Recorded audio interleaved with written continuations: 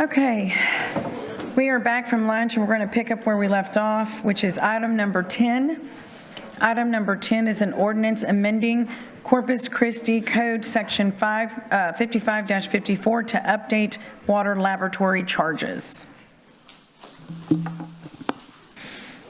Nick Winkleman, Director of Water Systems. So CCW operates a water laboratory. It's at the Owen Stevens Water Treatment Plant. We have internal customers and external customers. This ordinance updates our fees for each of the current constituents that we test for. I would like to add that the fee increase is anywhere from 5 to 10%. We have compared our rates to private laboratories, and that's within 5% or so of a private laboratory. Currently, our external customers, we have about 100 or so external customers. Those can be other municipalities, and they can also be individuals as well. With that, I'll stand by for questions. Okay, I don't think we have any questions. I'm going to go ahead and open public comment. Is there anyone that would like to make a comment on item number 10? Okay, there being no one, we'll close public comment, and I will entertain a motion to approve the ordinance. I'll make a motion. We have a motion and we have a second. Second. Please submit your vote. Oops. The motion carries. Item number 11 is an ordinance amending Corpus Christi Code Section 55-56 to update temporary construction water service charges. Correct. So this increases the fee for what we call our construction meters or our temporary meters. The meters not only have a meter installed, but also backflow prevention to protect the water system. The current fee is $600, and that is refundable up to the $25. We keep $25 for a set fee. The new fee proposed is $1,500, and then refundable will be $1,475 with a $25 set fee assessed. The reason for the increase is to recover more of our cost in case a meter is lost or stolen or not returned. We need to be able to have the funds to replace that meter and not affect our operational budget. Stand by for questions. Okay. I don't see any questions or comments. I'm going to open public comment. Would anyone in the audience like to comment on item number 11? Okay, there being no one, we'll close public comment, and I will entertain a motion to approve the ordinance. We have a motion and a second. Please submit your vote.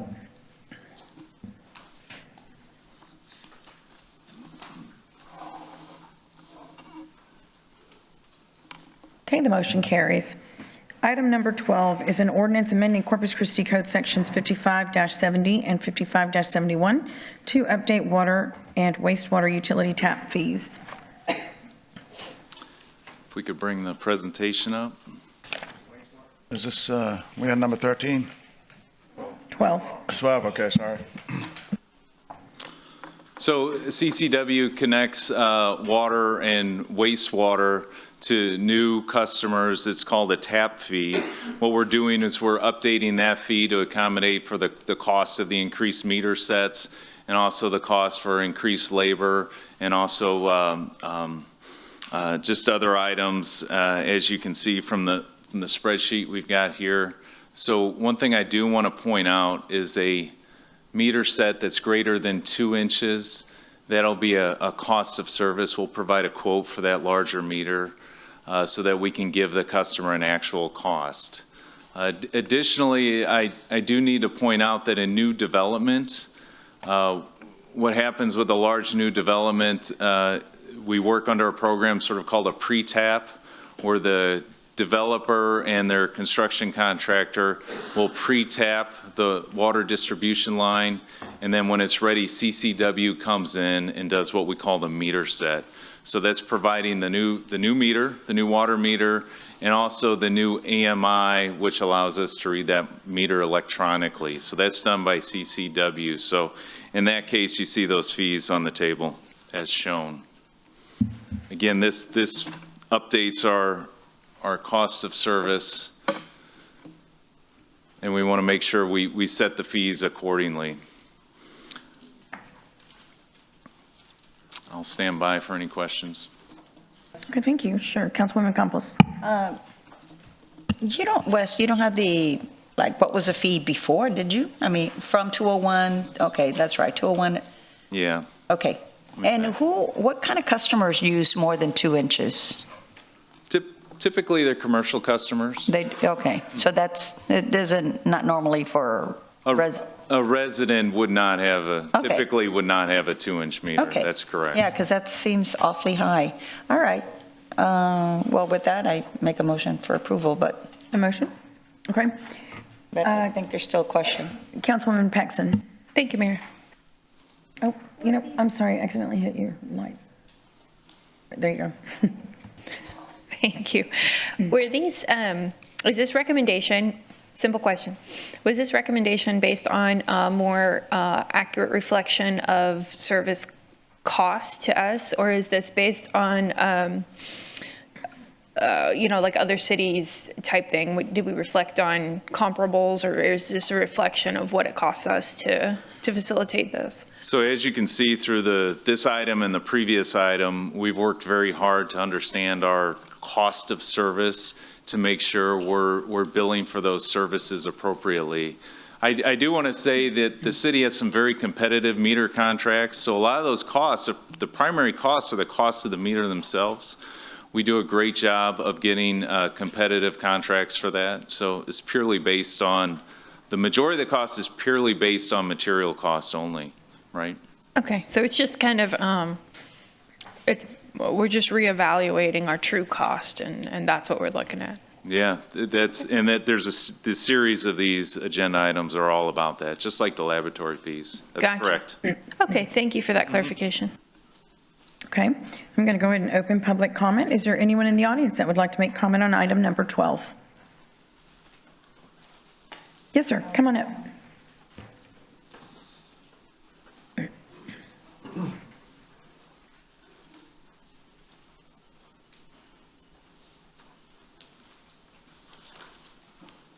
Hi, my name is Julian Hernandez, District 3.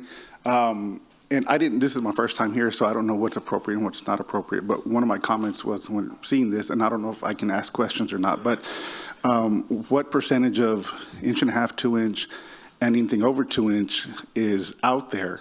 And what are we doing? And how come we can't capture a cost of plus 2 inches on a meter? So, sir, you can't ask questions Okay. to us, but you can certainly, our staff is very open to sitting with you and having that conversation. Okay, and But that's- you can tell us whatever your feelings are on the item. Gotcha, I appreciate it. Thank you. Okay, thank you, sir.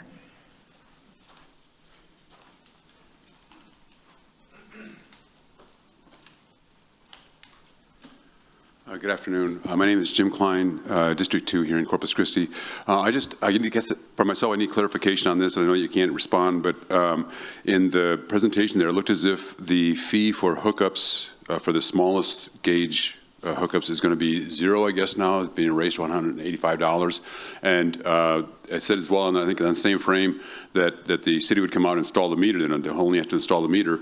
My question is, I guess, how much does it cost to send a crew out to install the meter? Because that cost is going to be borne by the rest of the city ratepayers, I would guess then. It's got to be spread somewhere. Okay, so we can't answer the Thank question though, Councilman, but Nick, if you'll please get with Mr. Klein and the other gentleman as well. Anyone else? Would anyone else like to make comment on item number 12? Okay, we'll close public comment, and I will entertain a motion to approve the ordinance. Oh, yes, Councilwoman Vaughn. I'd like for you to answer that question that he just gave to you about the meter, the smaller one. Sure, so we don't do 5/8 taps anymore. Okay. It's more of a legacy item. The 3/4 inch is more commonplace and more effective. And if y'all were to install something, he asked that question too. If you were to install, I guess you wouldn't because you don't do this one. He Can you asked repeat that question He again? said something about if you were to install it, what would it cost him? So if what we've got, so on a 3/4 inch tap, right? So we're showing what our cost of service is. That's the materials and the labor to do it. Okay, I hope that answered it. All right, thank you. Okay, thank you. So I will entertain a motion to approve. Did you make the motion? Did we have a second for this, Council? Sure, Councilwoman. Thank you, Mayor. I just have one more question. Is this the largest tap? Surely it's not. I've seen other documents on larger ones. Is that not up for recommendation for change, or could you speak to that? That was another. Oh, absolutely, and I do need to clarify that, Councilwoman. So the tap greater than 2 inches, right? So that is what we actually do a quote on that. We look at the current cost of the meter. Those meters fluctuate, right? You can get a meter, I mean, we have some meters in the system that are 16 inches. That cost fluctuates a lot more than a smaller meter. So we get an accurate, up-to-date cost on that, and then we estimate the labor for install.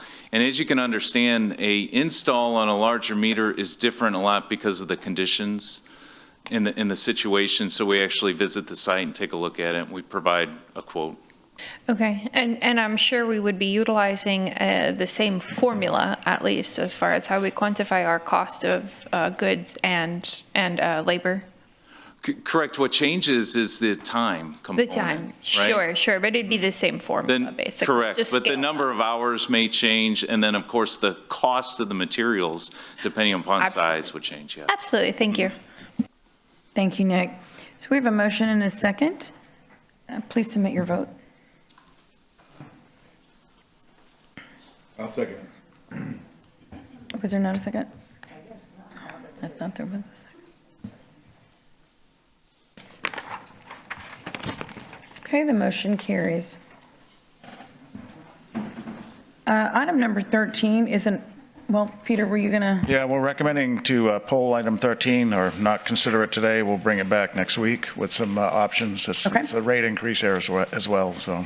Okay, thank you. Item number 14 is an ordinance amending Corpus Christi Code, Chapter 55, regarding recycled or reclaimed effluent water regulations and fees, providing for waiver of effluent water service fee. Yes, so this ordinance change, of course, is reflected of the comments that we had at the budget workshop. And it's particular in regards to our effluent water service that we provide at the OSO wastewater treatment plant. So the goal here is, of course, to recover the cost of service.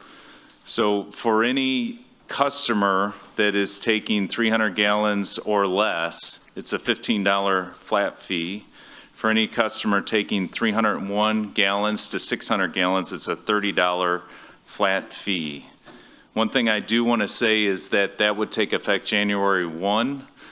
There's a number of things that we have to have accomplished at the OSO wastewater treatment plant, including the ability for the customers to pay via credit card. We will not accept cash. We don't want cash on hand, but we'll have to set up the IT and the billing processes so we can process a credit card on site as well. Councilwoman Paxson. Thank you, Mayor. This says $30 per permitted customer for 300 to 600 gallons or daily available max. What's the top threshold that you guys have been seeing for use? The top threshold, what we've settled on is 600 gallons. I can't speak to specifics, but typically, as you know, there's only so much water that's available so that we can ensure that it meets the requirements. And we do have a number. We're processing 40 to 45 customers a day. Now, I will say that varies. This was a difficult exercise because the number of customers will vary depending upon the rainfall, depending upon the conditions. Obviously, it's going to be more utilized in the summer months in the heat of the summer, whereas if we got a little bit of rainfall, that our customer basis will slow down. So I do want to say that this is a rate, if we continue the program, that we'll have to look at closely next budget year because we'll have a full year's worth of data. So we can better pin that down and determine our cost of service. What is the max? It says up to 600 gallons or daily available max. What is the max that we have? It's 20,000 gallons is what's available. every day. Collectively. Yeah. Right? For, as far as if someone wanted to come and use those 500-gallon buckets, how much would you sell to one user? Is there a limit? So it'd be up to $600 daily, 600 gallons daily per customer. Okay, so that is the max. That's the Right. top daily. So I couldn't go through and then get back in line and go through again. Gotcha. I just wanted to clarify that point. Thank Yeah. you. And Nick, what is the, we're recovering 66%, so then what is the cost? What is our cost now at that point? So we'd be recovering 66%, and that's largely due to starting in January, right? So we'd have 3 months with no fees. So that's why we'd be recovering the 66%. And let me find the cost. It's $366,825 over a 12-month period. I'm sorry, what did y'all show us last time? Was it 75 per 1,000 gallon? The cost of this water? So, I apologize. Two different ways of looking at it. If you're going to charge per gallon, it would be what we said, it's 7.5 cents per gallon or $75 per 1,000. Okay. We're charging what we came to, the station is more of a service. It's not the water is not being, we're not charging for the water, we're charging for the service of providing 300 gallons and service of providing up to 600 gallons. So it's a different way of looking at it. So we're not charging per gallon, we're charging a flat service fee. So it's a little bit different. Right, I see. $2. Okay. But yes, this does not recover 100%. We want to run this just like it was here. We want to run it as a pilot and see if we still get the utilization. Because it might be that if we start charging the fee and people stop utilizing it. Right. Okay. Councilwoman Vaughn. Well, I don't like fees, but this right here, it's the cost of service. It's no different than what quite a few voted on for Parks and Rec, because it's a cost of service of the people that you have. This is a bargain. It's $15 and $30. To do my yard, just the front, it's $150. It's crazy. So this is a bargain. Sorry. Thank you. Mm-hmm. Okay. Thank you. I'm going to go ahead and open public comment. Would anyone like to make public comment on item number 14? Okay, there being no one, we'll close public comment, and I will entertain a motion to approve the item.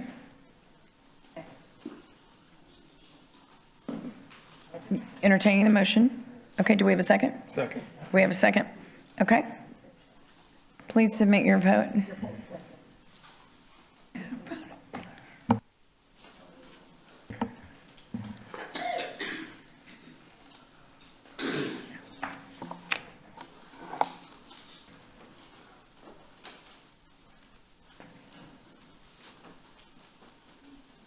Okay, the motion carries.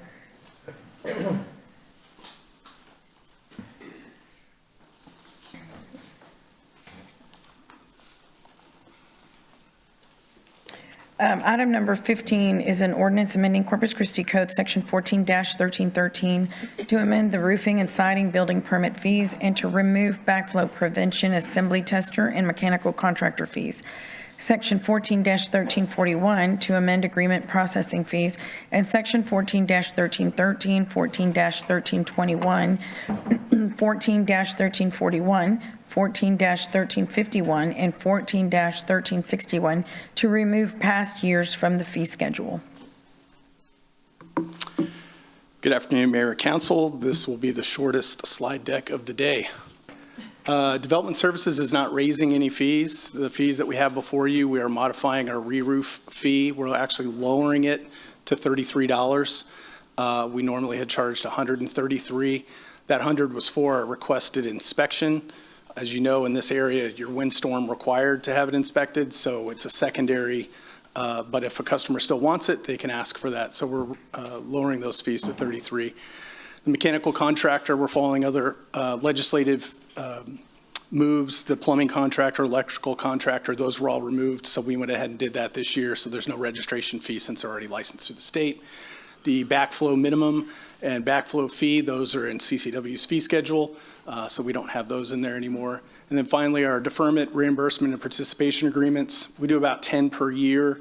And the way it had been in the past with the 0.5%, it varied based on the cost of the job. This way, it gives us certainty. What we did is we took the average of the last 5 years of what they cost, and that's where we came up with the 25. So the 2,500 is a consistent, certain fee, and I stand by for any questions. Thank you. I don't see any questions or comments. That was well explained, Mr. Dice. I will open public comment. Is there anyone in the audience that would like to make comment on item number 15? No. Yes, 15.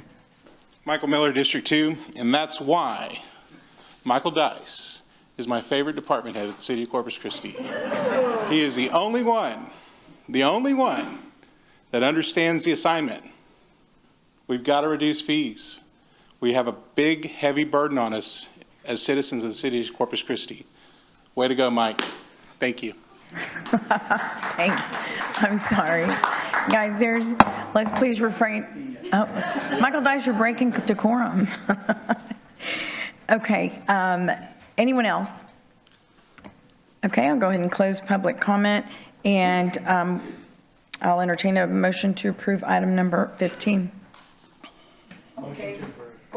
Why is there a second and not a motion? I don't know. Do we have a motion and a second? Okay, please submit your vote.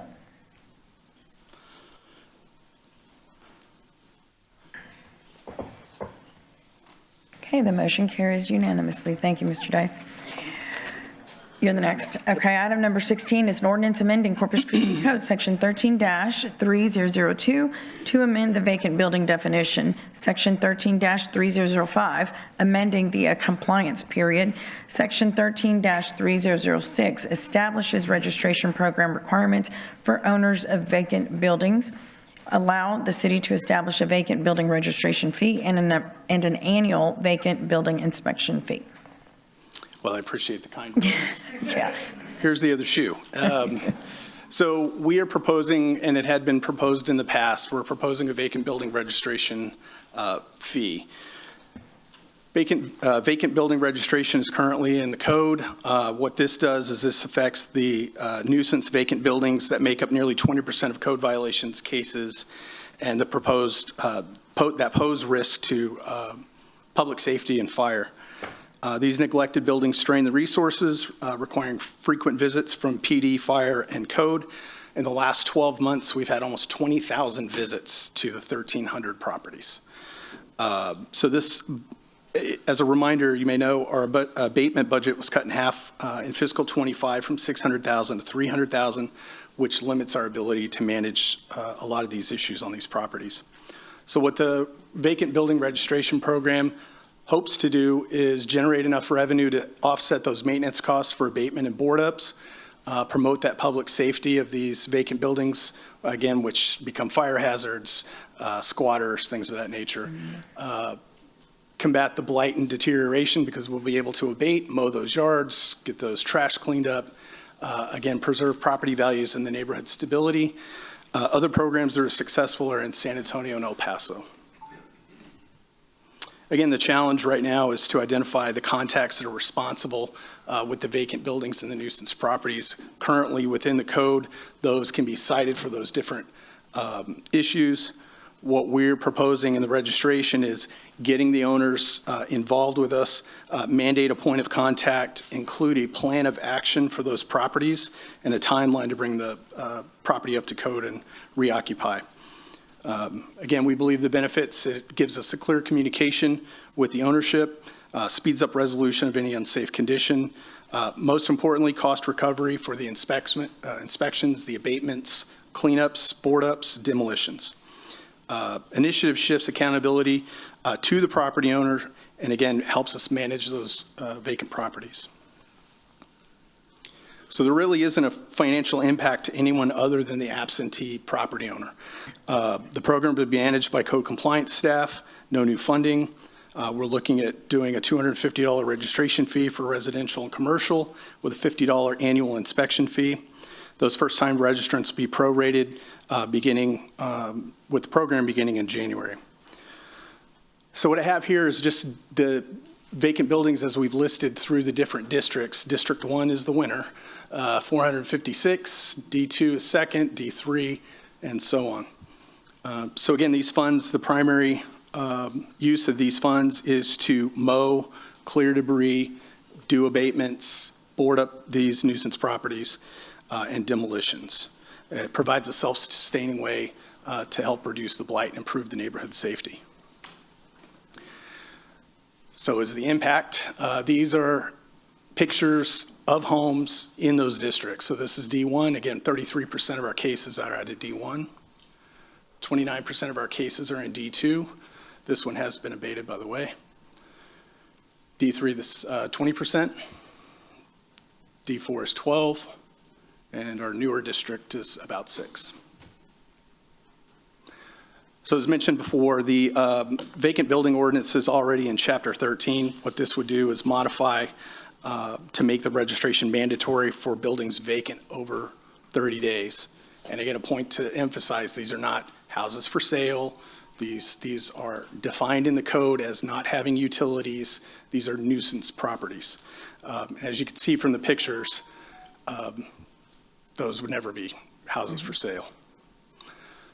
Again, the registration impact, once registered, citations and complaints are suspended.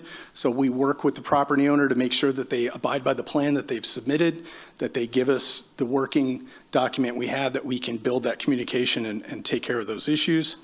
Again, it provides for the accurate contact info, the rehab plan, maintain the property regularly, and comply with those enforcement measures. Penalties, again, if you don't register within the 30 days of the nuisance properties, it can be cited additionally with the other citations if you're not registered. Operation plan is important. Again, we'll continue to inspect the vacant properties. We'll identify with an initial inspection. We'll mail that correction notice. We'll have a 30-day follow-up inspection, and then we create the annual inspection program. Any maintenance inspections that are needed will be as requested. Obviously, 311 will provide us any notifications that, hey, somebody ripped this off, board off, and now there's people in the house, things like that. We get that a lot. Again, new case for the vacant building registration will be added to our existing software and a new permit type as well in that software. So again, this leverages existing staff and systems to hopefully make this an efficient process. And again, I'll throw that number back out to even separate. In the last 12 months, we've had 16,500 code visits to these 1,300 properties. And most importantly, our handsome uniformed officers have been out to these sites 3,300 times. So nuisance properties, again, are not properties that are for sale. They're not something that I'm in between renters. These are vacant nuisance properties. But I just thought this would be a good way to show the impact. And with that, stand by for any questions. Councilwoman Vaughn. Well, I don't like adding any more red tape. Yes, ma'am. And so just a few questions. You go out there, 16,500 code violations. They've gone out there 3,300 times. So it's obviously, you know they're there. Do you know who people are that are living in these places? Not living, but own them. Do you know those people? Do you have names? Somewhat, yes. Okay. Well, you could get them from the appraisal district if you don't, correct? Those sometimes are dead ends. But yeah, we start, that's how we start the process is through NCAD. Can you cite them now? Yes. Okay. And so what happens when you do that? Are you not getting money reimbursed if y'all are going to go out there and cut the grass or whatever? So if we abate the property at any point, mow, trash, board up, at that point we would put a lien on the property if it's ever sold. At this point, we very rarely, if any, collect liens. This is really hard. You're going to start making me register my house next? No, ma'am. Okay, just ask. Are you a short-term rental? I'm not. Okay. Are you just doing it on that? Different. Okay, and I understand the police are going out there because there are homeless people in the houses. Is this the reasons? Homelessness, squatters, a lot of the times we have violations of stolen vehicles on the site where we get a call for a junk vehicle and it tends to be, or they find out it's stolen. So there's a lot of issues that PD does get involved. And in that number, that doesn't actually include their DPO officer coming out with us to do investigations as well. Those are just calls to those. Okay, well, just tell me in a few words how you think registering these houses is going to make a difference other than getting money in here? How's that going to help where these people don't have to go back out there again? So the main thing, kinder, gentler code compliance, we want to make sure that we're working with the property owner to get their property compliant. In other cities that are doing this, they actually work with the development community as well to partner with maybe lower income developers on vacant lots. We've had a number of fires recently where we're demoing these buildings and they're now empty lots. So those are things that could be done. The way it is now is we just cite and move on and hope that we get money back. Okay. But at this point, our abatement budget is going to be October 1, our abatement budget will be 80% gone. Okay, we're not going to have to hire more people to do this, No, right? ma'am. Okay, all right, thank you. Michael, what is the, I mean, I get we're chasing the issue, the problem. Yep. But I think there are more homes being vacated, or, I mean, we're kind of adding to the inventory. What's the solution to the root of the problem, or do you know? I can only speculate. Again, a lot of what we see, and especially in D1, we see a lot of generational homes, people who have passed away or moved on, who have multiple heirs, and there's fighting for homes. Sometimes homes are just forgotten about during those situations. So I can't speculate as to why, but, you know, our goal is to make sure that the neighborhoods are safe and that I don't have to have, you know, Markle's crew out there doing something when they could be doing something else. I don't want to have, you know, Chief Wade's crew out there when they could be doing something else. And if we can provide a program that helps get some of these vacant buildings working, it's not going to be the silver bullet. I'm not going to stand up here and tell you it's going to fix everything, but it provides a means for us to, again, abate and make the neighborhood safer. Right. Thank you. Councilman Campos. Thank you, Mayor. Thank you. That was a good segue to what I'm going to make a comment on, because, as a matter of fact, David Loeb, a long time ago, we had a conversation about these abandoned properties, and that a lot of these do have to do with legacy, with the families, and I'm hoping maybe we could, with the $500 that we're going to, if we pass this, to assess, that we find a way, because a lot of it is legal, because there's not a will, you know, and if we could find a way for them to have access, you know, to some kind of free legal service through maybe Del Mar, I don't know, but just to be able to create something like that, because I feel that is partly one of the largest issues is that there's no will, and so it does end up just staying there. Correct. So has that ever come up? Have you ever tried to figure out something like that you could, like, just, you know, to a nonprofit that does that sort of thing? We do with neighborhood services, lean on a lot of existing programs. When it comes to legal work, we do reach out and see if we can get pro bono for some of those items. Again, it gets really mired down, especially if you've got a lot of heirs.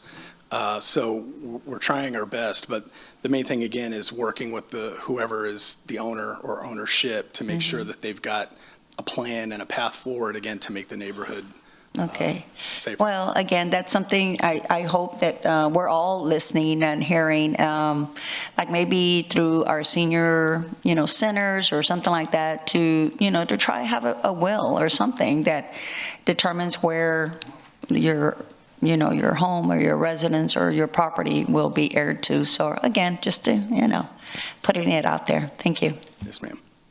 Councilman Hernandez. To me, this is creating a process crime.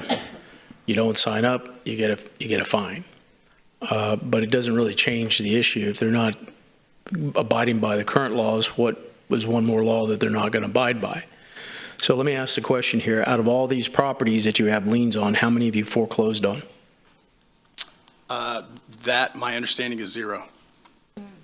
Okay, so we're not utilizing the processes we have available to us to address some of these issues. So why create another layer of bureaucracy and regulation that doesn't change the process?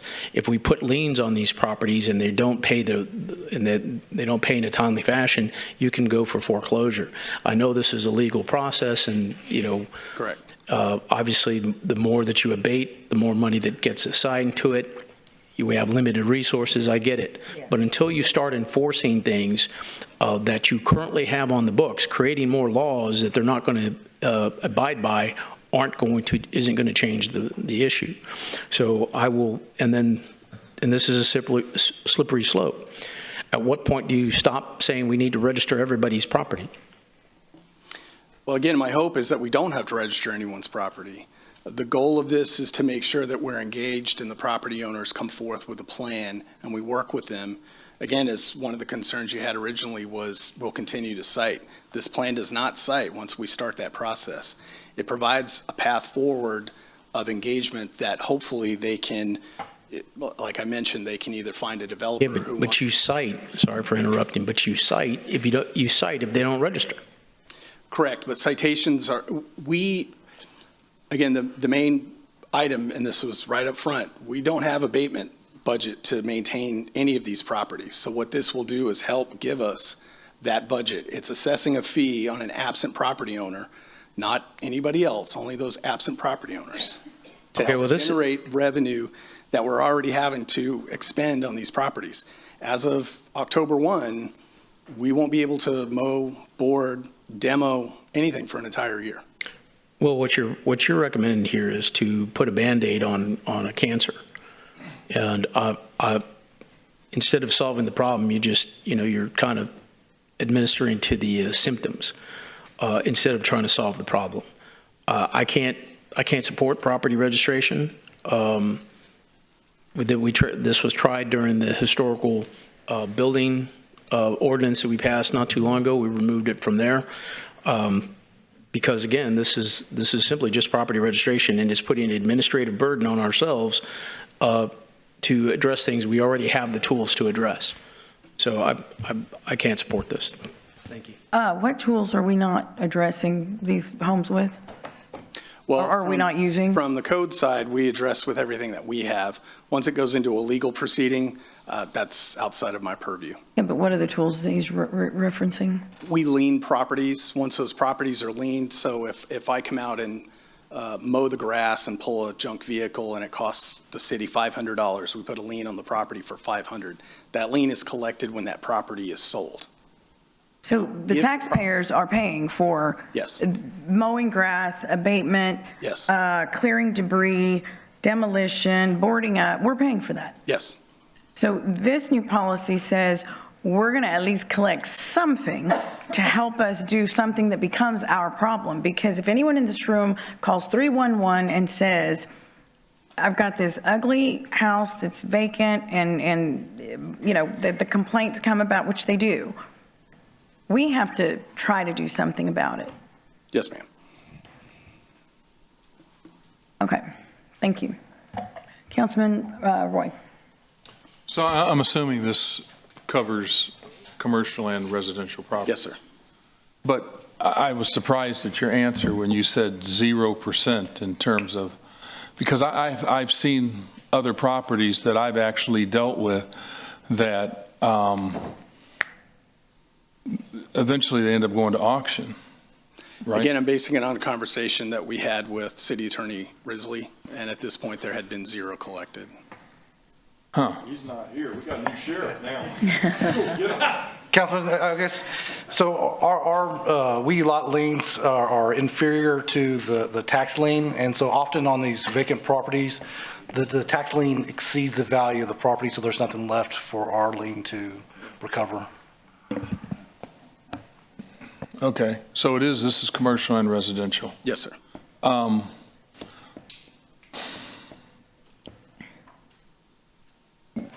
At some point, if because I do find it hard to try to understand if this is going to, are we going to see immediate benefit? You know what I mean? And because right now, I mean, I get a lot of phone calls, as you know, District 1 has more of these vacant houses, and, you know, it is, a lot of them burned down.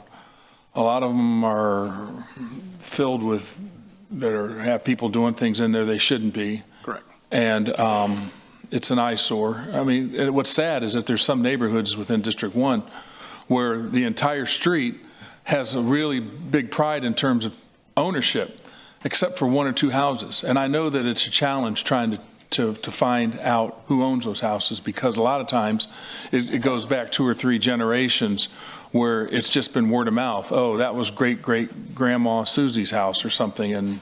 And then, you know, what happens is the house gets in such a condition that they can't, it's really a hard deal to deal with, because they can't go out and get funds to help them, because they can't pass the title. They can't get title, they can't get a loan, they can't do anything.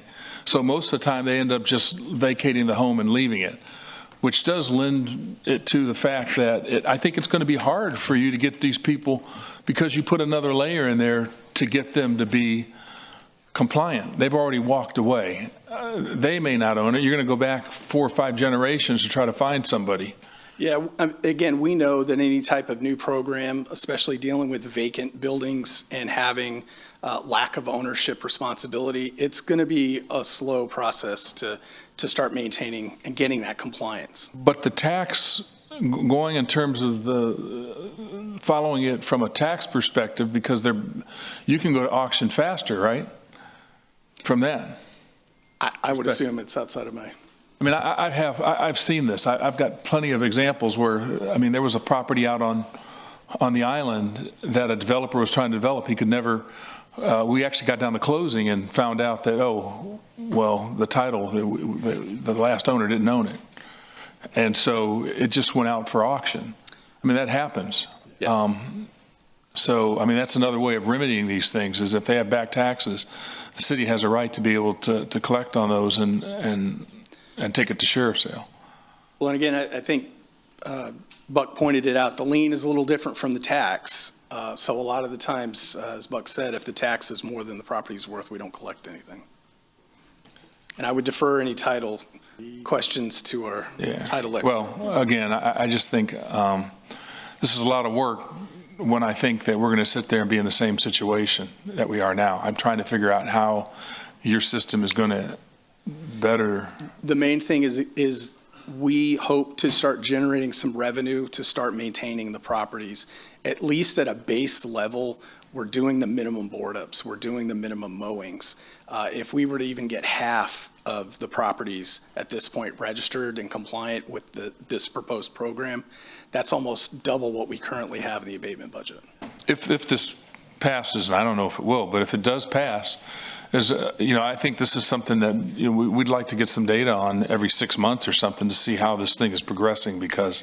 Absolutely. So we actually produce a monthly code newsletter that we send to everybody. We can include that in that newsletter as well. All right. Thanks. That's all I had. Councilwoman Paxson. Thank you, Mayor. Have we engaged our Corpus Christi Association of Realtors? I really do value their input, and this is something that's going to strongly impact that industry. I'll be honest, I have not. Okay. That would be a big thing for my own thoughts on this, because like I said, it does impact them.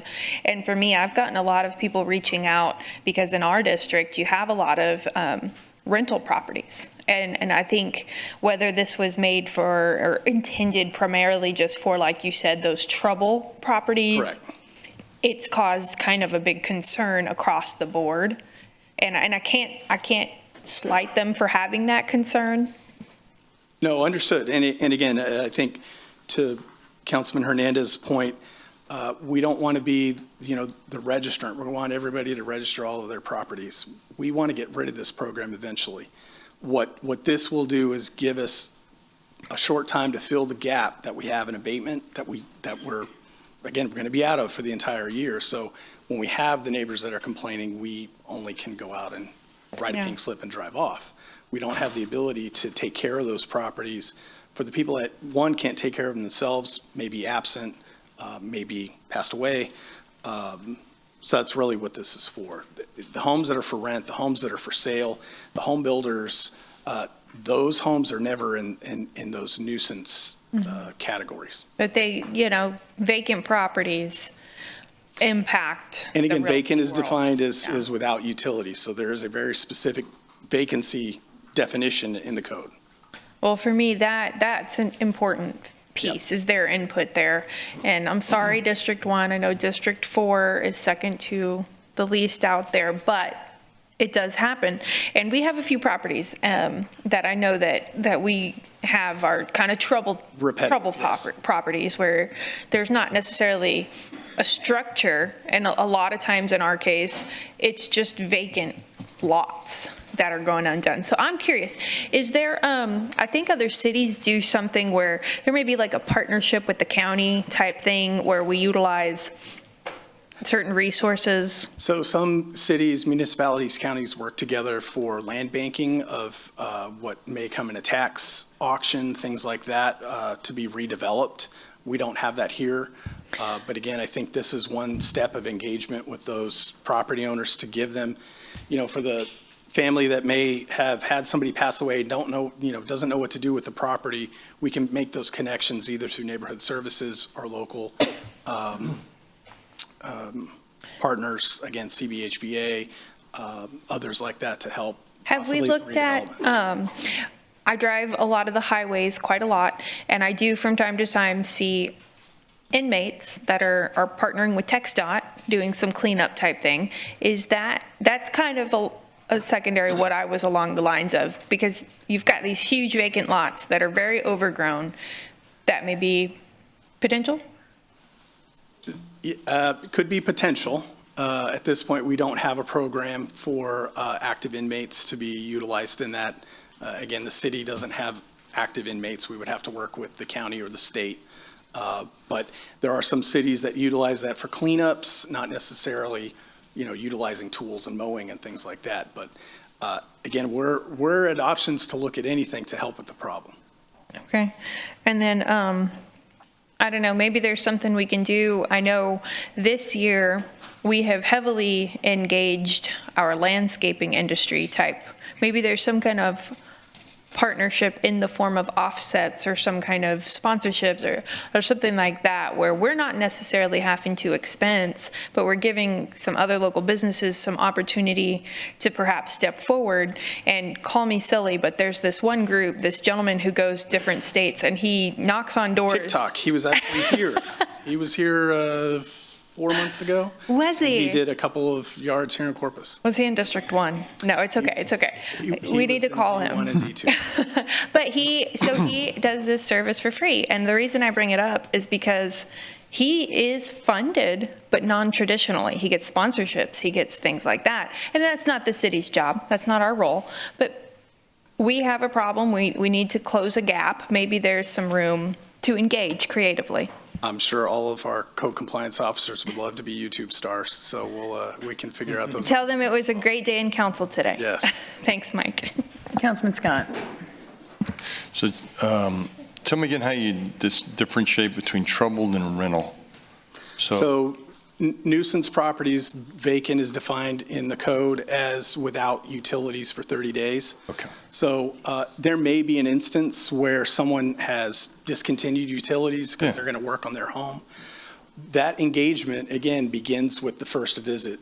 But overwhelmingly, I think you would agree, anybody that's selling or renting a property is not going to let it get to some of the examples that you saw. That's what I was asking, right? Because could be out-of-town owners moved on, trying to sell it, but I hear what you're saying.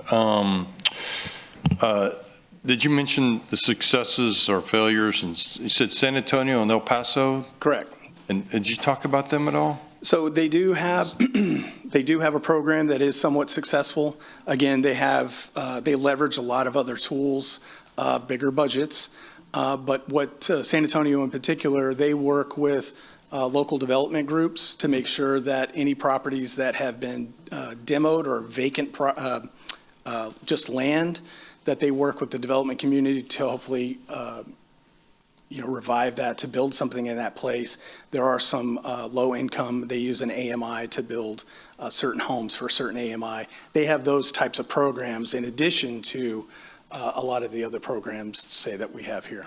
That was El Paso or San Antonio? San Antonio. That's interesting. I'd be interested in learning more about that. My point, I wrote, my note was, I don't want to pay for it, right? I don't think we want the taxpayer to pay for maintain these. So if there's a way you can generate some income and those who have the property can pay for it, I think that'd be awesome. I think it's not going to be easy, because I think there's a reason why they're vacant or, run down. And I know we have one in the neighborhood that it's just been there forever because they don't care. The people they just don't care. I had two more thoughts. One, you mentioned, somebody mentioned inmates could go out and clean up. I wrote inmates or senior city staff. I'm just throwing some ideas out here, just spitballing, just trying to find ways, trying to be creative. And then ultimately I was going to vote no, but then when Michael Miller endorsed you, I'm in. I'm just in. So I'm going to wear that badge of honor for a while. Yeah. The point I wanted to make is I hear what I kind of agree with Everett. I'm going to support this. I don't know if it passes. I would like to keep track of it because I'm not completely sure it's going to work. But I trust your interest and I trust your abilities, and I'd like to give it a shot. So thanks. Councilman Cantu. Quick question. So if a house in District 3 is abandoned, grass is to the roof, you send out letters, no response. What can we do with that property and how long would it take? So again, dependent upon what the situation is, if it's, say, a fire or we've had structural damage, at that point we have a route to go through the Building Standards Board and, that they may or may not do demolition. If it's simply abatement for trash, high grass, we cite at this point because we don't have any abatement budget. Yeah. And then that works through the court process. For us to find out the ownership, we do have a team of great administrative staff that does a lot of the research, but there are a number of times where we kind of hit those dead ends. So it's just a matter of continually pressing forward to get that information and hopefully close that loop. Okay. I really don't think they're going to pay for this fee. I mean, they're not taking care of their property, so I highly doubt they're going to do an application and pay whatever you guys want them to pay. But I do want to do a motion to table this because my understanding is the realtors do not like this idea, the local realtors association. So I'd like for you guys to go back and talk to them and, see what you guys could work out. But I'm gonna do a motion to table it. Wherever it goes, but. Okay. Councilwoman Vaughn. Well, I've lost my train of thought with Mark's thing. You go out and help him, Mark, instead of the city staff. God, I forgot what I was going to say a couple of things. You said that once you get this program, you could do away with it. With government, that very seldom happens, so I want to make a suggestion. Let's try it for a year, see if it works, and then bring it back, bring an update back. And if it's working, that's great. If it's not, then we can just say, don't do it.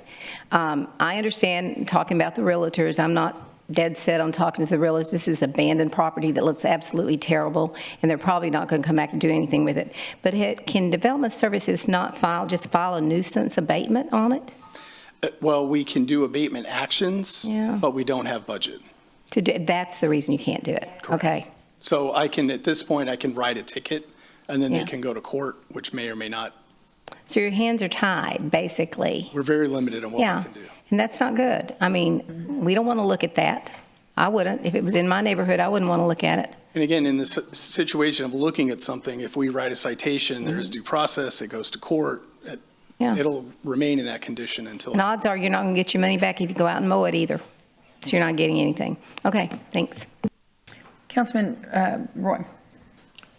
So, this is a tough one, and I say this, and I'm going to ask Councilwoman Vaughn if I can amend what she's saying and maybe look at this, if we do this, look at 6 months.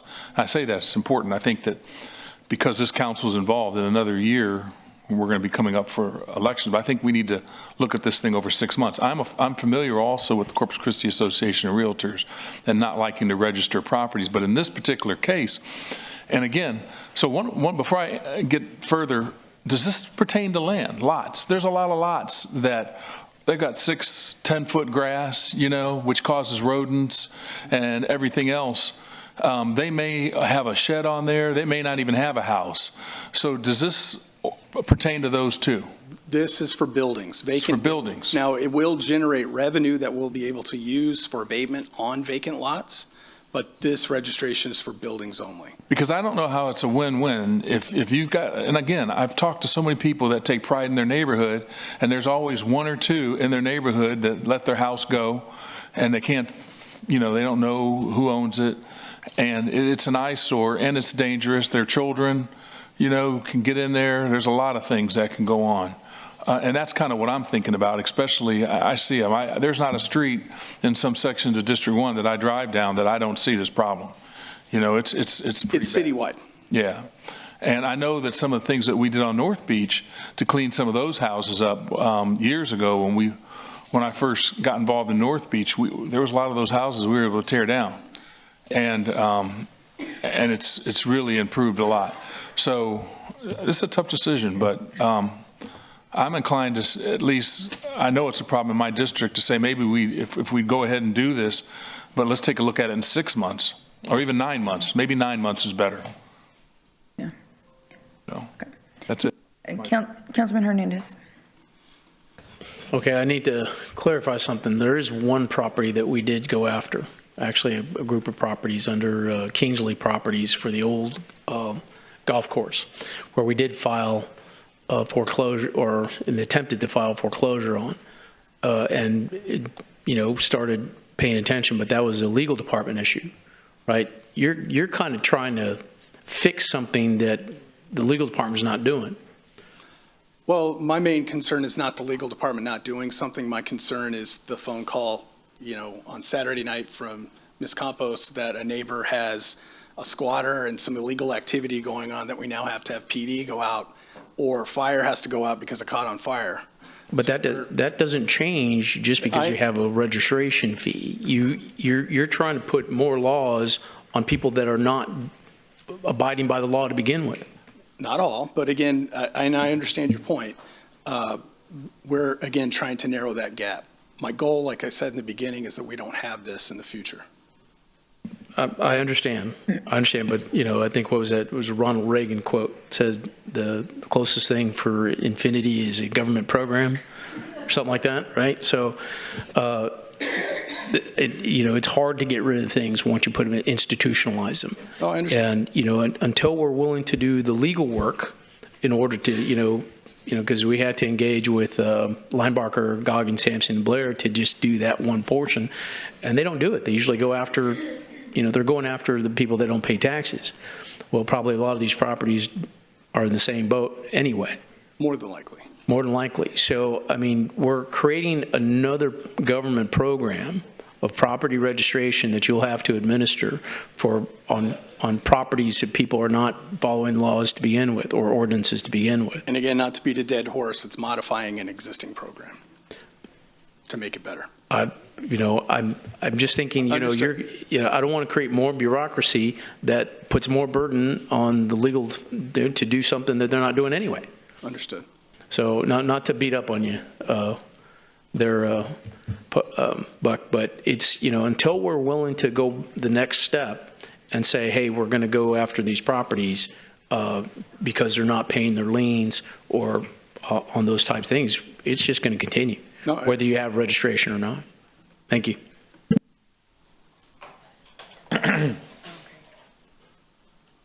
Councilman Bonetta. First off, I'll volunteer. I'm great with a weed eater. What's that? I'm great with a weed eater. I'll volunteer.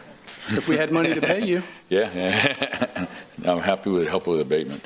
The other thing is that I've always thought the world of you. You do an amazing job coming up with these creative solutions. I know I hear from the building community. They're really happy to have you. However, your stock did go down once Michael Miller started to I can't pick And I know he's excited about can't that. pick my fans. I am a Cowboys. Anyway, what is it? Yeah, you want to love everybody. You know, the thing that I think about this is the adjacent property owner. You know, that's always been my deal. What about the rights of the neighbors who maintain their property? You know, and particularly, you know, in some of the older neighborhoods when I was a district councilman, you'll have lifelong residents there, senior citizens, and you'll see rose bushes and things that they take care of. And the house next door is an absent owner that is just probably holding on to it, bought it in an auction or something, and they're not taking care of it. And I know it's time, but that's the whole thing. And I know we've had a couple of occasions where this is a safety issue where, I mean, I had one, same thing, right down Moody High School, where it was a home that wasn't registered and the house burned down. And there was an effect to the neighbor. And so I like where you're going with this. I know, especially with the fact that, you know, we've been cutting back, and I think, you know, the people in code enforcement, I mean, they do great work with the limitations that they have, and it's not a popular position to be in. And so You don't get a lot of fan mail. yeah, you're right. Your team is just amazing, and I think this is a creative way to pursue it. And I don't know that responsible property owners are responsible, you know, people in the real estate business. They want those properties abated, because if it's next door to a property that they're trying to they put out on the market, then they know that those individuals, all it does is it bring down their property values. So obviously I support this, and thank you for bringing it to us. Michael, quick question. Do we know how many of these homes are inside city limits, outside city limits? Approximately, well, we only do anything inside the city limits. 1,380 is on our current listing. Okay, so 1,380 are all inside. Yes. Okay, all right. Yeah, they're, I'm sorry? do they, she can't see me, ask it quickly.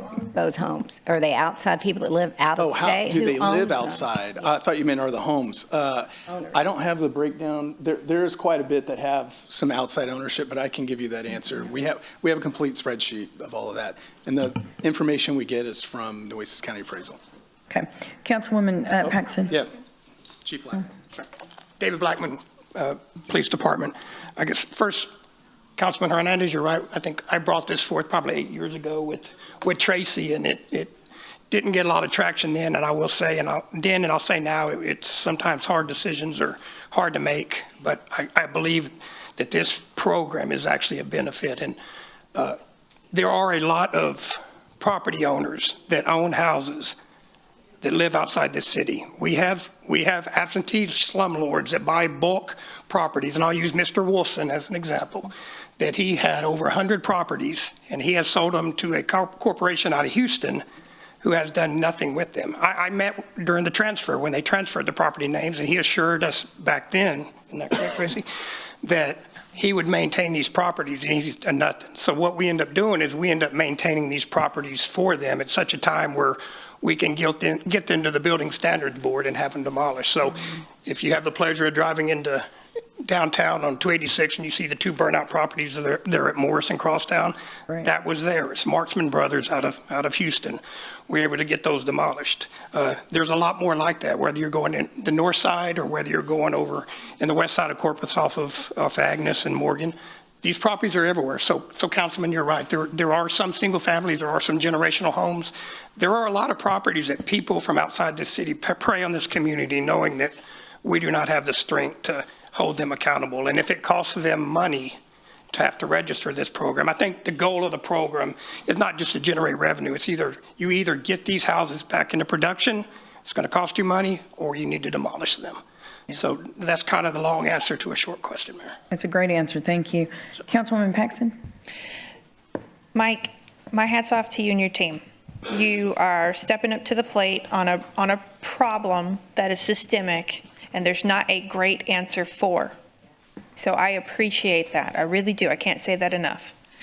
Personally, I don't like the idea of property registrations, and I certainly don't like those attached to a fee. That's why, that coupled with my interest and my regard for the Corpus Christi Association of Realtors, those are kind of my two cornerstones on this item right now. But to me, what we're in essence saying is you guys have very accurately identified there is a problem sample within a category of properties. So to me, I don't think that we need to apply a registration in association with a fee to the entire population of this category. I think it would be much more efficient, perhaps, kind of to Councilmember Hernandez's words, is if we take those tools that we have in ordinances right now and we hone in on those ones that are troubled child, because that's kind of what we're asking to do. Is you're saying we want to try to prevent it from happening, but if those aren't the troubled childs, I don't think we necessarily need to go down that whole path of registration and fee. Take the ones that we know are a troubled child and hone in on them. There's a lot of them, but they're the sample for the population. They're not the complete total. So I think maybe my preference would be to mobilize what we already have in our tool shed for folks who are costing resources, who are, like we just heard from the police department, taking advantage of our resources. Hone in on those with what's in our arsenal and take care of that. I'm not in favor of a registration and a fee. And I sympathize with the thought of let's try it for a short period of time. But the reality is if we have these tools and they're not working, adding another layer, I don't feel a lot of hope for, but I recognize that you're trying to fix something that cities everywhere are grappling with, and I applaud that. But my preference would be go through the route we already have, hone in on that. Whatever we can do there, don't worry about, building more things for your department to do, that kind of thing. But thank you very much, Mike. Councilman Pt.2. How many abandoned homes do we have in Corpus Christi? Well, on our vacant buildings list we have right now is 1,380. 1,380. 1,380. Wow. Okay. Quick question, Chief. Do you guys support this?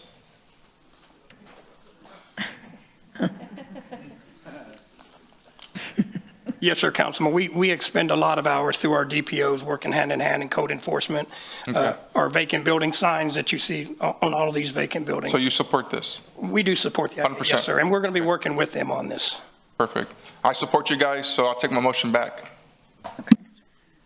Can I do that? Yeah. Retract. Okay. Well, it sounds like, we're taking, I'm not going to belabor this. I move for approval. But we do we're taking police and fire away. The taxpayer is paying for people who are not being responsible for their own properties. This doesn't affect probably anyone in this room.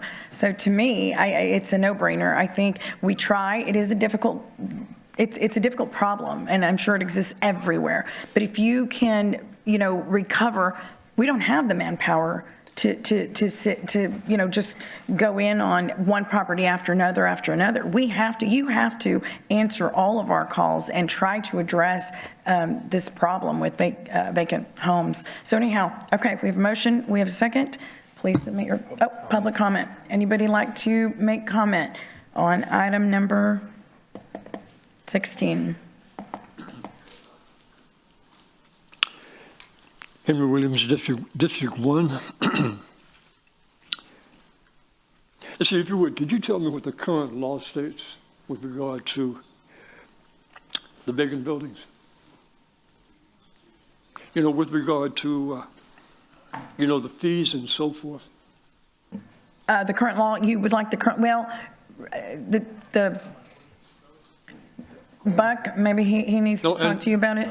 The reason that I'm asking that is that I am in District 1, and we have an elderly gentleman who's 90-plus years old, and he owns several properties, and he is not able to keep these properties up, okay?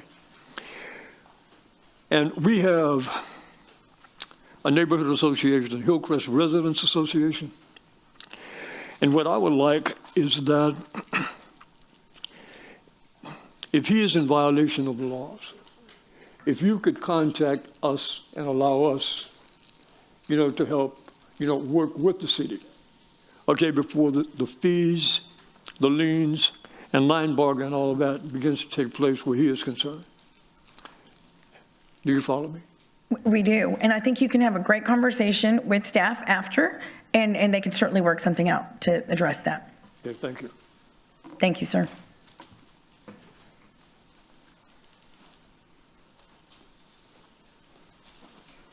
David Loeb, District 2. That's what I get for showing up early to, I thought I would wait for water, but my name got mentioned. So, my first entrance into this issue was when I was on council. I heard somebody bragging about how they never mowed the vacant lots they owned because the city would do it cheaper and they could just occasionally pay off the liens. And so our response was we tripled the mowing cost to make sure. And so, I mean, I think in a lot of ways you're all right. I think staff's point is they want to give people an opportunity to comply, and if they don't, start stacking the bills up. One of the issues on Linebarger is they go down the list from the top to the bottom. So the older neighborhoods in town where the real estate isn't worth as much, those are the last ones to go on the auction block and get sold off, and so they get worse and worse. I know in my personal life, the number one thing that a coworker or a friend asks me is eventually they'll call me and they'll say, well, there's this one house on my street and we all talk about it, and what can we do about it? And so, I mean, I think in a lot of ways this is stacking up the till, so then you can go and take it and try to sell it to somebody who will do something with it, because it is a blight on everybody else's property values and their livability and all the crime that comes with it. It's a huge, I mean, if you total up the expense of all those police and fire calls, it's millions of dollars a year coming straight out of your guys' budget. But as a property owner, I can understand the concern. This came up on the first vacant building ordinance that we did downtown that ended up helping out a lot. But there was a concern as to how do you define vacant? In my business, we turn off the water and gas meters when a space is up for lease because nobody's in it all the time. And so if there's a leak, it can do a lot of damage. It's an expense to keep the meters on. We keep the electrical on. And of course, we have to keep paying stormwater no matter what. So I would imagine that, there is probably the concern that you are hearing is people who are concerned about differentiating something that is not occupied and is for sale and rent versus something that is abandoned and vacant and not being taken care of. And so I think if you are able to separate those two groups effectively, I don't think you have any concern, because, property investors absolutely want their neighbor to take as good a care of their property as they do. They want values to be sustained. They want our community to be a nice and livable place. So, I think there's a lot of interest in working with you all on this. So thank you. Thank you. Anyone else?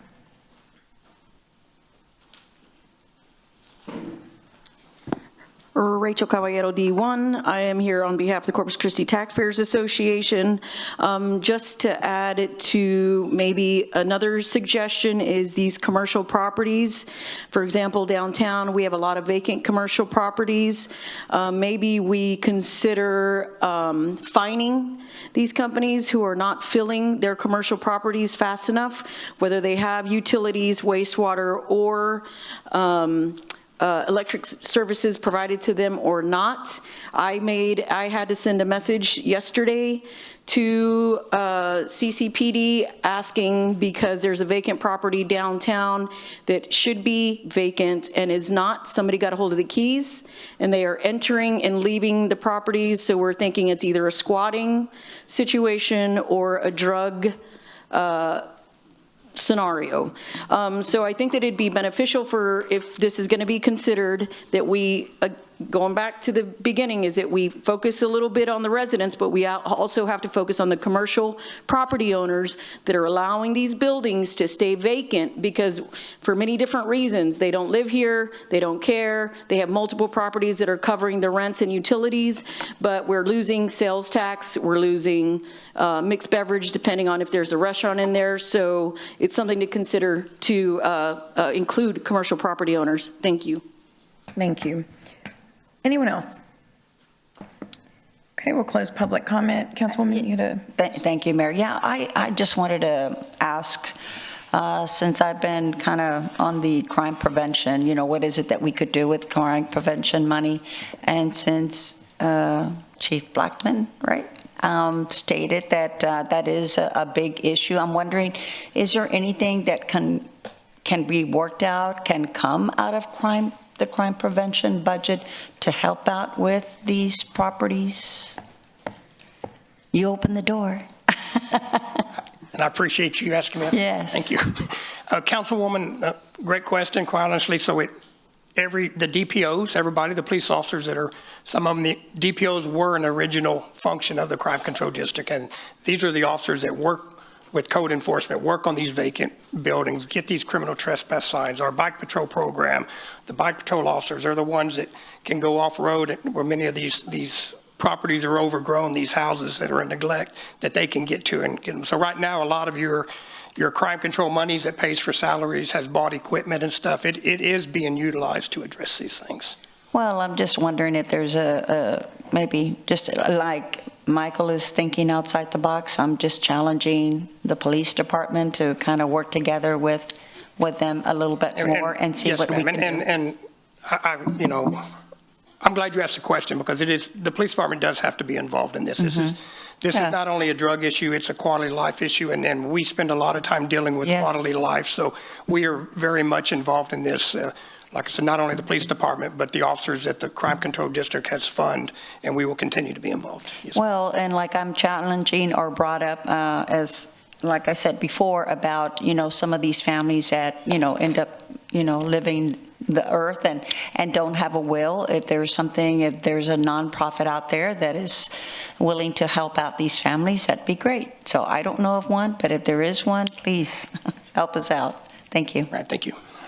Okay, I'll entertain a motion to approve the ordinance, item number 16. There's a motion and second on the floor, Mayor. Oh, I'm sorry. Okay, let's submit our vote now.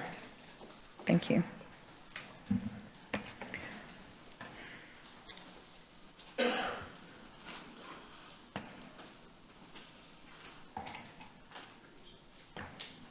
Okay, the motion carries. Item number 17 is an ordinance amending Corpus Christi Code Section 18-2, outside city limits fire department response service fee, and updating the rate schedule for persons outside of the Corpus Christi city limits. Okay, thank you. Brandon Wade, Fire Chief. So this is an update to the outside city limits fire department response fees. So this is for non-residents or businesses that fall outside the city limits that are not covered either by the city or by an emergency service district. And there's kind of some small areas in the county that has that. And when there's an incident that occurs, oftentimes it's Corpus Christi Fire Department that will respond to these outside the city limit areas. So we needed to update some language that was inside the ordinance and also update the fees with it to current rates. So with that, we had a methodology that looked at the response readiness fee. So that is us just being ready every day to respond, that the tax dollars go to for the city, but does not have that same tax for those that are outside the city. We also looked at the fee for service, the cost of equipment, and then the mileage. So all of that went into the calculation for this. So with the response readiness fee, what we looked at is this is a fee in lieu of the traditional taxes. Obviously, again, they're outside city limits. And this is based on total cost of providing service and a number of tax parcels within the city limits. And you can see where we updated the numbers to be more accurate to current times. With the fee for service, this is where we looked at the hourly rates for our firefighters, the officers, the drivers, the battalion chiefs, the individuals that are going to be responding to the incident. Again, we needed to update the salaries in it and their hourly rates. So again, it will be depending upon call when you look at this. Obviously, if we go to a fire in the county, you're going to get a lot more resources than if it was, maybe somebody that fell or got hurt and a fire truck is going out to go pick them up. That's a totally different response than it is for a full fire response. With the cost of equipment, what we looked at was the based on the FEMA schedule of equipment rates. So the apparatus and equipment cost will vary, as I said, depending on the call type and how many resources we send. And what we do is we take the cost of equipment and multiply it by the number of hours that we're engaged in the call. Last, we do put a mileage on it. Again, our folks are going outside the city in response, and that is wear and tear on the equipment that we send. So we base that on the annual IRS rate for mileage. With that, the number of responding units again, and then the mileage rate we put it for there. So, and that's at 67 cents. And with that, I'll stand by for any questions. I don't think we have any questions, Chief Wade. Thank you. At this time, I'm going to open public comment. Is there anyone in the audience that would like to make public comment on item number 17? Okay, there being no one, we'll close public comment, and Councilman Hernandez. Okay, Chief, I know we had talked about this previously in regards to this is outside the city limits, so we want to address some of the things that are outside the city limits besides just people's houses, but the industrial districts.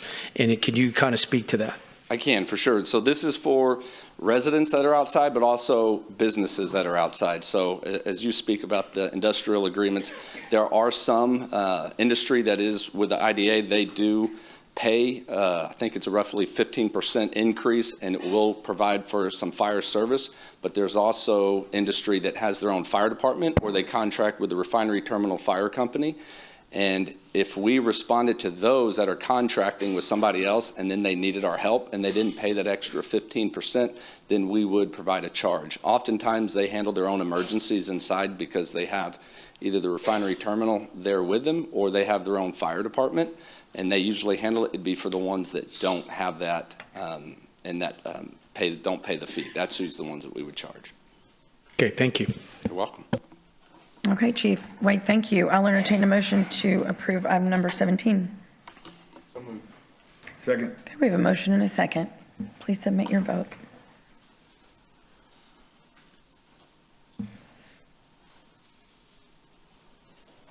The motion carries. Item number 18 is an ordinance amending Corpus Christi Code Section 18-20 ambulance rates and updating the adjustment of ambulance rates and supplementary charges sections. Okay, again, Brandon Wade, Fire Chief. I am going to bring up our esteemed colleague here, Chief Urban, who is our resident expert in ambulance billing, and let him provide the update and answer any questions you have. Hey, good afternoon. Kenny Urban, Corpus Christi Fire Deputy Chief. Just kind of give you some context. I know there's always a concern when it talks about billing, especially when raising our rates on EMS. And so I want to give you a little bit of historical context and kind of reiterate. I know we've spoke on this before on what these rates mean and how they're used. So back in fiscal year 16 and changed in fiscal year 17, our ordinance, we changed the ordinance quite dramatically then. Really to help better match what the Medicare allowables were set at the time and what we're really allowed to bill when it comes to EMS billing. At that time, we were, it hadn't been updated in 9 years. I believe we had 72 different charges. That ordinance went, 5-10 pages with that, and it's really not how or efficient way to bill. And it was, so we updated that, and coincidentally, in fiscal year 16, we did, the citywide did a fee study on what it cost us to provide certain services, and the EMS was included in that. And so we took that opportunity to restructure our fees and what you see now in that structure. And that is to help show, and part of it's a transparency for us to show the public on this is how much it costs to provide the service. And the sections in there on fee escalation, we wanted to find out, okay, we hadn't updated it in 9 years and we can't do a fee study every year. The best way to do that is to have an objective measure on how much it costs each year to provide that service. And, the widely used consumer price index is available to us. And so what we did at that time is we took a very specific part of the consumer price index, which is the southern region medical care. And so in our ordinance then, it was very novel. We proposed to take the base rates, which we had just paid for to get calculated, and increase that annually based on the consumer price index in the South region for medical care, very specific to our region and very specific to that service. And that worked well for us. Since then, other cities around the country and other services have kind of used that as a base and as a best practice. So much so that it's been addressed in the federal government, not quite passed yet. And so this last legislative session for Texas in Senate Bill 916, they passed some language that would limit municipalities and other governmental entities that provided emergency medical services to limit their annual fee increases to the ambulance inflation factor. And the ambulance inflation factor is a calculation based, while that our ordinance is local to us, that is based on consumer price index measures nationally. And that is published every fall by the Center for Medicare and Medicaid Services. And in this legislation, they said they limit it to only use the ambulance inflation factor every year, and it can be no more than 10% of your previous year's rates. Which very closely matches what our current ordinance is. It just changes the actual percentage from southern region consumer price index to ambulance inflation factor. That is done for us. Ours limited to 5%. Now legislation says 10%. And so that is all we're doing with this bill, is we're changing the language in that ordinance to match the bill. And this is what it would look like. Matter of fact, coincidentally, this year, calculating the escalation percentage for the Southern Region CPI for medical care is 2.4%. The Center for Medicare and Medicaid Services ambulance inflation factor is 2.4%. So this year, regardless of those calculations used, it would come up with the same number. And so what we're doing to continue to show the cost of service for providing emergency medical care, we're raising each of those rates according to our ordinance by 2.4%. And these are our base charges and then our supplementary charges, and all those are subject to that annual fee escalation. And I know, just to answer some concerns that I know are out there for y'all and the public, these represent the cost, our gross charges that we will charge. Each payer or insurance payer has their amount that is allowable and that will charge. Medicare has theirs, commercial insurance have an average commercial rate, and they bring that gross charge down by mandatory adjustment, and that's what we pay. No Surprise Billing Act says we cannot charge the rest of it to the patient. That would be a no surprise balance billing that we're not allowed to do. If someone who's unable to pay their bill, they don't have medical insurance, that's 24 to 26% of our population. We have another ordinance called our charity care policy, and if they make less than 400% of the federal poverty level and with no insurance, we write their bill off 100%. So, and then that is submitted to the federal government and state government for reimbursement each year. And that's the end of my presentation. Stand by for questions. Okay, I don't see any questions or comments, so we're going to go ahead and open public comment. Is there anyone in the audience that would like to make comment on item number 18? Okay, there being no one, we'll close public comment. I move for approval. Second. Okay, we have a motion, we have a second. Please submit your vote.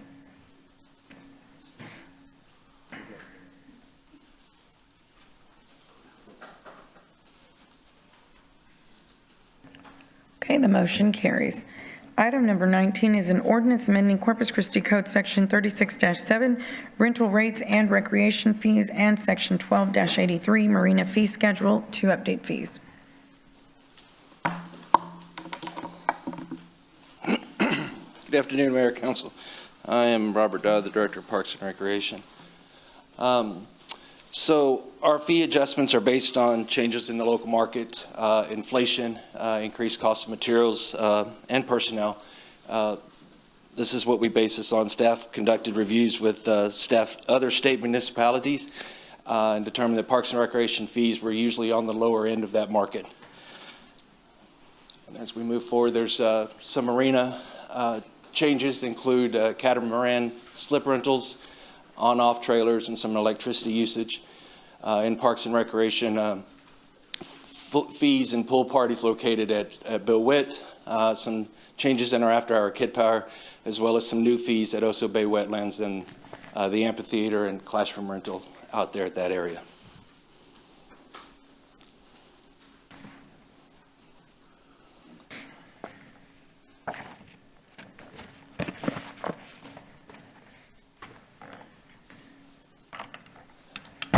And that's, if there's any questions on these fee changes through Marina or Parks and Rec, I'm here to answer.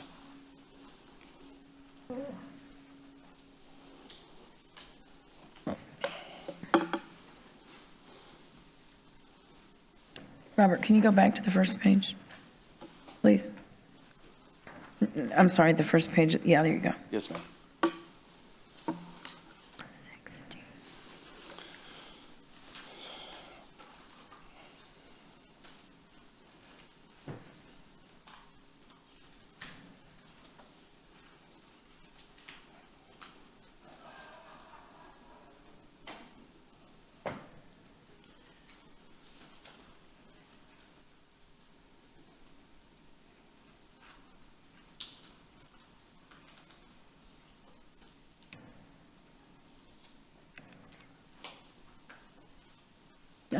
You want to go to the next one?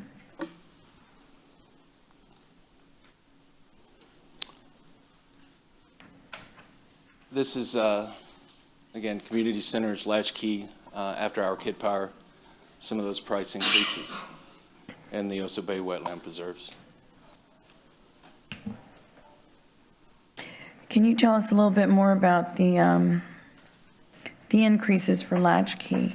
What directly is that going to impact? After-hour kid power, so this is, children are they go from 3 to 6 or 3:30 to 6:30, so it's a 3-hour daily that they go to the school usually that they're at. So that's 3 hours a day, 15 hours a week, 60 hours a month, I would assume, and this is $1 or $125 a month. So we're looking at, for a licensed program that we have, that we use, we're licensed in those schools, it's, about $2 an hour for kids if they use all 60 hours of that month. Some of the other fees too, the daily drop-in at after-hour kid power. Last year we had 1,300 registered participants that were in the after-hour kid power. The drop-in, we had a total of 2 drop-ins at our 21 schools of those 13. The reason we're raising that fee is to maximize the state funding. They're going to pay up to $29. We were at 25, so we were only getting 25. So we're going to raise this to 30 so we can maximize the state funding at, I think they paid $29.50. So we want to raise this so we can maximize that schedule as well, or those fees as well. Okay, Councilman Kenchi. Oh, he's not there. He's got a question, so we'll wait for him to come back. He asked me to leave it on, Mayor. I don't know what to do. Yeah. Councilman Vaughn. I'll ask one. The latchkey is what I was interested in as well. That's not a bad price for a month. $125. That's really, actually really good. Do they get anything to eat during that period? I think we give them snacks and things like that. I mean, after school, they get snacks. A lot of schools, sometimes they have tutorials. Okay. And we're there to, the outside activities, some activities inside the cafeteria or wherever they're meeting for that time that's between the end of school and when their parents are going to pick them up. Okay, I just think that's so important. That's very cheap. Thank you.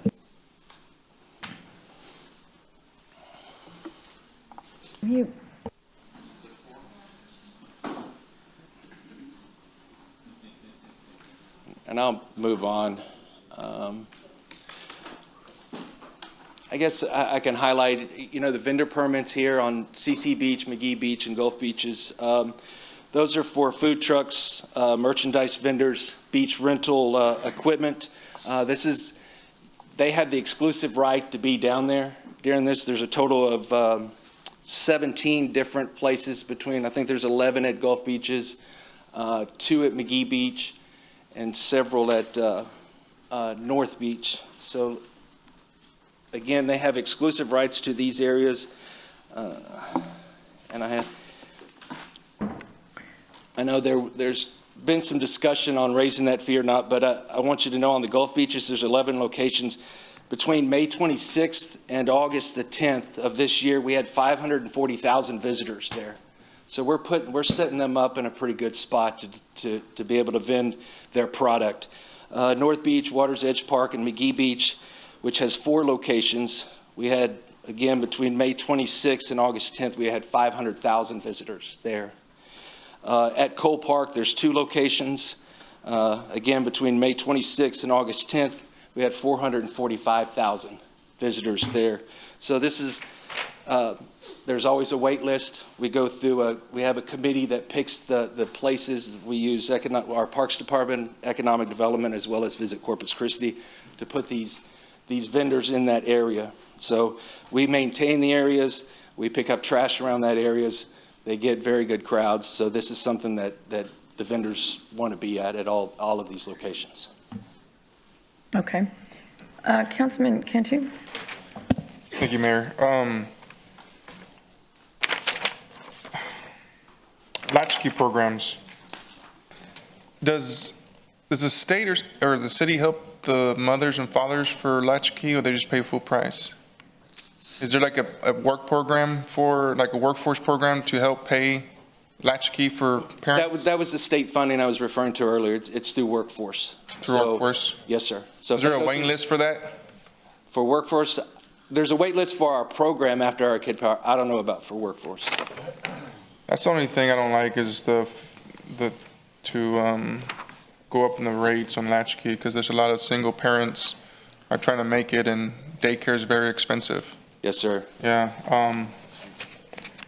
And we offer scholarships as well. If at $75 a month. Again, $125 for the month is about $2 an hour. If they're not able to go through workforce, we do offer scholarships at $75 a month. So I mean, we work with quite a few different types of situations. And then there's no changes on, I didn't hear you talk about food trucks, right? Nothing's on the food trucks or locations for food trucks? Yes, sir. I'm sorry. So we have 11 locations at Gulf Beaches. Yes, okay. Okay. And mentioned earlier, we had 540,000 visitors between May 26th and August 10th.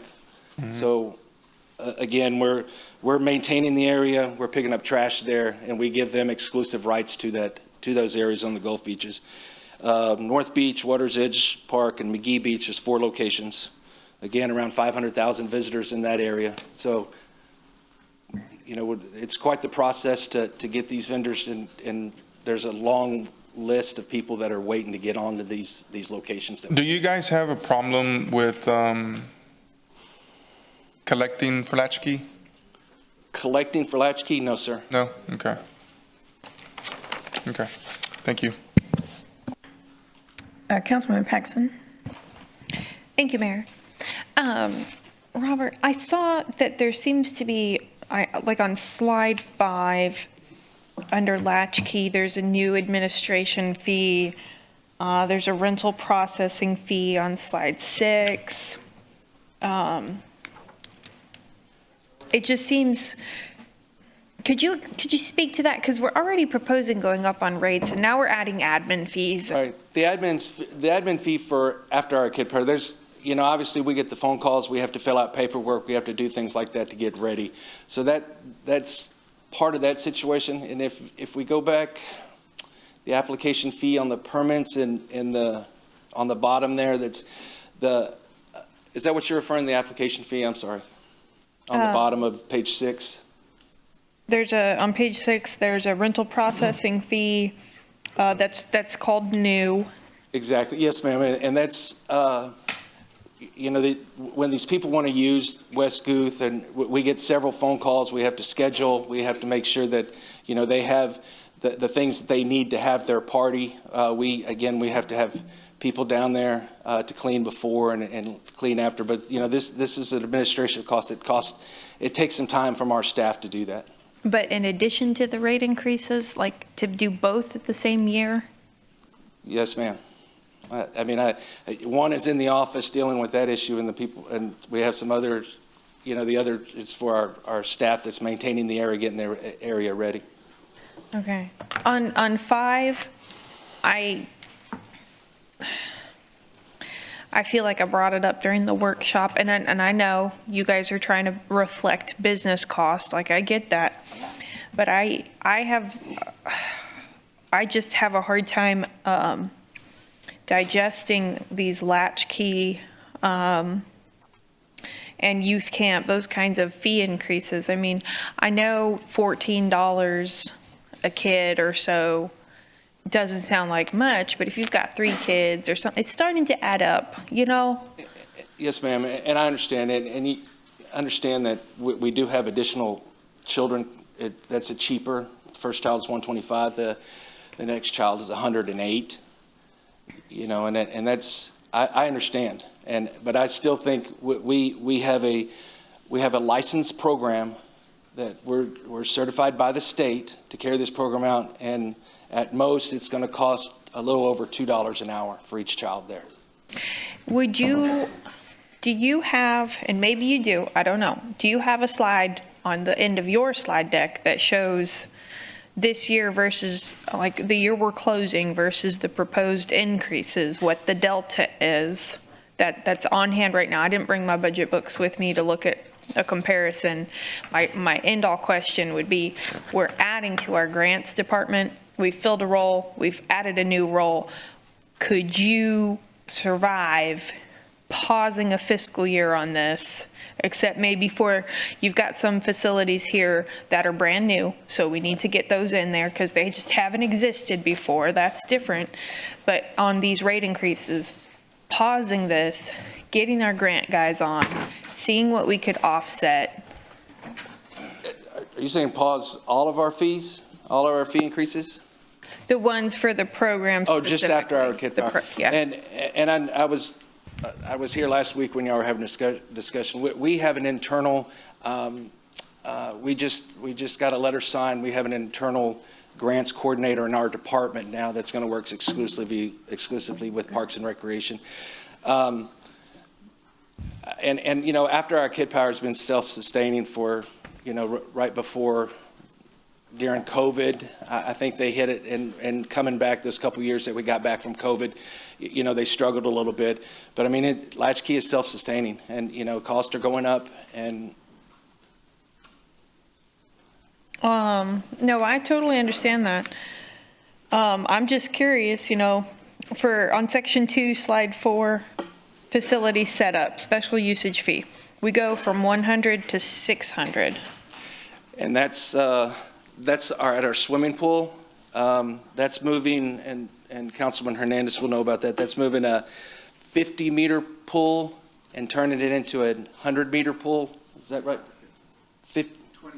25 to 50. 25-meter pool to a 50-meter pool. And we have to take the bulkhead down, and it's about I would say, a 4 or 5 hour process where we have to have our lifeguards and our superintendents down there in the water moving that. And it's $100. When we went through this earlier this year with somebody that was having I didn't realize it was that much of an overtaking, but $100 was a steal for sure. $600 is probably more with the personnel that we have there, and the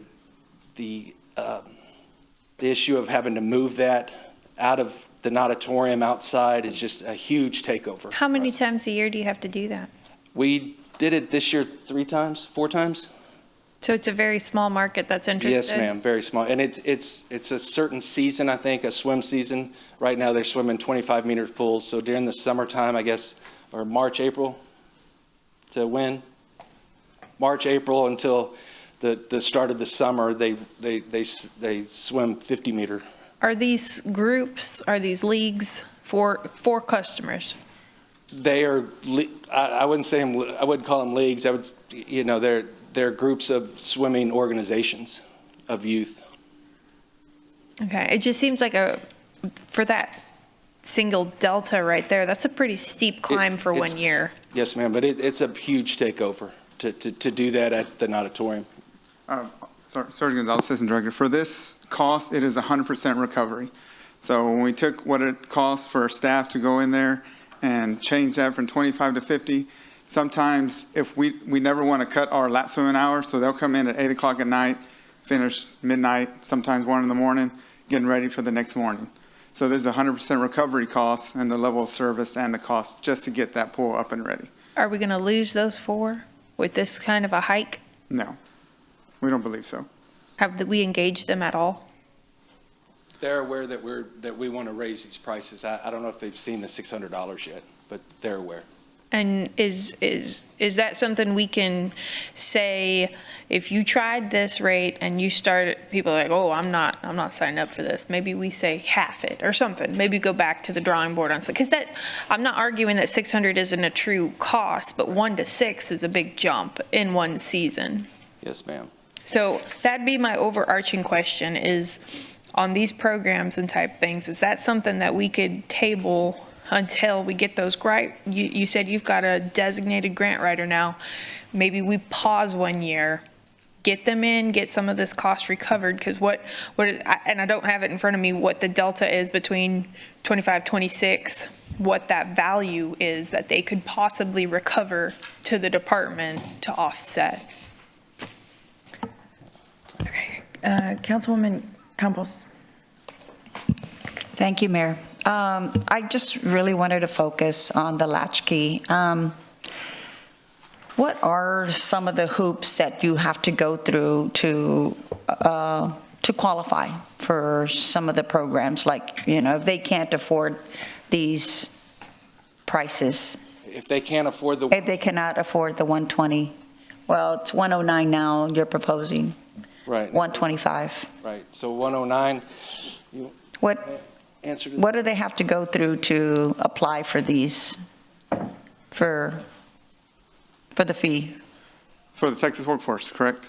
Well, no, just people in general, if they can't afford this latchkey fee, which, some people believe that it is very low, very reasonable, but it may not be to a lot of our community, to the community living here. So just wondering, what is it that they would have to go through to get help?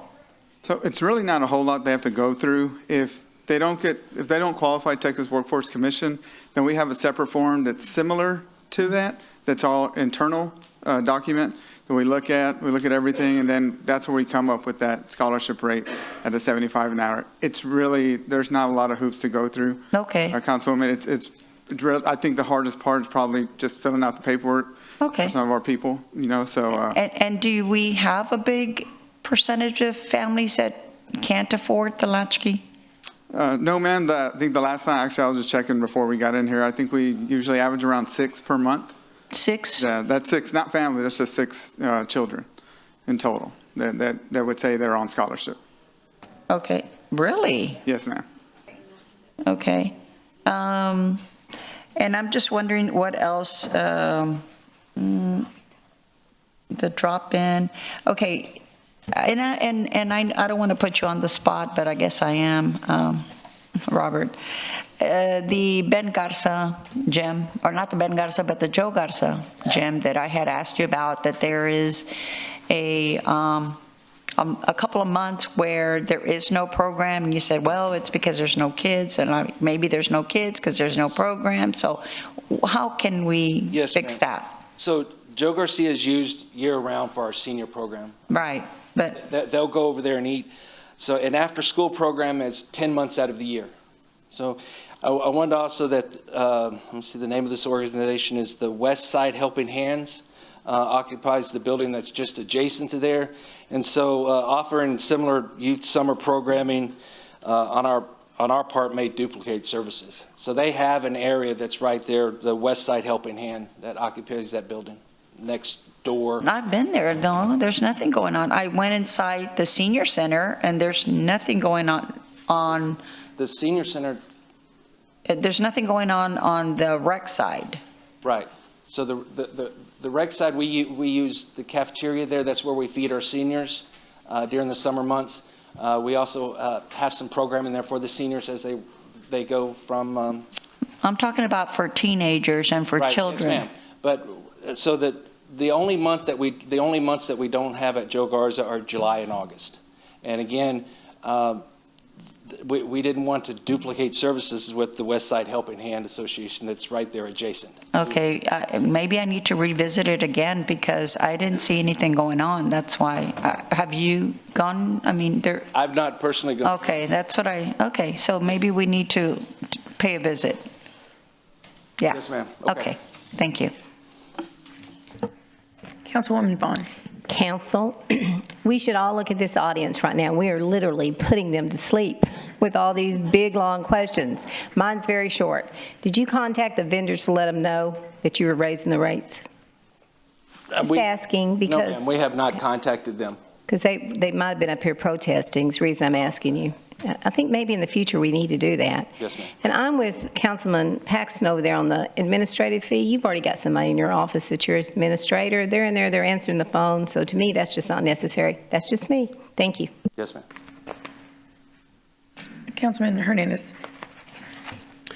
Okay, to correct it, it's a 20, at the Nauditorium, it's 25 yards wide and 50 meters long. The American way of, the American is by yards, international is meters, right? So during the Olympics, which is in the summer, they do long course, which is 50 meters, and short course is 25 yards. Because, we're Americans, we like different measurements. Okay. Thank you. I'm a sinker, not a swimmer, so. Right, okay, so.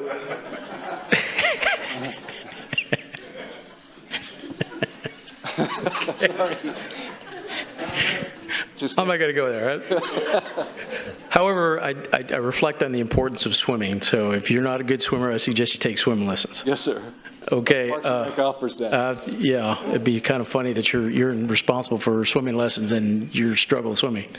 That'd be weird. Okay. So looking at this in terms of reservations, the setup fee going from 100 to 600, a lot of this should have been recovered in the terms of what that does for in setting these things up. And most of these are for USA Swimming events where they bring people down from, San Antonio, Austin, and up from the valley to participate in a swim competition, the long course swimming, whether it's B or A championships. And that brings a lot of money to the city of Corpus Christi in terms of hotel stays, restaurants, hotel occupancy tax, that kind of stuff. So, I hope that this is not a deterrent for us to be, for us to hold these events at the Nauditorium. I'd ask before the second reading of this that you provide a breakdown of what that setup cost is, because it's removing the bulkhead and putting out the lines, right? So how do you remove that bulkhead? I'm assuming you have the pulleys in the ceiling, and then you slide it over, and then you change out the lane lines to where they're all the way across the pool instead of down the center. I'd like to see that before approving this next cycle, because like I said, those things do provide a lot of money to the city through those events, because 70% of those participants aren't residents of Corpus Christi. Yes, sir. Thank you. Okay. I think that's all the questions and comments, Robert. Thank you. I'm going to open public comment. Is there anyone in the audience that would like to comment on item number 19?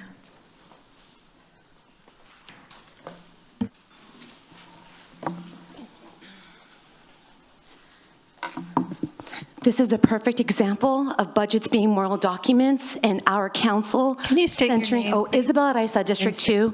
Our council centering industry before they center people. You are nickeling and diming working class people, and maybe it's just a couple of bucks, but you know that the minimum wage has not increased since 2009. Since 2009. And maybe the reason why there's only 6 people asking for a voucher is because they can't make it to the workforce to fill out the application, to be denied by them, to then ask for your money for the Parks and Recreation program. And it's not duplicating services when we have a Parks and Recreation program. We should be providing those services to our community at an affordable price. And if it's not affordable, use the Crime Control and Prevention District money, because guess what? The crime rates go up between 3 and 6 when kids get out of school and they don't have things to do. That gym back there is empty. That nonprofit is making a living off of those dues. Kids have to drive on a bus all the way down to Lindell Center to participate in a recreation program. When we were growing up, we walked across the street. In the summer, we got up in the mornings and we walked to the pool in the neighborhood. Loud and boisterous. And you're a POS. This is bullshit. It's a big fuck you. Oh, my God. I'm sorry, ma'am. Yeah. Wow. Big fuck you. Sorry about that. Susie Luna Saldana, Corpus Christi, Texas. You know, I come to talk to you about latchkey. And the reason I'm coming to talk to you about it is because you only have 6 people that are applying for the scholarships. You want to know why? Because the other people cannot pay to be in latchkey. $109 you think is reasonable for you, it is not reasonable for other people. We have people and children going home to empty houses because they cannot afford latchkey. So you may be able to put it on these people that are the working poor. They need latchkey because they have to work those extra hours to be able to do it. When you up it $25 for them, you're making them work 2 to 3 extra hours. I want you to think about that. Think about the fact that latchkey as itself needs help to provide lower prices so that we can get the kids that need to be there. I see them at their homes because they cannot come to latchkey. They cannot afford to pay those fees. They might be small for you, they're large for them. I wish you'd take that into consideration. And the police department has nothing to do with it because they do a darn good job. Thank you. Thank you. Mayor, just a point here, and I want to make sure I get this correct.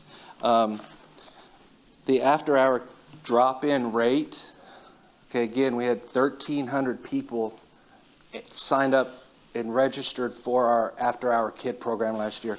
The drop-in rate is a daily rate, where if you're not signed up, this person can drop their kid off that day for $30, or last year it was $25. If they're not registered, they can drop their kid off for $20. Last year we had 2 of those because a lot of them just paid the month. Does that make sense? So now we had 2 drop-ins where people just weren't registered, weren't signed up, they dropped their kid off and they paid that amount. The reason we're moving this to 30 is because the state funding is from workforce. They will pay up to $29. So we moved that up to 30 just to maximize their funding. I don't know where they got 6 from, but there was two different individuals, and I don't know who they were. There was 1,300 that dropped their kid off for one day and paid the $25 last year. So what do you get in return? What is it? You get to stay that day. No, the state. Oh, the state will pay us $29 now. If we had a $25 drop-in rate, they're going to pay us $25. But now that it's 29, we're going to raise it to 30 so we can maximize their funding. Okay, go ahead. Councilman Roy. So I'm not understanding this. If the state pays you 29, you just get the money from the state. Why are you're getting the money from the state and charging? No, sir. And this is for people that can go to workforce and use the workforce System? System, yes. They can use the workforce system. And 85, I would say, they make up 15% of our people. That 15% of them are workforce, 85% are non-workforce children that go to after-hour Kid Power. But you increased the fee because you're saying the state pays you $29. They will pay us $29. $29. Right. So why, and you had 2 cases where people dropped their kids in last year, and Yes, you charged them 25. yes, That were sir. non-workforce. Yes, sir. So You charged them 25. They pay their $25 for the day. And what did the state reimburse you?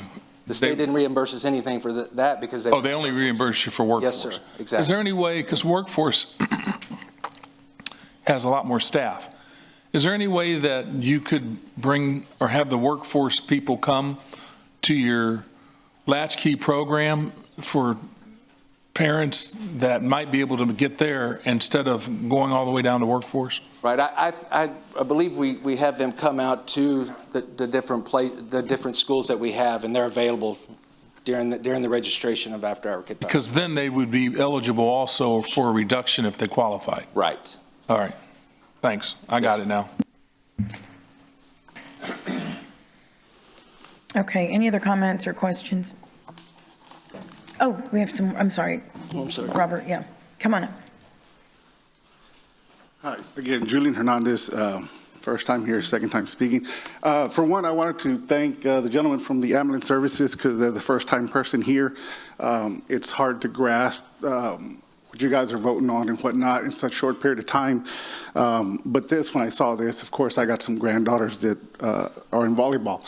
And so my daughter doesn't have the time to go down and get the fees for my granddaughters to pay, I guess, for the offset. So I say this, of course, we pay it because we want something for our granddaughters, you know. So we're paying the $25 because my daughter cannot, okay? I came down here with some concerns when I was hearing about the water fee. So I got a house when I was working out of town. Every month, my fee with no electric use, no anything, because I was out of town working, was $150. Yeah, it doesn't sound like much. But to my daughters that make $15 an hour, that's an 8-hour shift. 8-hour shift. Okay, so when we add these extra fees to them, okay, now they're working, it's 2 days they have to work for fees. Now, I don't know the whole explanation of, I just saw volleyball, and it went from $125 to $600. She's got 2 girls. What are they gonna do? Where do you want them to go? I understand the offset between the 25 and the 29, okay, do they offer a reduction because now they're getting $6 more? Do they have they looked into giving back that $6 for the next time they come or for the second person coming in? And those are for the ones that are on the Texas workforce, not my daughters, not my granddaughters. You know, somebody's got to pay for that. She can't do it because she's already strapped. She's not here because she has to work 2 jobs. We have to babysit and everything else just to allow her to make ends meet. The average pay, like somebody said, hasn't gone up in many years. $15, I think, is, for the average person in Corpus Christi, that's pretty favorable. For them, that's the realistic number that they're working at right now. So when we ask them to pay for more, what are they supposed to come out with? They can barely make it by. And that's not including their food, their taxes. Now, if they use water in that utility bill, that bill goes up from $150 to $200. Okay, now we have the electric bill with the AC. That's not even providing food. And that's because she doesn't have the time to go get help. So when we talk about all these fees, like I said, this is my first time here, and I get emotionally attached to it because, thank you. Thank you, sir.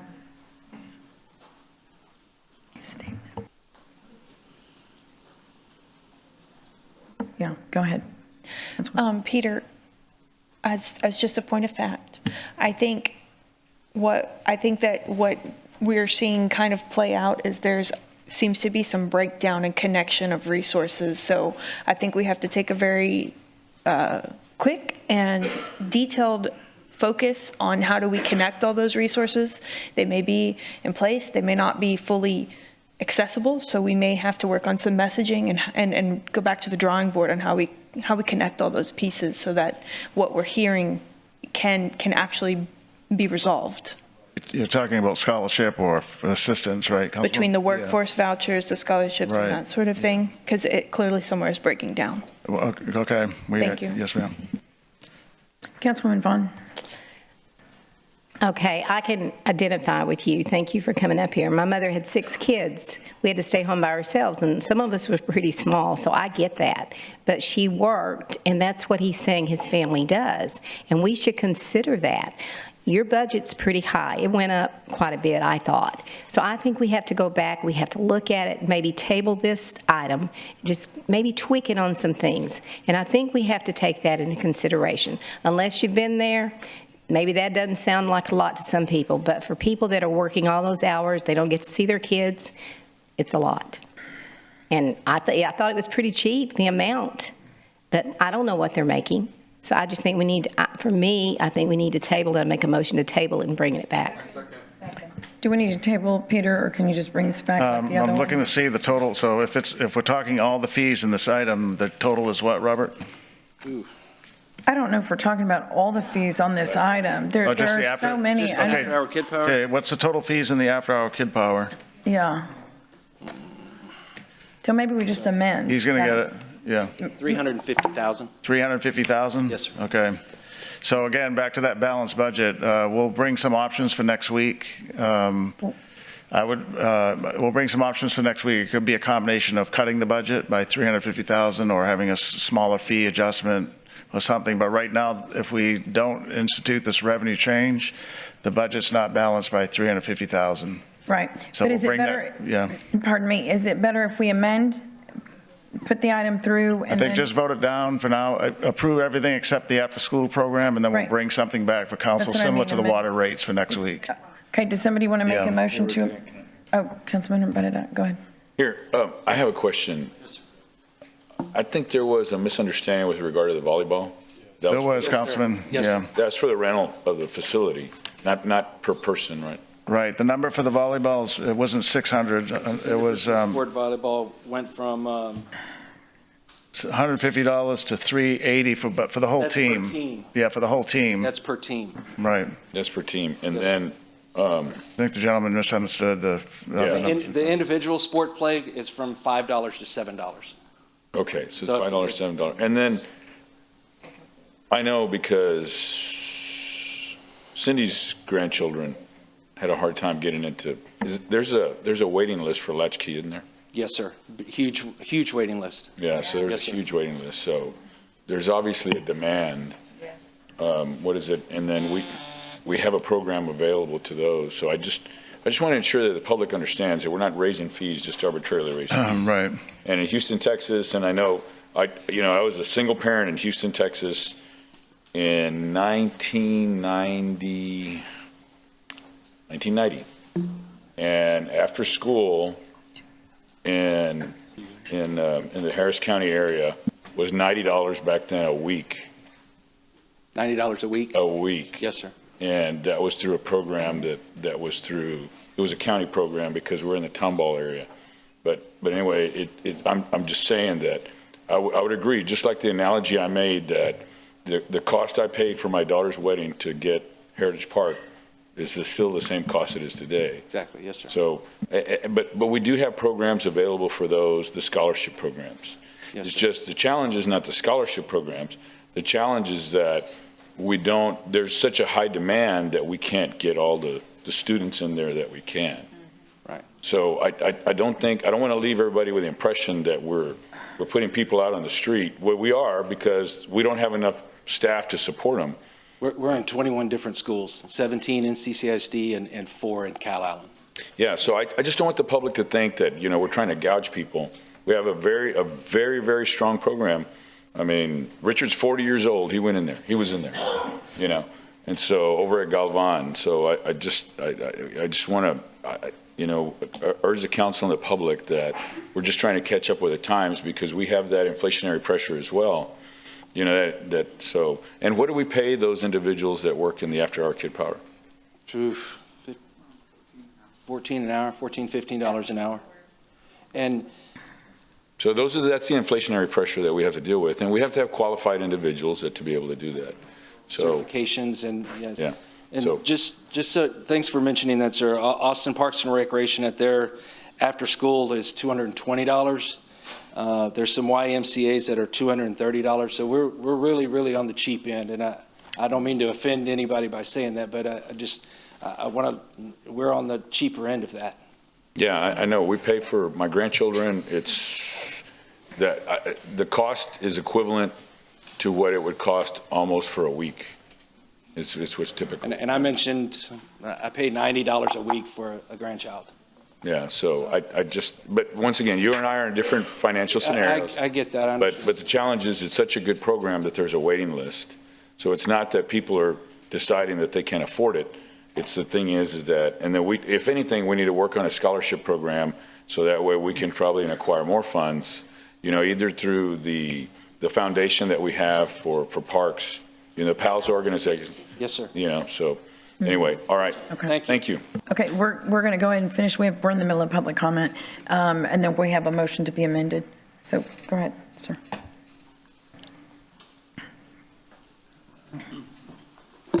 Dan McQueen, Corpus Christi. I want to talk briefly about these children programs. Years ago, at the YMCA, Boys and Girls Club, Salvation Army, I used to teach free martial arts class for them. I think when we talk about making cuts into any of the youth programs, as we're watching technology move fast and we have economic issues in our city, and we continue to see a decay, we need to double up on investing in these kids because that's your tomorrow future. And if you're not thinking about that right now, that's going to be the biggest problem is the cost that we're going to have of these individuals that aren't educated, that aren't engaged in systems. And I'll give you the lesson learned, right? I am from a single parent mom that was a 10th grade dropout. Have a graduate degree in computer science now, lead engineer Air Force One, blah, blah, blah. If I didn't go to the Salvation Army when I was a kid for free, I probably wouldn't have that vision of what is next, where I need to go. How do I motivate myself, right?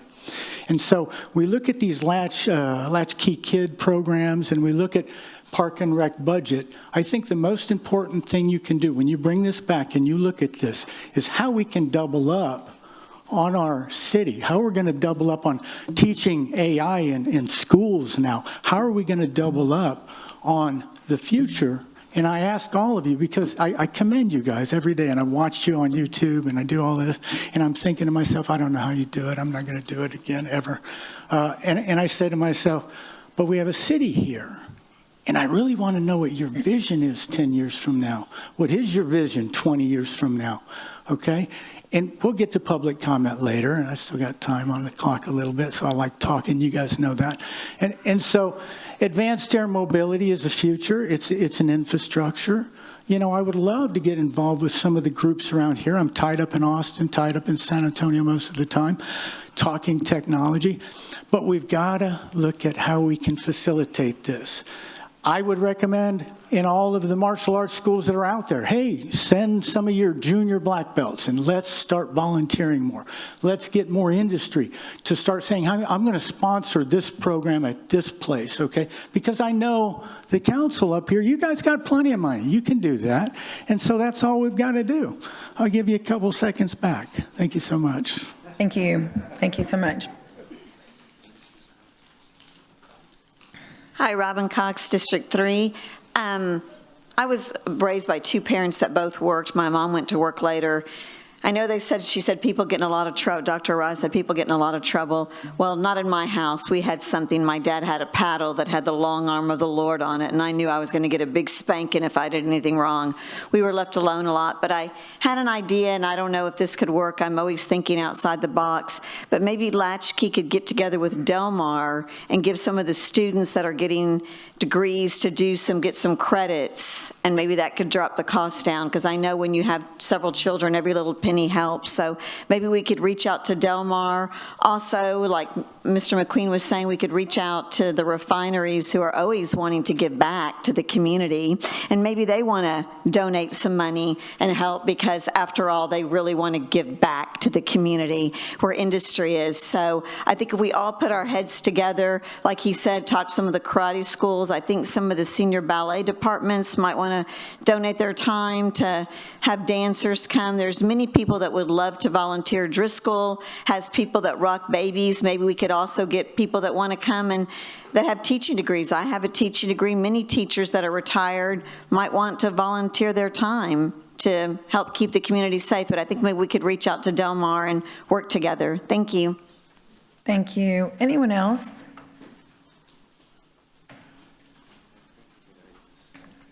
Okay, let's see here.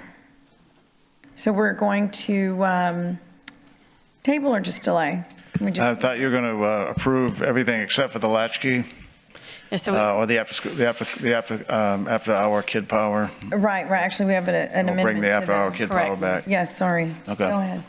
So what I'd like to do is make the motion to approve amending these cost schedules to not include the latchkey proposals, not include the administration fees. Okay. And I don't know if that can be part of it, but to reevaluate those other, like you were saying, those jumps. So approve it, but exclude latchkey and admin. Right, and that totals about $350,000, so we'll bring some options for next Tuesday for council to consider. Okay, we have a motion. Do we have a second? Second. Okay, we have a second. Please submit your vote. Well, that's for the motion to amend, correct? So okay, we can do a voice vote on the motion to amend. I'd appreciate it. Okay, all in favor say aye. Aye. Any opposed say no. The motion carries. Okay, then we pass it as amended. Okay. And I can do a vote on here. Okay.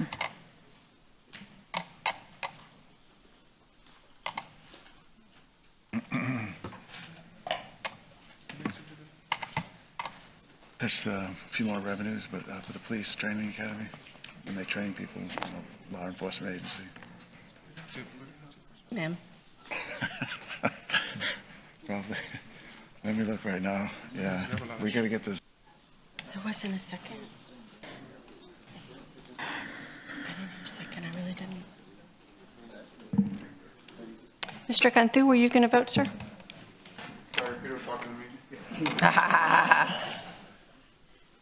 All right, sorry for the delay. Okay, the motion carries. Item number 20 is an ordinance amending Chapter 43 of the City Code of Ordinances to establish a training session fee schedule for the Corpus Christi Police Department for sessions held at the Corpus Christi Police Academy.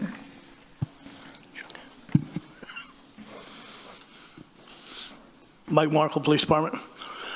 Yes, ma'am. Item 20 is our new academy, and as we intended upon building it, to provide training to our surrounding area. Rather than send our folks off to training, we're going to bring folks here and train them. So this is a pass-through fee. What'll happen is we'll bring the training in with these funds, and those folks who attend will pay per seat depending on the tier of training. I'm sorry, let me move forward on this slide. I apologize.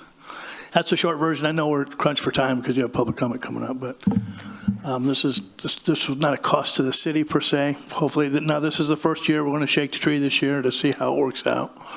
But training like the Reed Investigative School for Homicides or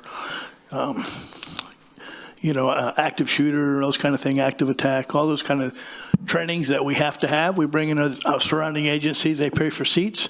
And not only that, there's a savings because we will obtain free seats to those trainings when we provide that venue. So it's a win-win, and it's part of the overall plan. Yeah, but we do have a motion, so. Oh, I'm sorry. We're halfway there. I said you have a motion and a second. Okay. Yeah. but we do have to open public comments, so thank you, Chief Markle. Would anyone in the audience like to make a comment on item number 20? Okay, there being no one, we'll close public comment. We have a motion and a second. Please submit your vote. Roland did, yeah.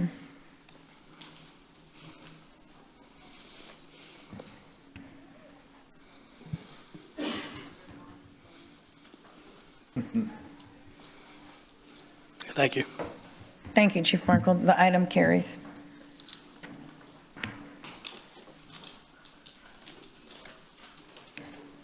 Okay, item number 21 is a public hearing and first reading ordinance amending Corpus Christi Code Section 55-709 drainage utility charge to update the stormwater drainage charges.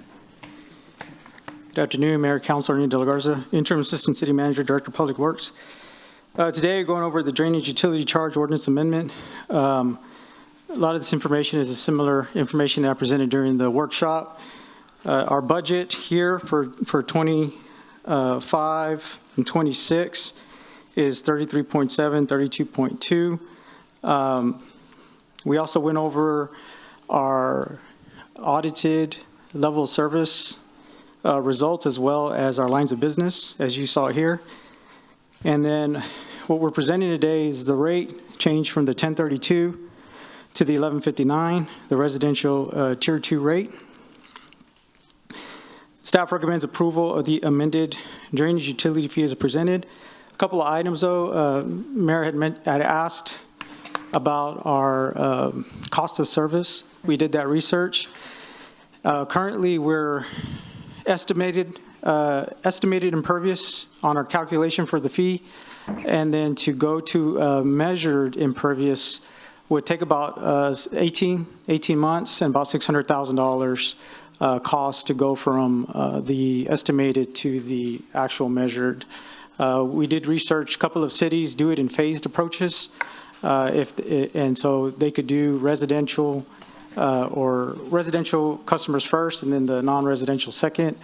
Was another bit of the research that we had did, but that was the question that you had asked, so that was what we researched. Okay. And I stand by for any questions.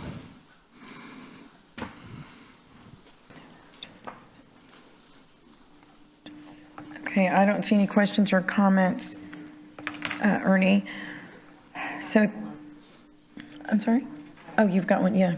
Councilwoman Vaughn. Mr. Sinoni, you're killing us. Please don't put all of these fees on the same agenda ever again. Ever again. We are going to get beat up. Yeah. It's part of the budget process. I know. Yeah. If we could just split it. Thank you. Okay. Councilman Scott. Ma'am, I'm representing my fellow council member, Eric Cantu, who was inappropriately delayed against his will, and he missed the police vote, and I'd like permission for him to be able to vote on the police vote. I'm just representing the interest of my fellow council member. Okay, so item 20, sir? Okay, does anyone object to that if I record his vote as an aye? Okay.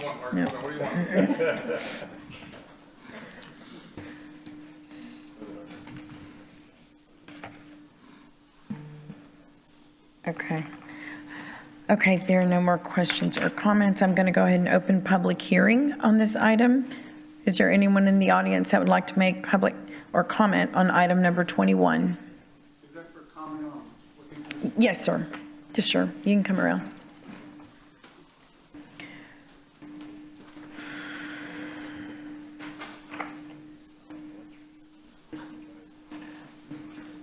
Julian Hernandez again. Real quickly, is this the fee that's on the utility bill? This is the drainage utility charge. I mean, sorry, stormwater drainage.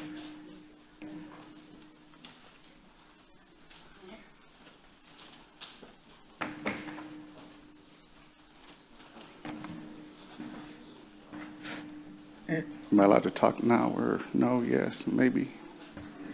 Am I allowed to talk as those are getting passed out? Well, okay, so you can you can ask questions, but we cannot answer questions.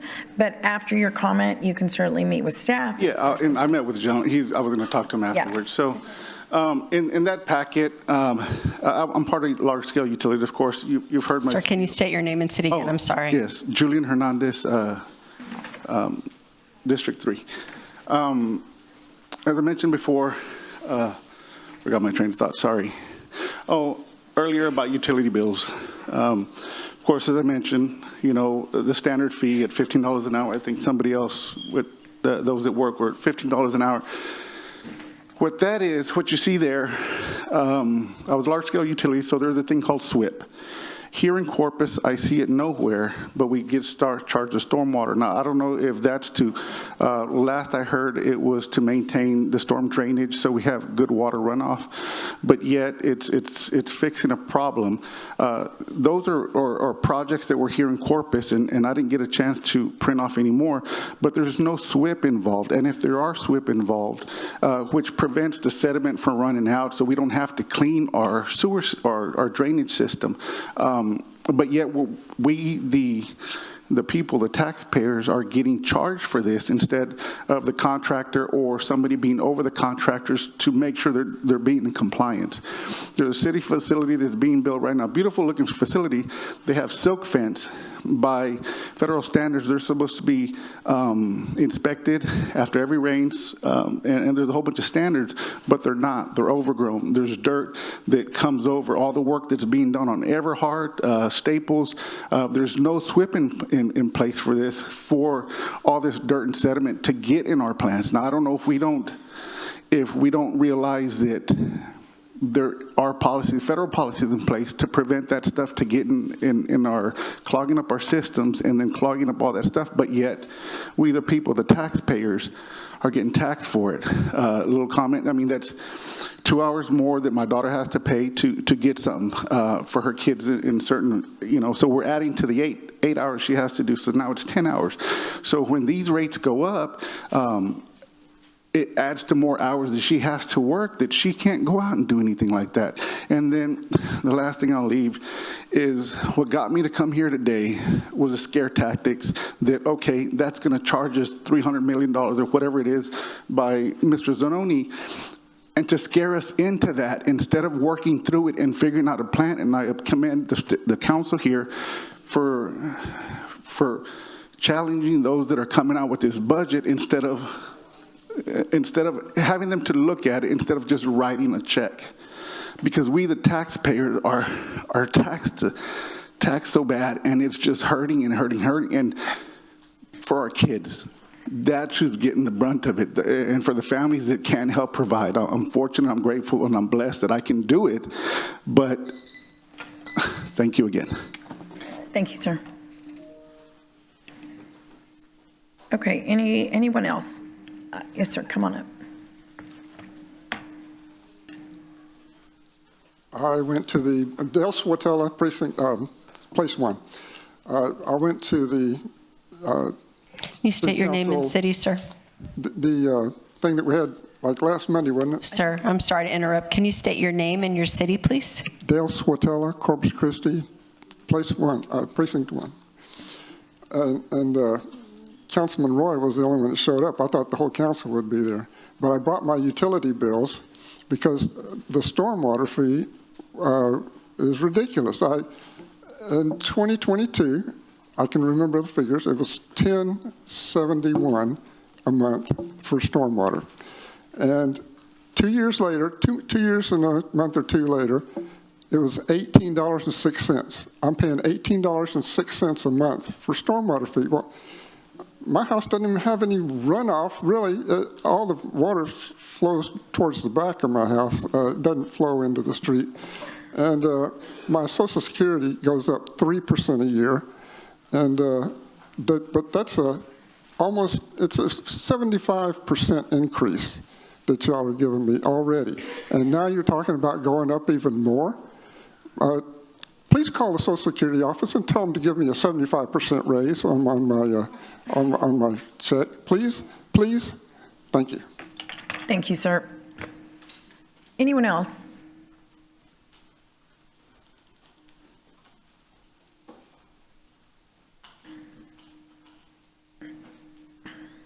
I think we've got one lady.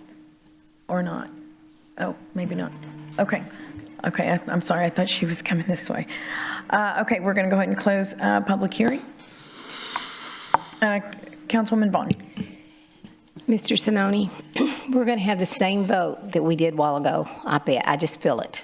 If we do not explain to the public why these are going up and what the stormwater does, because I think people don't understand. They don't understand how far behind this city has been over the years. So if we could just have him explain it. Sure, we'll have Ernie go over the service delivery that we'll do this coming. Right. So the lines of service for everyone here, lines of business that are provided by Stormwater Department, Public Works, is that first line is called inlets, cleaning and maintenance. So we have about 4 or 5 Vector trucks that during rain events have these big vacuums. They'll go and find a clogged inlet. They'll vacuum that water out before any water gets backed up into private property and damages private property. So that's the inlet cleaning and maintenance line of business. And so right now we have 21,000 inlets citywide.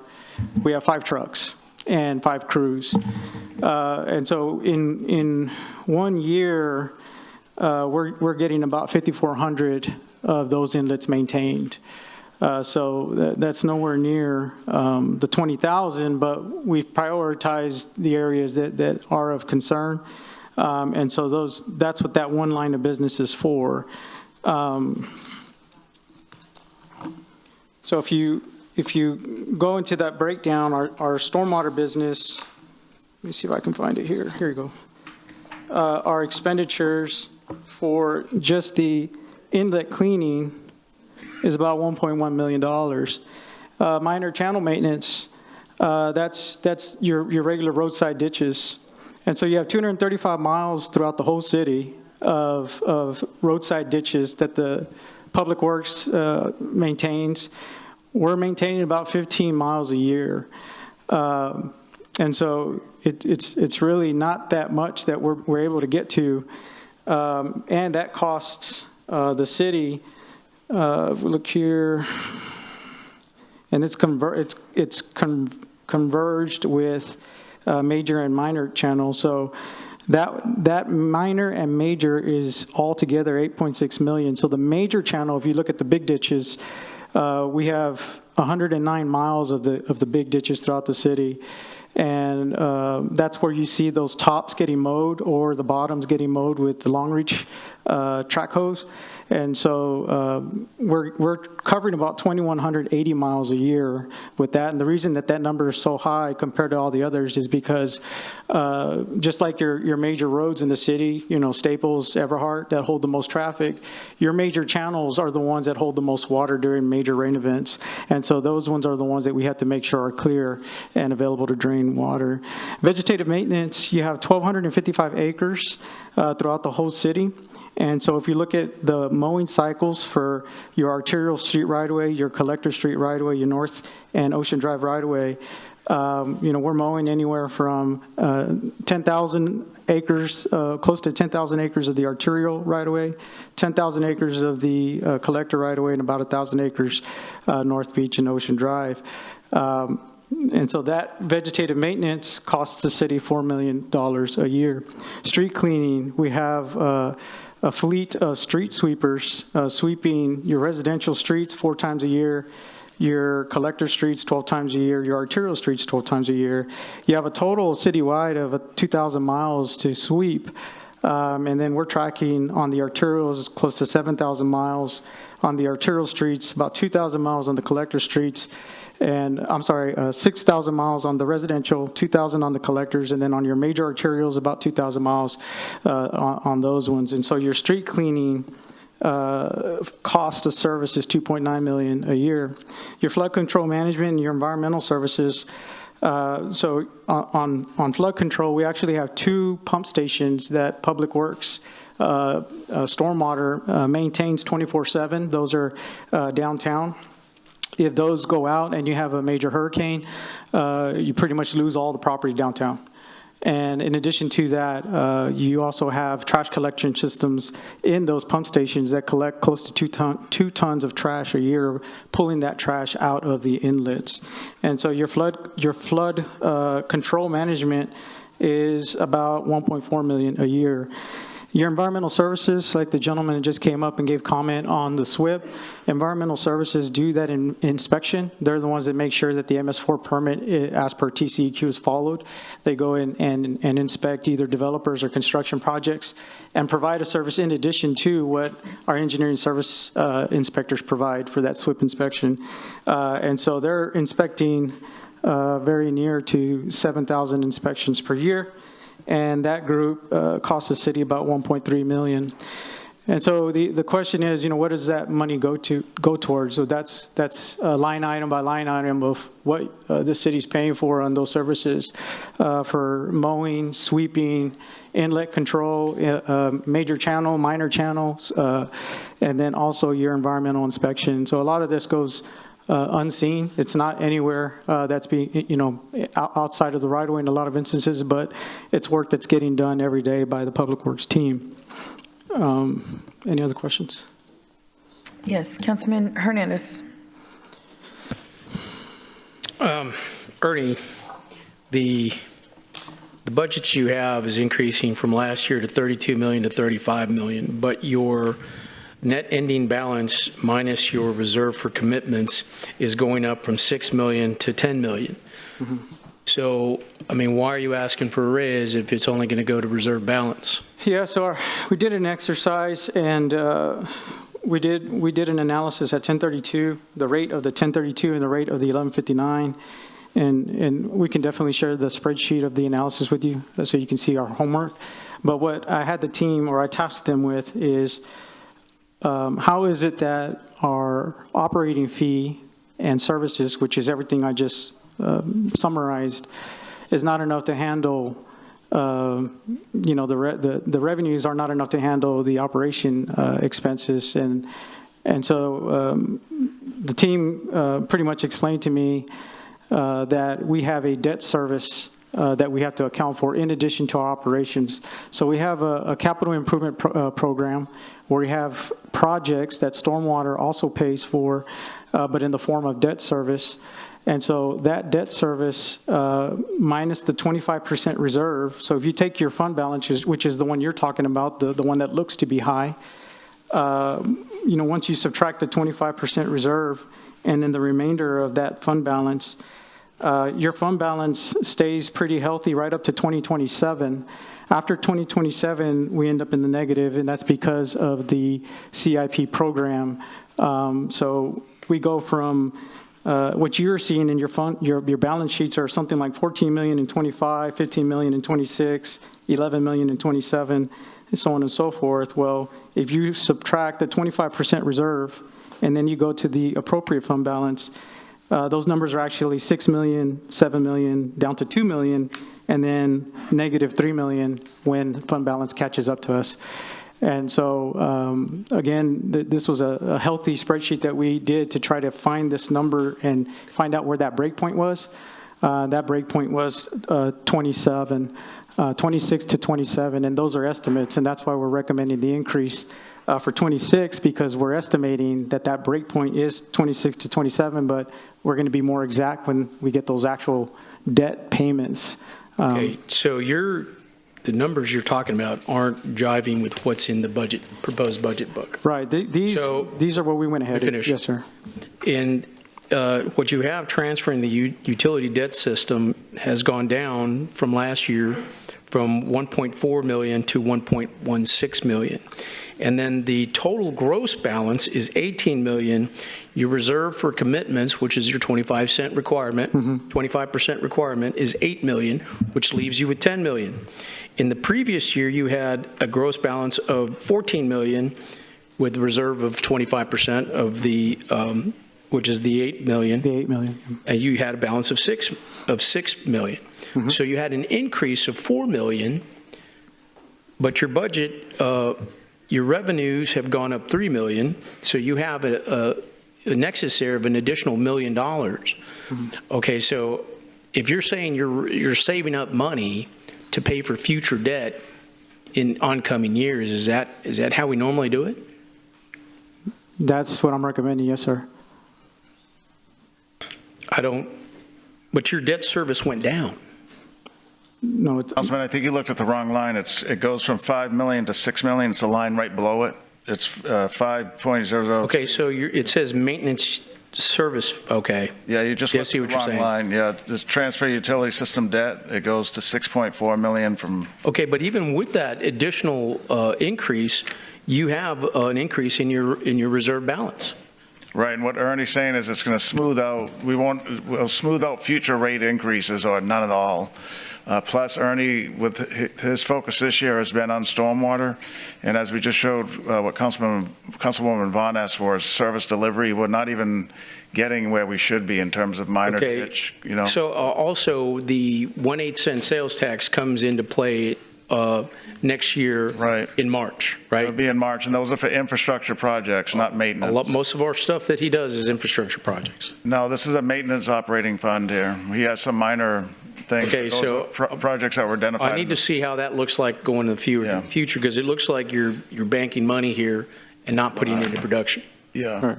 And I thought the same thing, sir. I had the same reaction when I first saw our numbers, and that's why I asked for the exercise, because when I saw what you saw, I said we need to reduce the fee. When they showed me the debt service, it kind of upset me because, like you're saying, the operating cost isn't what's costing us money, it's the debt service. We don't use New Gen for stormwater, right? We do not, no. Okay, this is, we're not seeing, the future outlays. Right. So, that you're going to have to bring that to us for next time. Until then, I won't be voting to approve this. Understood. Thank you, sir. Councilwoman Paxson.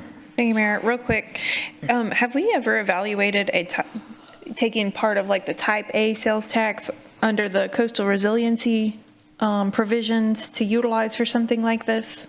Yeah, so offset? We do have projects, if we're talking about the same thing, the Prop F, we do have projects in the Prop F, I guess with the fee that Councilman Hernandez was referring to in the CIP. And that's where we had moved a lot of the projects to that arena. But right now, we still have CIP projects.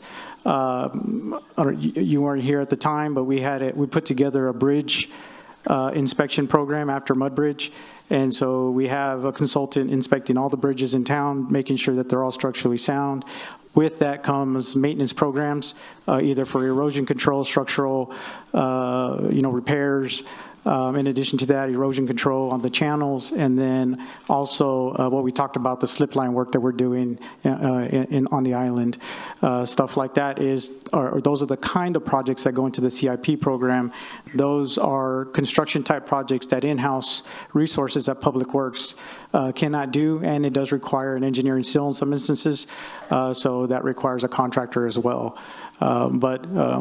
It's costly to do work on bridges. It's costly to do work, specialized work, inside inlets or storm systems that keep us from having to tear open the tops and then pulling out the RCP and putting it back in. And so that's all specialized work that's in the CIP program. That's all specialized work that adds to our debt service. I'm just curious if we can take under the provisions of the classifications of that funding, coastal resiliency, if we could do kind of like a transfer for services that your department delivers to offset what would be the proposed rate increase in this budget, which I think is about $3 million. Correct. To offset some of that rate difference. We'll have to show you next week, but I think the answer is I don't think so. Not at this point, because there was a list of projects that the voters voted on, and those were to be considered first, and that's not what Ernie has in his mix here, or in his list here. Maybe in the future, once those are satisfied. So do those exhaust the resource? No, so there was a list of items that we told the voters we would do this with the coastal resiliency, and then it says once those are satisfied, we'll address other issues that come up. So it's a prioritization. We're going to take care of a small list first, and then maybe by year. So if this is similar to how you kind of explain the RPP, then perhaps what we do rather than start that building now is count for those to be completed and build that in then. Right. So we kind of shuffle those years down a year or two to complete of those projects. You could, but these bridges, we had one collapse, like Mud Bridge, and so you don't want to. Yeah, we had those projects, like city manager just mentioned, those ones were voted on, selected projects. Some of them are in the longer range, some of them are in the short range. An example is the continuation of what we're doing on North Beach. After the Harbor Bridge is completed, we'll finish that work. And then there's also some subdivision improvement projects that were also put into that program. But one that was mentioned was the 624 project, which is no longer needed because TxDOT's going to do that work for us. And so, there's savings to the city in that we don't have to build that project after all. So in some instances, there is a reevaluation, but we still have to commit to completion of those projects. And the construction cost of those projects is where this debt service is impacting our fee. Mm-hmm. Well, I think kind of like Mr. Hernandez, or Councilman, Hernandez is saying, if we can look at how we shuffle all those down, see if that is something that we can appropriate rather than put that front load it now, kind of shuffle that strategy. I'd be interested to see information on that for the second reading. Yes, ma'am. Thank you. Okay, thank you, Ernie. We've closed public hearing, so I will now entertain a motion to approve item number 21. Second. Okay, we have a motion and we have a second. Please submit your vote.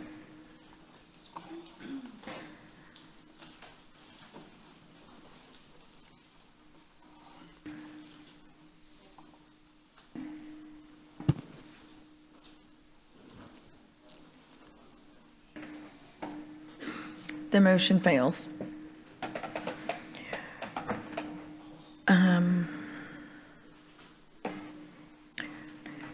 Okay.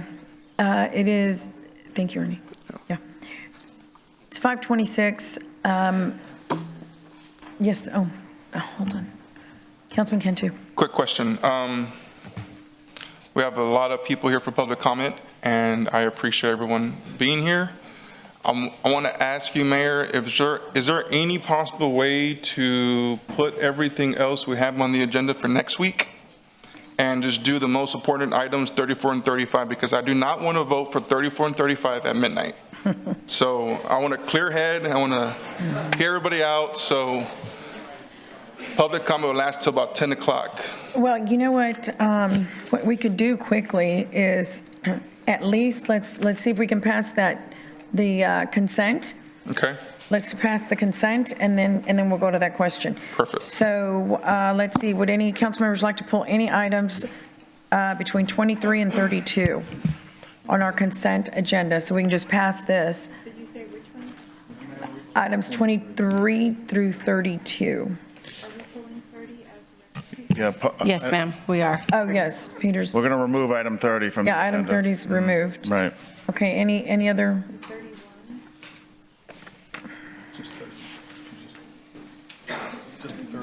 30 is the only one. Yeah. No, just 30. We're pulling. Okay, with that, I'm going to go ahead and entertain a motion to approve consent agenda with the exception, we're pulling 30. Okay, the consent agenda. Do we have a motion and a second? We have a motion, we have a second. All in favor say aye. Aye. Any opposed say no. The motion carries. So that takes care of our consent agenda. So Councilman Cantu, you're talking about Down to the two. public hearing, Peter? Yeah, that zoning case was advertised, and I don't know if Michael Dice is here, but if we don't hear it today, they may have to re-advertise it, and it takes 30 days. Okay, right? so Where's Dice at? Is there an issue with that one? I don't know, we'll get him up here on the podium. If not, I think it's just a regular zoning case, City Council District that's 1. 33. It was approved by the Planning Commission. Let's just do that one really quickly. Yeah, 30. Okay, item number 33 is, zoning case number quick version. ZN 8769, Gary W. Crook, District 1. Just a quick summary of it, Dice. Quick summary, Michael Dice, Development Services. Everything in this area has been rezoned to office. This is the last piece of property, or last one of two pieces of property that are left that are zoned RS6. This is a speculative zoning. He does not have Don't think the owner showed up today. He doesn't have a specific use other than office. He's going to build a multi-tenant space. And that was the zoning case in 2 seconds. Yeah. We have a motion and a second. I'm going to open public hearing now. Would anyone like to make comment on item number 33, zoning case? Okay, there being no one, we'll close public hearing. We already have it. Second. Yeah, please submit your vote.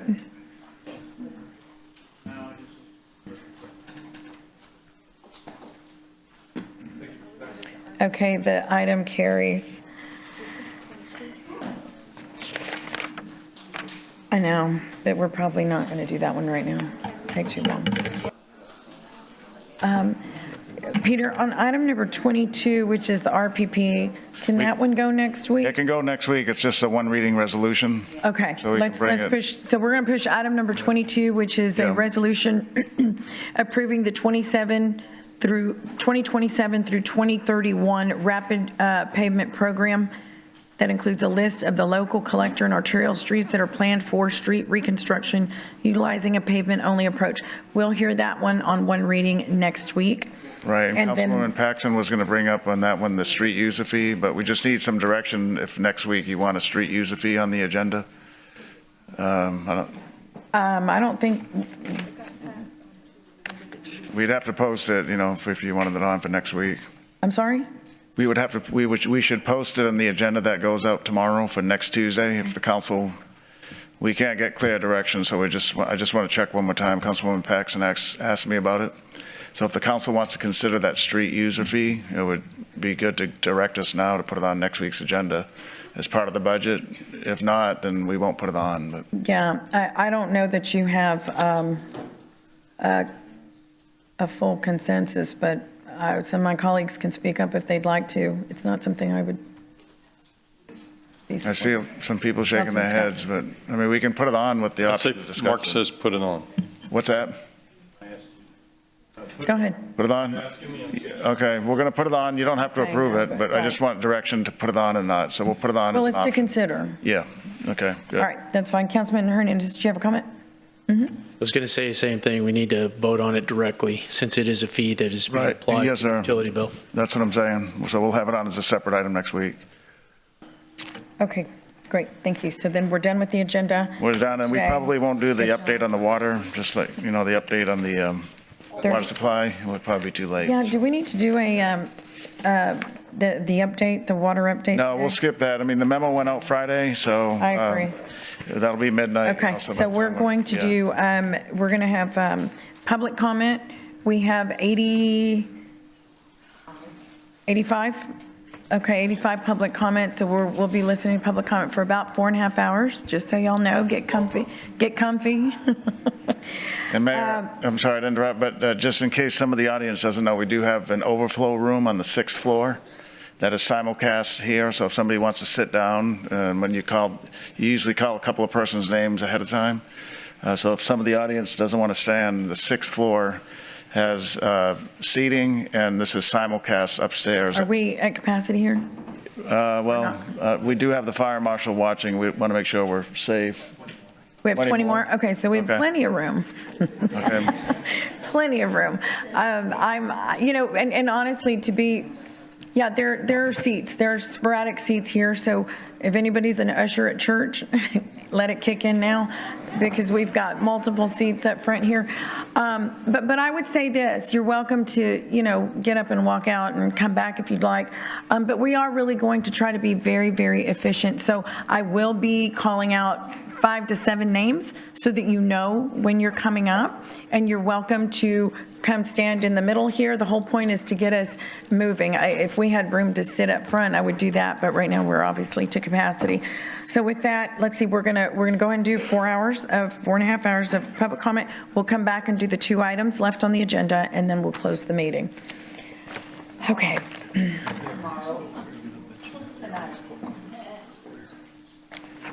Sherry, check it. Rebecca. I think she checks it. Yeah. Okay, so we handle significant matters concerning taxpayer dollars, making it imperative that we uphold the highest standards of decorum, get my glasses.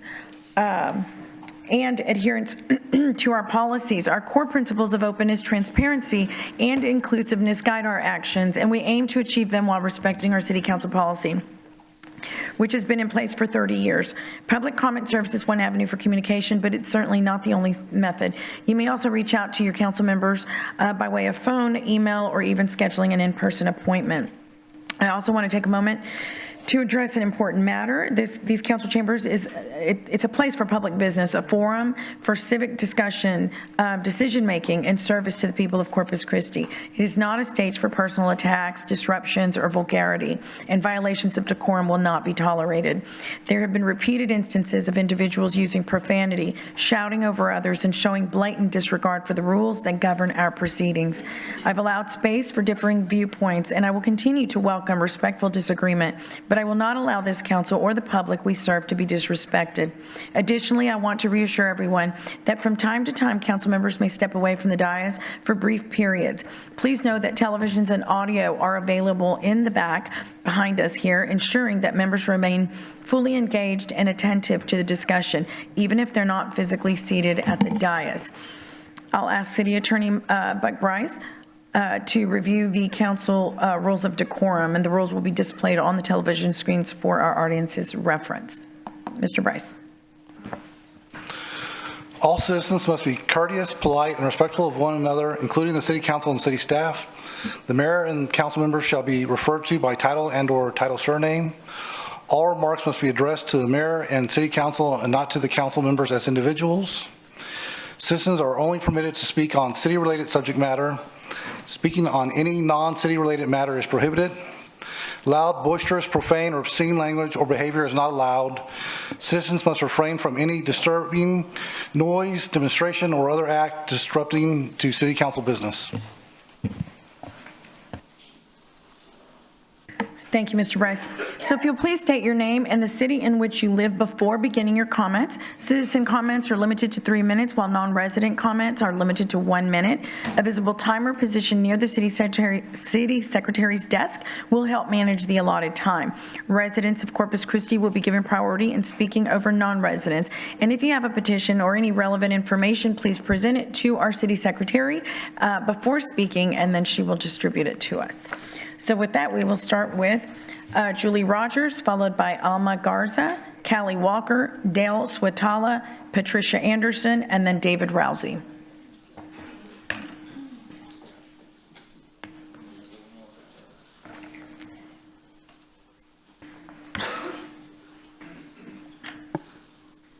Ready to hit it? Julie Rogers, District 1.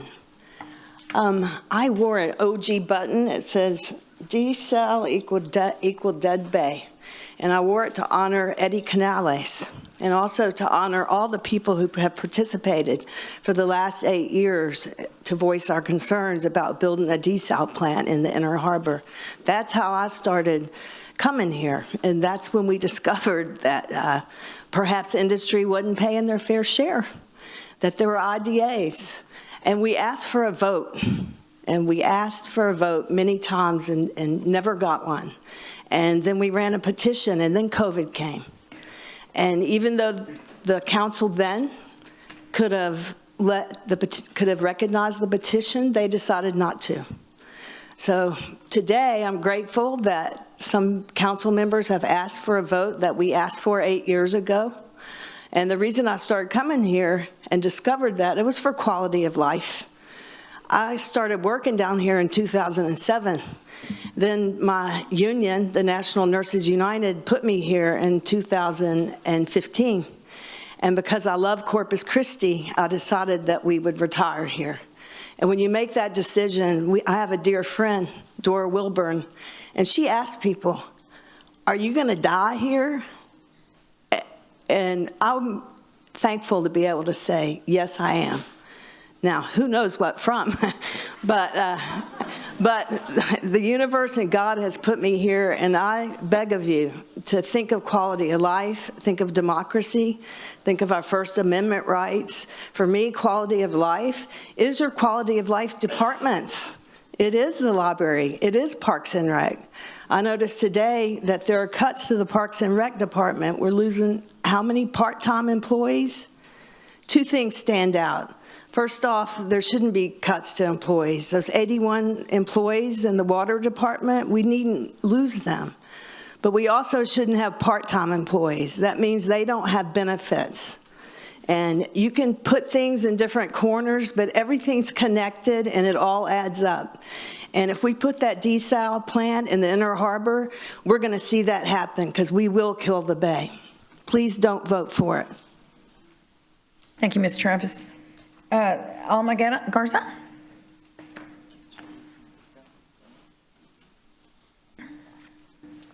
Well, I was going to speak to item 22, so it's not good afternoon, it's good evening now. I'm going to wait till she passes that on.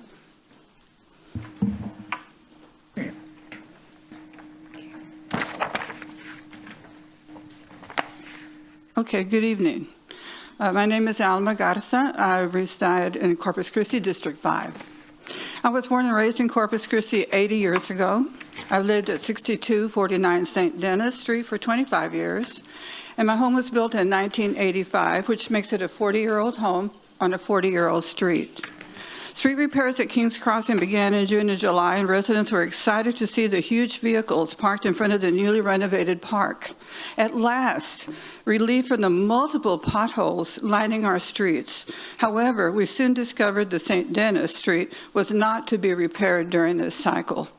We began to try and figure out why, when multiple streets all around St. Denis were being scheduled to be repaired and the vehicles were parked and being driven up and down St. Denis Street, further damaging the already damaged street. Well, this is like a tale of two cities, but I'm going to call this a tale of two St. Denis streets. There's a St. Denis Street that was constructed in 2006, and there's a St. Denis Street that was constructed in 1985. So that's a difference of 21 years. So if you look at the first handout, you can clearly see in the upper left photo what I call the divide between the two St. Denis streets. I was a photographer, I apologize, but the shady area is the newer section you can probably see. The upper right photo shows what the 1985 40-year-old St. Denis Street looks like. And finally, a photo of some of the vehicles stationed in front of the park and have been stationed there for several months and driving up and down that street and what that street looks like right now. It's right in front of our beautiful new park. Thank you for that renovated park, by the way. The second handout shows the current plan. The park is situated where you see the blank area surrounded by the streets in yellow. Right above where Animas ends is where the 2006 St. Denis Street begins. So on Sunday, I visited 34 homes on St. Denis Street, walked them all myself. This is the 1985 portion, and spoke to 16 residents and left flyers about this meeting today with the others. I can assure you that I heard the same concerns from all of them. They thanked me and asked me to convey their hope that you would respond positively to the request to repair St. Denis Street now rather than in 2027, which is in the plan that you were to approve today. So we sincerely hope you consider that we don't have to spend another 2 years on that horrible street. Thank you very much. Thank you, Ms. Garza. Callie Walker. Callie Walker, District 2, Corpus Christi. Thank you, Mayor and Council. I'm here today to speak in support of the Inner Harbor Seawater Desalination Treatment Plant. I hear often regarding this plant that it's only being built to provide industry with water. While I'm not aware of a separate tap that somehow differentiates industry water from residential use, I want to blur this distinction further. I was born in Corpus Christi. I was raised in Orange Grove, where I graduated high school. I left the region for about a decade because there wasn't much opportunity for me here at the time. I came back in 2017 to pursue a graduate degree and work in Corpus Christi and bought a house here in 2021. I volunteer for several local nonprofit organizations in different capacities, go to church here, frequent local businesses, a few restaurants a little too frequently, if truth be told, and my daughter is a CCISD student. I voted for several of you here on this council, and I am industry. I am also not special. I work with more than 600 other individuals with similar stories and backgrounds to mine. Some have lived here continuously, some have left and come back, and some have uprooted their families to make a home here. Some do a level of service in the community that puts my own to shame. More broadly, there are thousands and thousands of other individuals working at plants here locally in the Coastal Bend with similar stories. At our facilities, we make products that everyone in this chamber uses in their daily lives, from raw materials for medical supplies, food packaging and textiles, to refrigerants, thank God for that, to transportation fuels and more.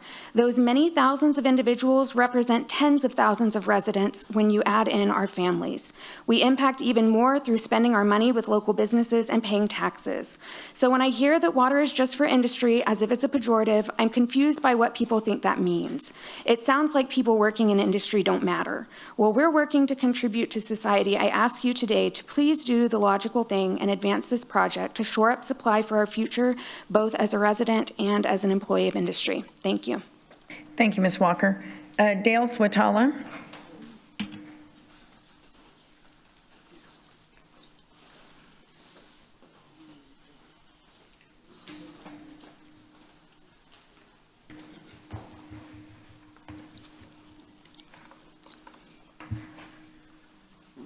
I'm Dale Swatella, and I live in District 1. I'm here to oppose Agenda Item 34, spending $50 million to queue it. Also, I oppose spending Agenda Item 35 for $210 million for city utility junior lien revenue improvement bonds for Texas Water Development Board for Inner Harbor desal. The city is already $2.5 billion in debt without the desal plant. We can't afford this incredibly expensive desal plant. If you go ahead with it, there will not be any money left over for other faster and much lower priced water alternatives. That handout in the upper part shows the city had already contacted TECQ and was given a wastewater permit for intersection of Nueces Bay Boulevard and East Broadway. It's the same permit that we are using now in 2025. But the last update date at the center of that top half of the thing shows the date is June 5th, 2003.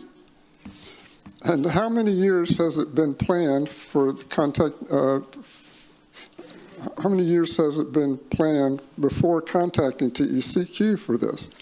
The city has been trying to put this desal plant in Hillcrest at the same streets location for over 22 years. However, I never heard a word about it until December of 2023 when a speaker at Brooks Worship Center told us about the plans. My neighbors in this room, did any of you know about this desal plant in 2003?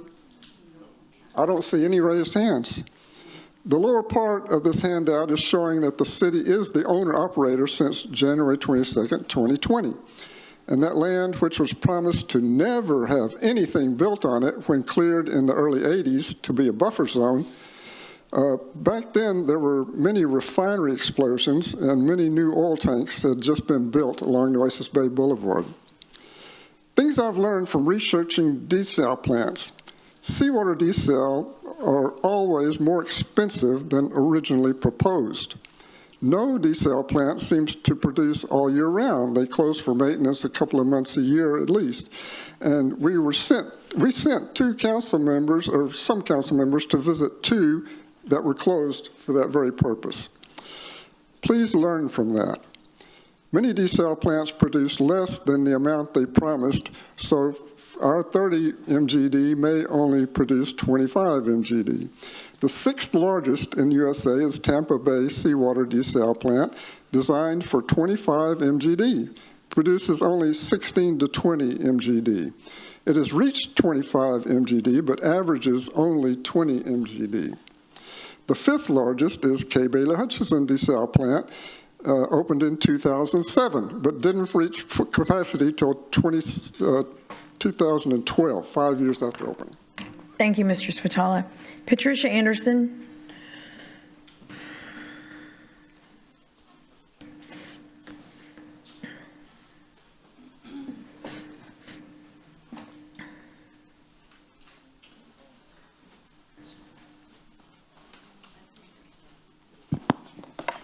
has slides.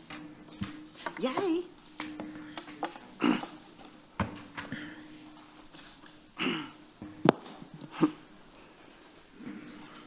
Gail Anderson, Corpus Christi. I started doing a deep dive on Inner Harbor back in March and had many misgivings. As I continued to dig, the research data clearly showed the Inner Harbor was not the most viable project from a cost-benefit analysis. Here are my observations. One, I learned the city was not presenting all the facts, especially if the facts were not favorable to Inner Harbor. Does that instill trust?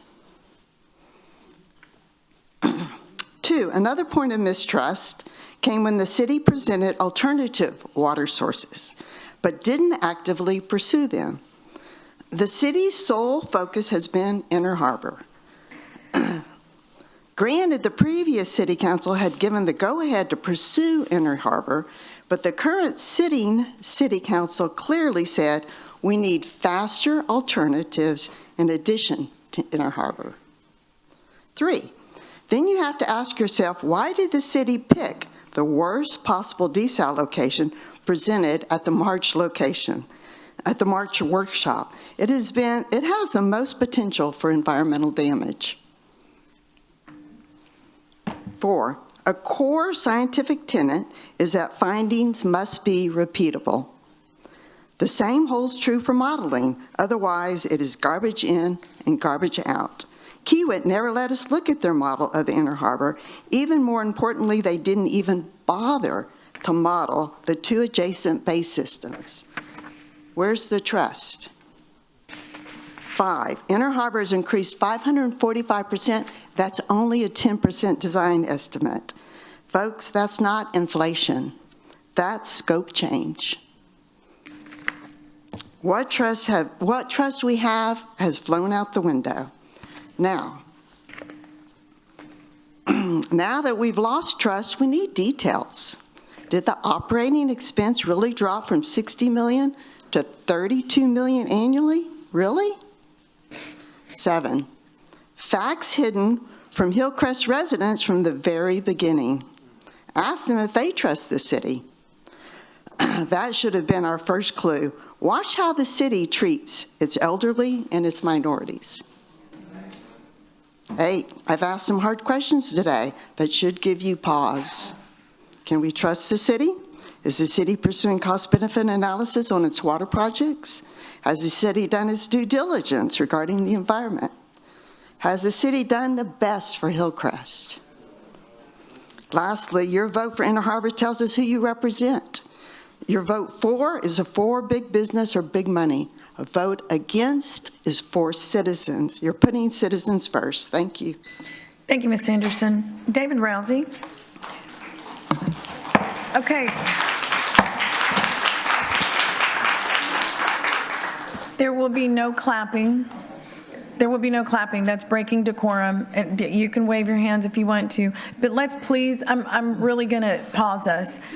I'm asking everyone to please just abide by the rules. So there is no clapping, there's no yelling, there's none of that. Let people speak and move on. We have 4.5 hours. And every time we do this, this is what's going to happen, and it's just needless. So let's just work together and get through this. Everybody's voice should be heard. So please give the respect. It's not to us, it's to the person at that podium, which would include all of you. Thank you. Mr. Rousey. Thank you. David Rousey, District 4. Mayor, members of the City Council, my name is David Rousey, fishing guide, retired real estate appraiser and real estate owner here in the city. The majority of people in this community are not against desalination. In fact, you would probably have something in the neighborhood of 90% support for this project. If the brine and effluents were piped offshore, it's been successfully done around the world, versus this detrimental proposal before us. In line with many bad decisions that have come to light lately, the council is actively considering one now that will crush our tourism and everything related to our bay systems. Whoever votes yes for this Inner Harbor desal and bay disposal has completely lost their connection to their constituents, community, and what makes Corpus Christi the Emerald City. For those of you who have forgotten, it's not destination and tourism hub for industry, it's the water and everything that it touches, whether environmental or economic. The bays and ocean are the lifeblood of this community, representing $4.2 billion annual economic impact for Texas, and $1 billion of that is right here where we stand and plead for some common sense to prevail this evening. Y'all are considering voting yes on a project that would discharge brine and chemicals into a fragile bay system on the assurance of the contractor building it and their chosen environmental experts, when there are a multitude of unbiased professional opinions warning this council that it will not work or is at high-risk environmental gamble at best. This isn't just risky, it's very reckless.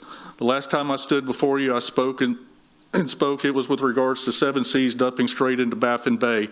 Luckily for Baffin Bay, the STWA had enough sense to realize that this was bad medicine for everyone in both communities and voted not to put the pollution into the ecosystem.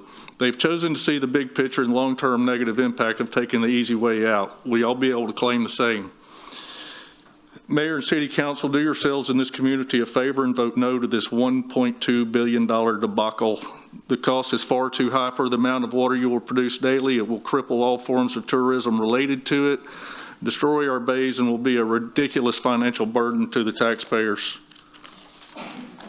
Considering the other sources of water we know that are available, going through with this project would leave a stain of incompetence when our ecosystem fails, and legitimate questions will arise of who are the real beneficiaries in this process. At this price, we know it's not the community. We voted you into these city council seats to make sound decisions for everyone and not just industry. The same industry uses 70% of the water and has no skin in this game, while taxpayers and small businesses carry the ridiculous economic hardship. I urge you to scrap this project and mark it up as an expensive lesson. Revisit desalination when there is a better plan to get the pollutants offshore and not devastating this community both physically and monetarily. Thank you, and please vote no. Thank you, Mr. Rousey. Welcome. Thank y'all. Sean Flanagan, Carrie Meyer, Melissa Zamora, David Johnson, and then Brad Bartleson.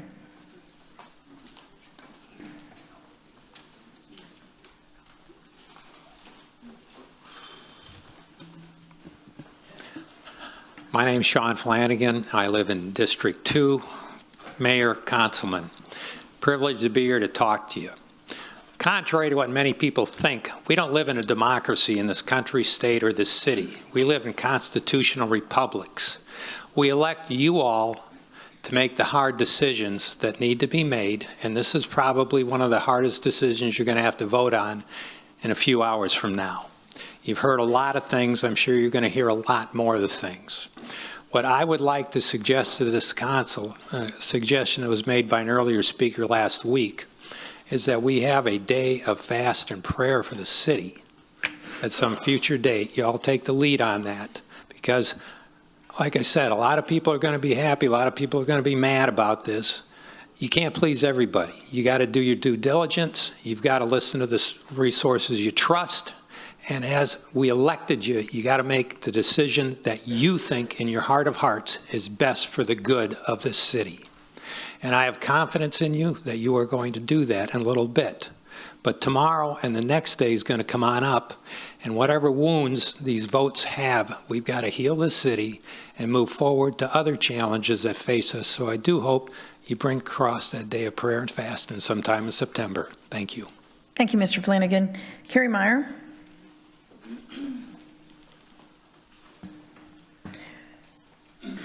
Good evening, City Council and Mayor Guajardo. I'm going to, Carrie Meyer, North Beach, District 1. I'm going to talk about the water crisis and the city's response to it, which I find to be lopsided.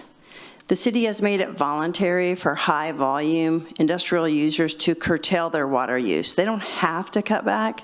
Some have voluntarily cut back on irrigation and other non-essential water uses, but most of the plants are still producing at 100% and churning out product and profit, of course.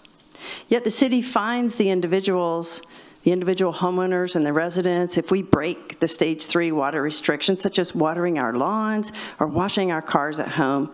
We have not been able to let our kids run through the sprinklers for years now. So both financially and through mandatory water restrictions, the moms and pops in our city are paying for and sacrificing for this proposed plant, which will ultimately benefit the wealthy industrial owners, especially the ones who haven't even been built yet. Lots of small businesses in Corpus Christi rely on a safe, healthy bay. I am a professional kayaking guide. I just got off the water, in fact, and I own a kayak touring company based on North Beach, where I also live. I actually swim in the water there on a regular basis. I kiteboard, and I'm in the water all the time.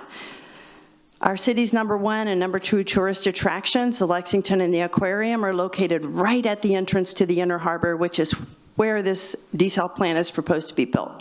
Every time a ship loaded with cargo goes in or out of that port, all the salt water in the Inner Harbor flows out into the bay, and then when that's over, it flows back in. There's a lot of water movement. That's like 100 feet or 200 feet from where people are swimming at the DoubleTree Beachfront Hotel on North Beach that we just gave $400,000 to create Las Vegas-style luxury suites, meaning the tours. I'm not against desal, I'm against the location.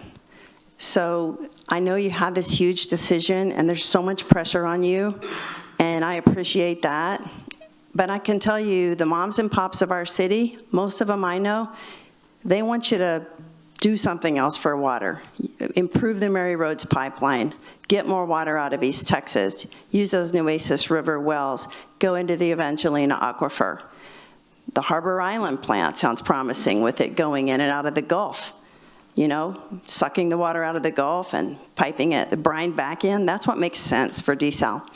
Lastly, if desal were such a great idea and so affordable and such a big win, where are all the desal plants up and down the Texas coast? Why are we the ones having to make that sacrifice and that experiment? Thank you. Thank you, Ms. Meyer. Melissa Zamora?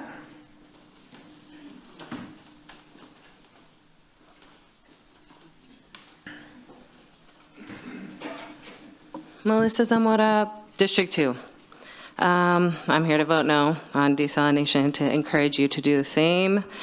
I wish we had a chance to vote on it. Then you would see the real decision from the people here. Let's figure out how we can get it on the ballot. No to desalination in Hillcrest. No to desalination in a ship channel in this shallow, low water quality bay. The residents have been conserving as much as we can. We desperately need industry to curtail, pull back, decrease freshwater consumption. This does not mean these industries need to let people go, because that's not what I'm about or others that I'm talking to.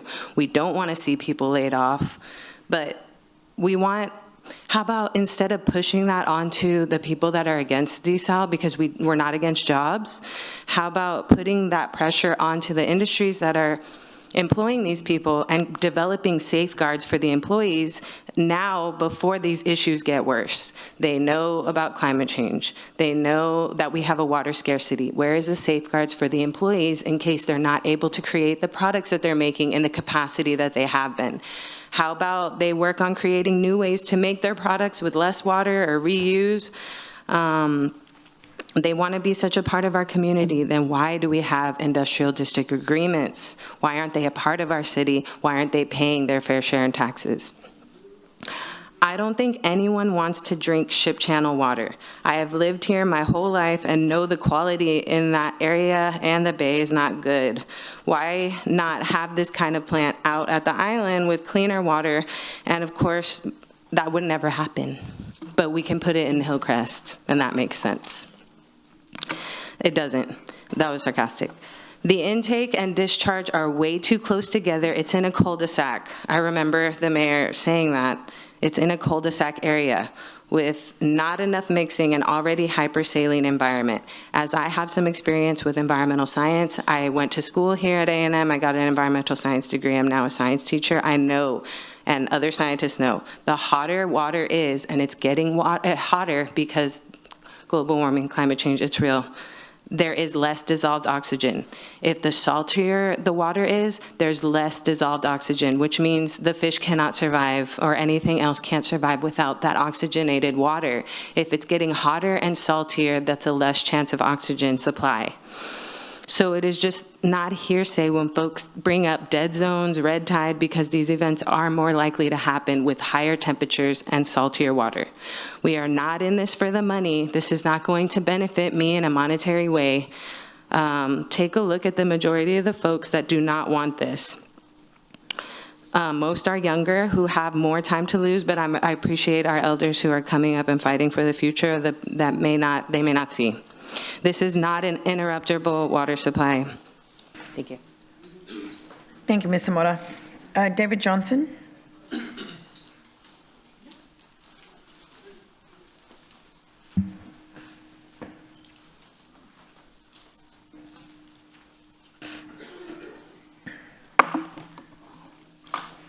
David Johnson, District 4, Corpus Christi, Texas.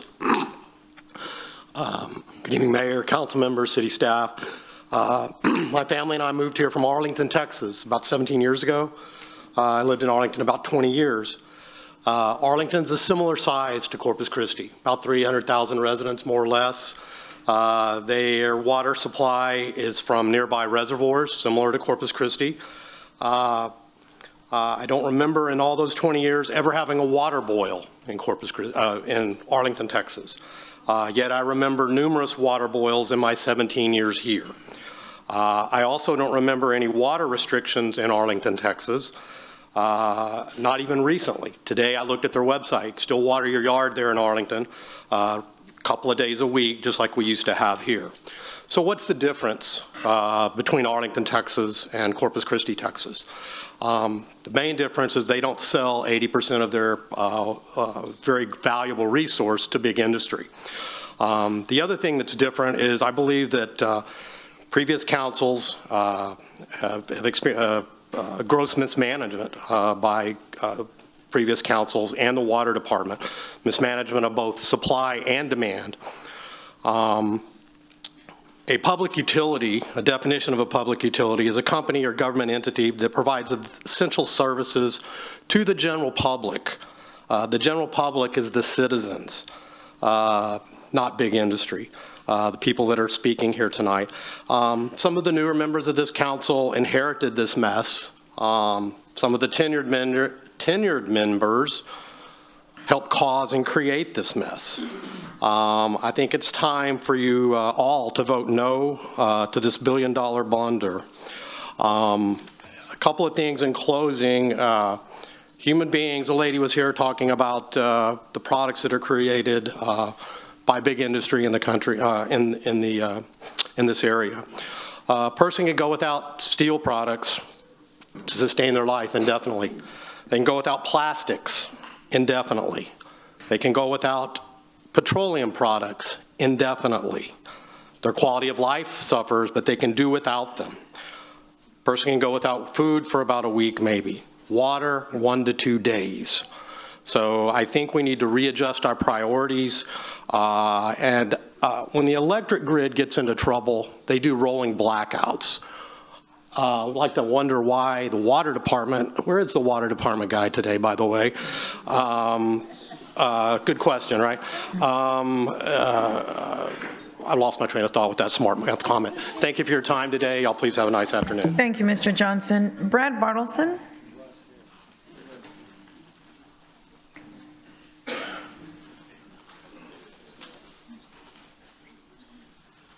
Good afternoon to you all.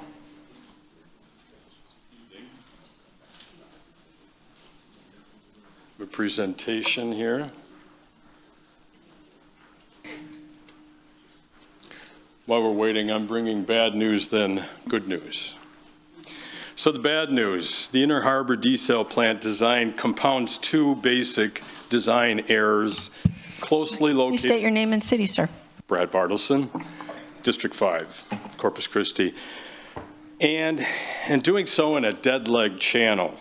Aside from periodic tidal movement, the only movement is draw and discharge via the power plant into Nueces Bay. This competes with our edict to release Lake Corpus Christi water to lower Nueces Bay salinity. No wonder GHD wouldn't include this in their salinity model and wouldn't show their homework. Completing this impending disaster, the dead leg channel is home to multiple hazardous spill opportunities which could plug Inner Harbor's membranes and contaminate city water. Who on the council wants to stand up, take responsibility when this occurs? Today, your constituency has voted 3-1 against Inner Harbor. We are blessed with better options. Prior leaders displayed great insight of drawing from bountiful, salt-free watersheds to the north, building the Mary Roads Pipeline, or MRP. It's saving our butts today. The MRP crosses multiple watersheds on its way north. However, we only currently capture and store from Colito Creek and Navidad flows, the blue dots, and draw from the Colorado. More important exists in capturing and storing a portion of the peak flows from these other streams crossing the MRP, the yellow dots.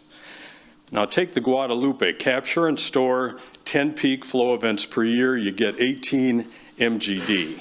Capturing peak flows means we're reducing flood impact, turning hazard and waste into productive water. Adding a parallel line to the MRP is already proposed, doubling the capacity and reducing the risk. Coupling this with storage ponds renders the ability to move water between storage points.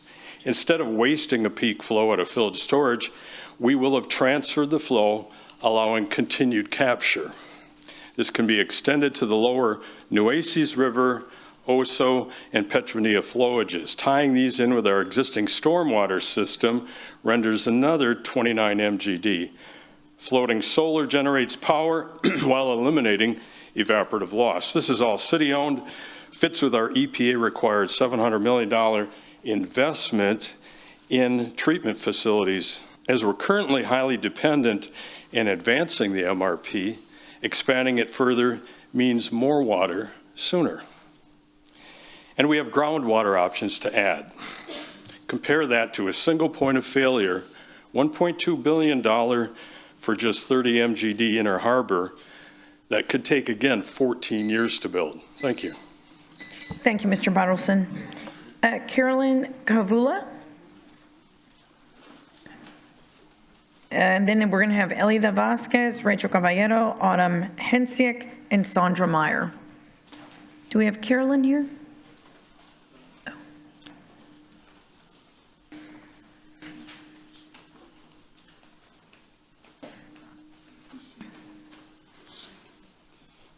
Good evening. I'm Carolyn Koivala, Corpus Christi District 2.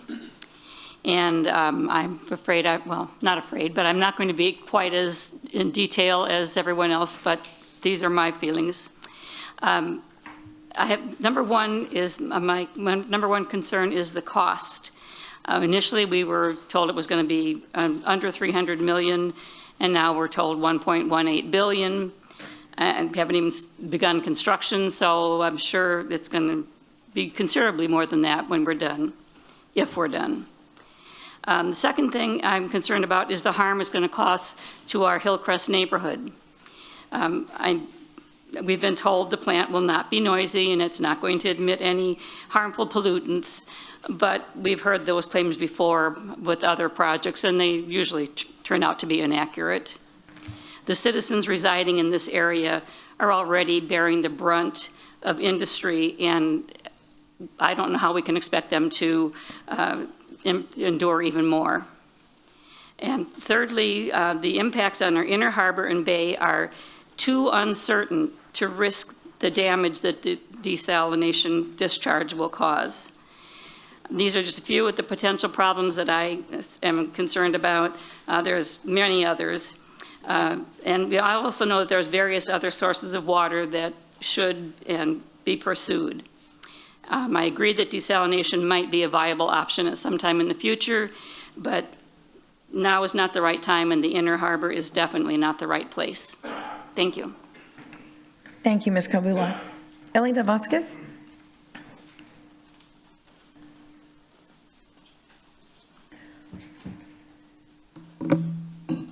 Hello, my name is Elida Vasquez. I live in Corpus Christi, Texas. Myself and many other Corpus Christi residents have made it a point to come here and consistently tell the council that desalination in our inner harbor is not the resolution to water problems that have been manufactured through the city's mismanagement of potential water supplies.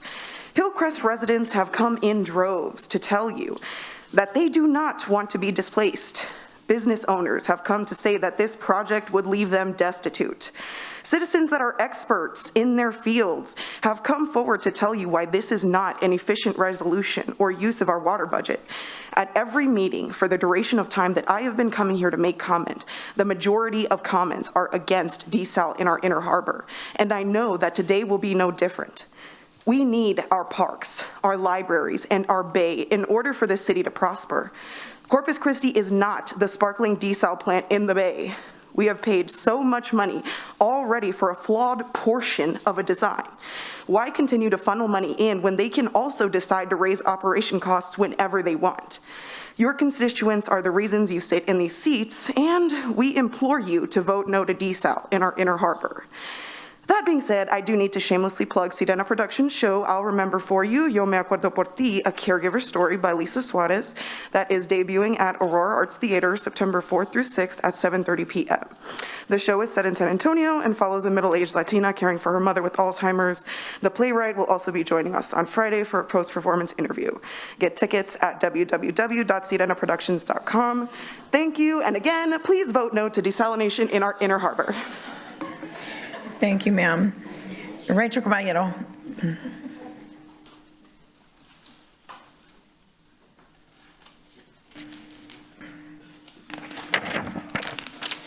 Rachel Caballero, D1, here as Rachel Caballero. Many of you have underestimated how intelligent our community is and how much we love it. You've been underestimating us for a very long time. We have been lied to. We have been manipulated. We were told that this water was for us, and the permit tells us it is not. It is for industry. Our lakes have been drained. We have manipulated our community into believing that we are going to run out of water, and our community is not. There is a lawsuit currently against the city where people forged federal documents and lied in depositions. This is why I'm going to continue to make a stand in ending politicians who are not driven by the best interests of this community. This community cannot afford the $1.2 billion price tag. And if we were frank, we would ask ourselves, why haven't the refineries built this on their own? This is an experiment. There's video. This is on record. I work here. I live here too. I go to restaurants too much too. This is our community. We need for industry to be better partners. We want to work with industry. I am not against desal, but I refuse to allow our bays to be sacrificed. I refuse to allow this community to be sacrificed for industry expansion. And I have been praying for you guys all week. I know people don't like to hear that stuff, but I have. And for anyone that stands up today and votes against this, we will support you. We will support you in finding other projects.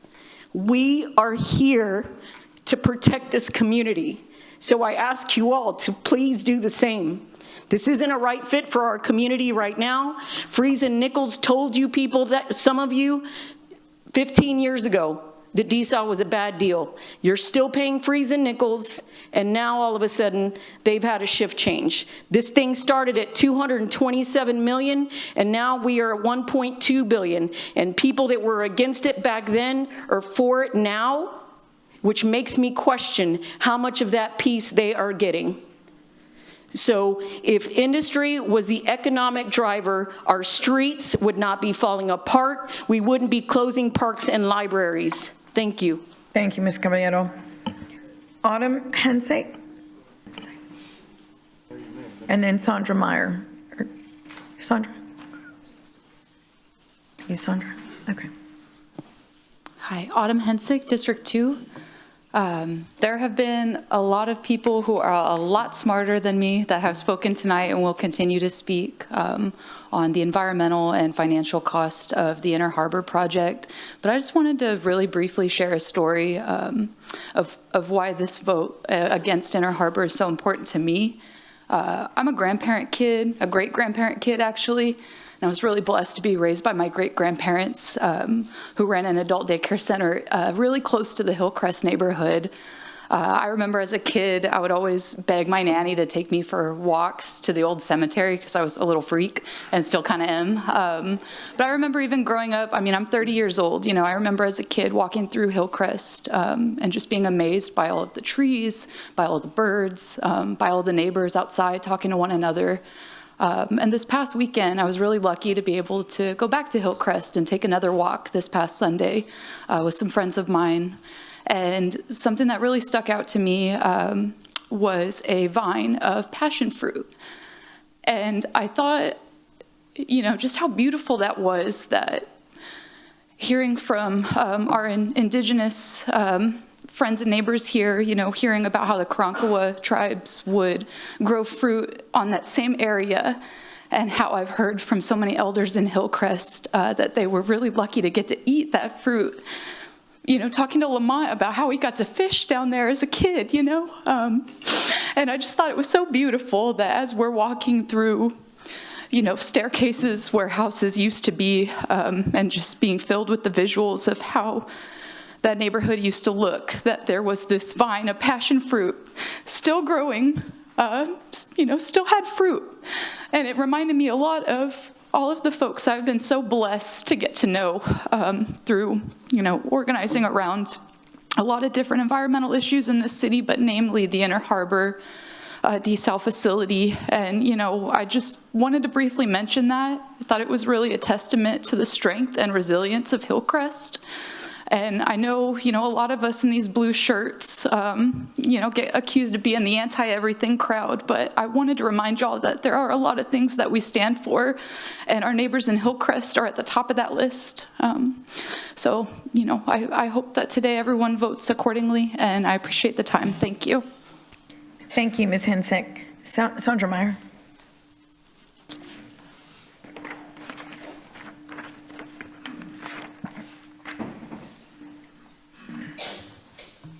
Hi, Sandra Meyer, Corpus Christi. I'm going to try to make this extra short since there's so many people. Thank you all for what you're doing. I'm really glad that y'all are willing to serve on our council. If this was a football team, y'all are the coaches. The city manager is the quarterback, and the city's the team. Be our coaches. And what I just passed out was just to kind of remind you how far the city has come and all the great things that have been accomplished since the 2016, 2017, 2018 time period. And I don't envy you for the position that you've got tonight, but I judge that y'all are going to make the right decision for the community and not go backwards. Thank you. Thank you, Ms. Myers. Mila Lepsher. And then we'll have Jessica Palitza, Taylor Garcia, Amanda Breland, Tristan Claudas, and Alex Benavides. Hello, I'm none of the above. My name is Heather. I've been here before. Everyone needs to have their mask on. If you love your community, put your mask on. You're the city manager. You should have had masks for everybody. There is COVID-19 going. There is COVID-19 going around right now. You do not care about the city. She's not on the list, Mayor. Stop talking. No, I know, ma'am. Don't tell me to shush. Everyone needs to have their masks on, and everyone that does not have their mask on failed already. I'll be on my own accord. I will be on my own accord. You don't fucking put your hands on me. These bastards are putting their hands on. I'm a veteran. Please help me. Please help me. I'm a veteran. God help me. Jesus Christ help me. Jesus, fucking take my flag.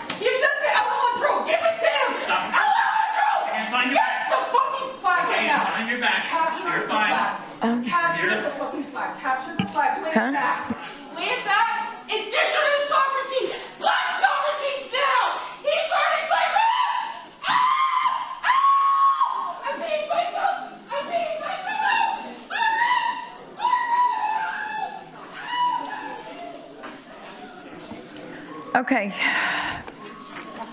We're going to go back. We're going to go back. Everybody, let's kind of refocus. Okay, guys. We're going to refocus and move on. Jessica Politza? Pardon? Oh, I'm sorry. Okay, come on up. Yes.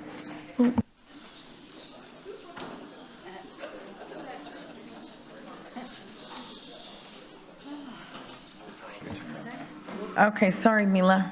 Go ahead. Hi, my name is Mila Leshver and I'm from Corpus Christi. We need water. I live here, I fish here, and this is my community. My family is here and we need water. We need it to rain, but we can't control the weather. So please find a way to help us get the water we need. We love our community. Vote yes on Inner Harbor desalination. Thank you. Thank you, Mila. Jessica Politza. Then Taylor Garcia, Amanda Breland, Tristan Cloudis, and Alex Benavides.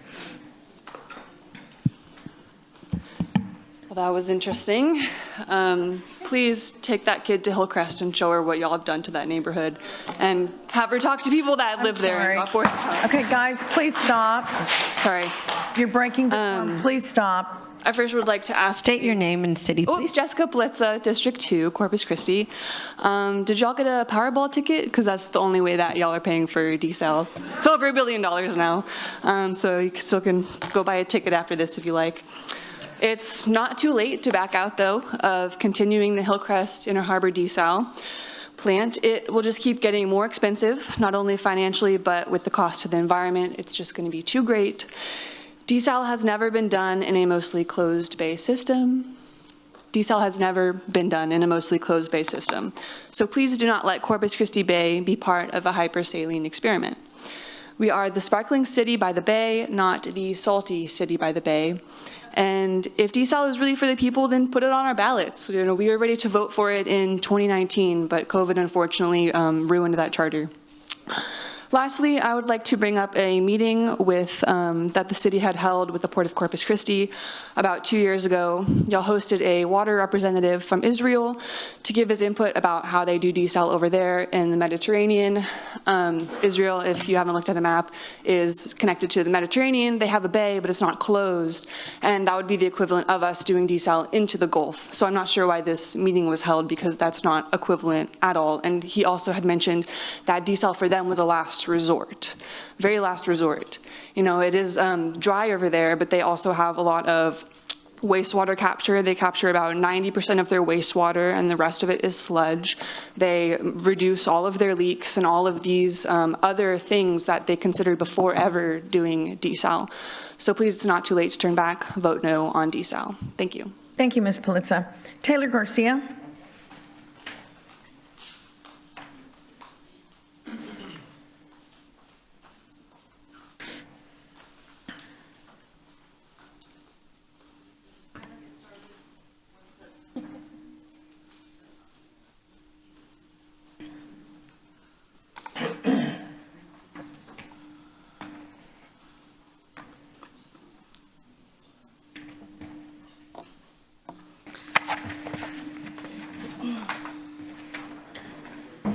I guess I'll go ahead.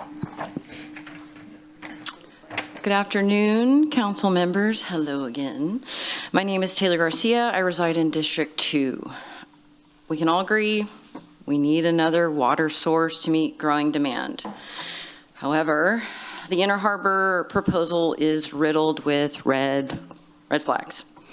Water is not just another commodity, it is our shared natural resource. To put our bay and community at risks for unchecked industrial growth and corporate profit is short-sighted and dangerous. I spoke about this at the last meeting for the BAF and desal thing, and like some people said, some other folks made the right decision and they used their logic and science. Anyways, nonetheless, what is most alarming is a lack of transparency. This council has continued to push narratives and make claims without presenting real data. Requests for modeling have been stonewalled. Thank you, one of y'all that has actually tried to get the evidence. There are valid scientific concerns with both the Cormix model used to secure permits and the Mike 3 model used for salinity impact assessments. Models that were paid for with our tax dollars, but yet we can't see them. Strange. Yet neither has ever been sent for independent review by a party with, once again, I'm here saying no vested interest. That should be a standard practice. Without independent review, your models are not science. They are sales pitches. It's politics. They're trying to convince the people. I get it, sales pitch. It's a political agenda. The Gulf Trust, a branch of the Hart Research Institute, has already identified an expert in estuarine circulation. The Texas Conservation Foundation has also even stepped in to oversee an independent review of this. But that process cannot move forward without the city's participation. So I ask, why has this been ignored? When the science is ignored and data is hidden, the public is left to wonder, who is this project really serving? Not us. In regard to the printout that I handed you, the math doesn't lie. At full capacity, according to the furnished data, this plant would discharge 66 million gallons of effluent into the bay every single day while running. In a bay system with limited natural flow, that is reckless. Add to that the intake and the discharge location being in close proximity to each other. That is also a glaring red flag. Common sense. None of this also considers potential upsets and fouling of the plant itself. Let me be clear, I'm not opposed to desalination when it's done responsibly, with environmental safeguards and transparency, but this project has been anything but transparent. The council has a duty to protect our resources for the people of the city, not to push narratives without evidence, not to stonewall transparency, and not to advance a project of this scale, $1.2 billion, without diligence or accountability. I urge you to please maybe renegotiate, demand offshore discharge where it belongs. Thank you and God bless. Thank you, Ms. Garcia. Amanda Breland.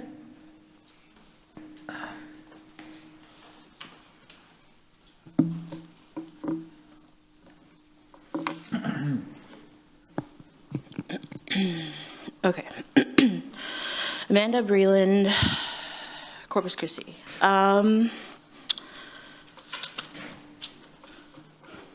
So for the record, I am not a paid organizer.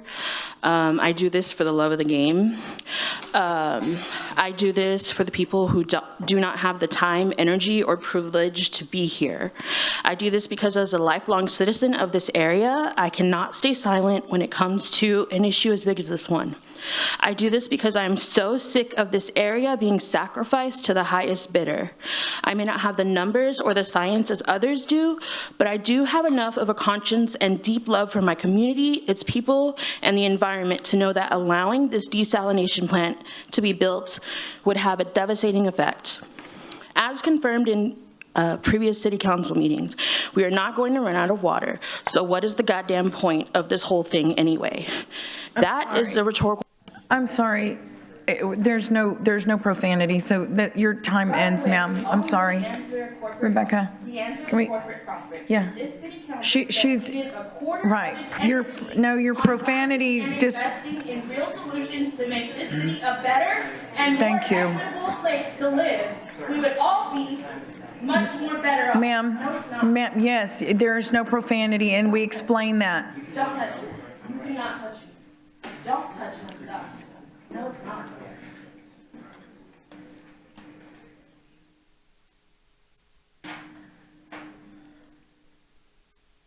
Ladies and gentlemen, if you're planning, no. My stuff is over there. All right.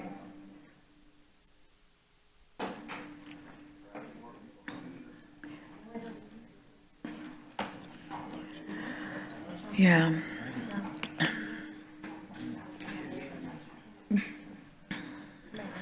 Yes.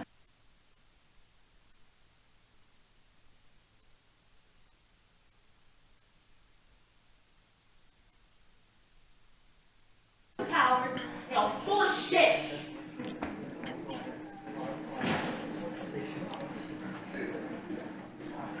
I'm not resisting. I'm standing here. It's not my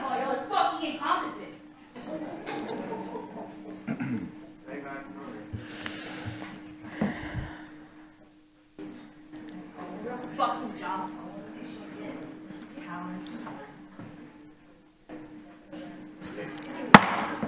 Okay. Can I please get everyone's attention?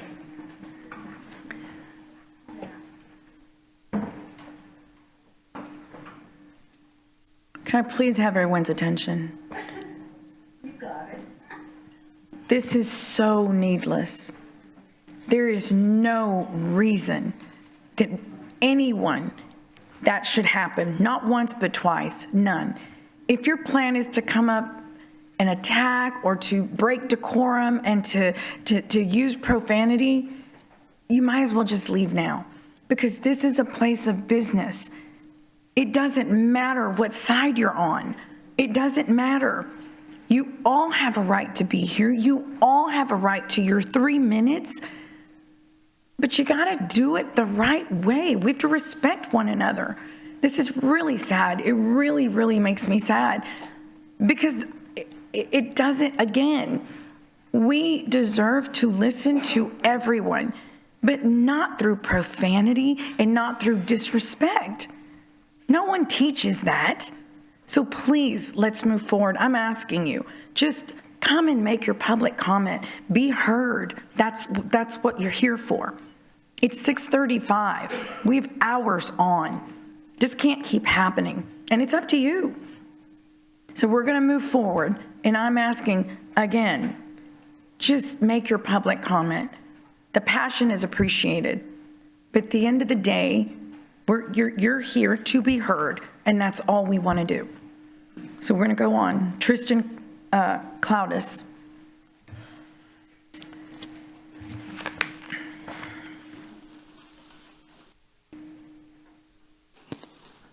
Does this work? Okay.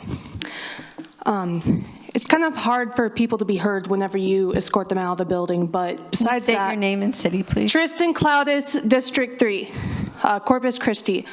Merriam-Webster defines a city council as the legislative body of a city. This means each elected official holding a position on the council has the responsibility of representing the inhabitants of the city. However, the Corpus Christi City Council has already failed to represent its people by enacting historical environmental racism that neighborhoods like Hillcrest have faced. Being cut off from the rest of the community with the construction of highways and bridges, low-balled buyouts for industrial expansion in the backyards of where children once played, and now a proposed plant that puts the health and safety of our beloved bay at risk. If I remember correctly, it is the people who make up a city.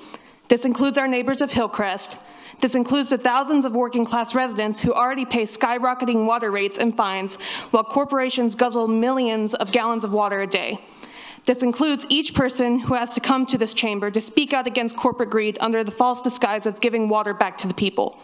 Corporations are not people, and despite these refineries being so big you could practically call it their own city, it shouldn't be representative of Corpus Christi. As city council officials, you have the power and responsibility of making decisions that hold the people of the city at heart. This plant is risky, it is costly, and the people who greatly outnumber the corporate representatives here have made it clear that we do not want desalination. Not now, not ever. No amount of flickering billboards or dressing your kids up in propaganda is ever going to change that. I hope your vote today will be made with the residents you represent in mind, not with the pockets of heavy industry. Thank you. Thank you, Ms. Cloudis. Alex Benavides.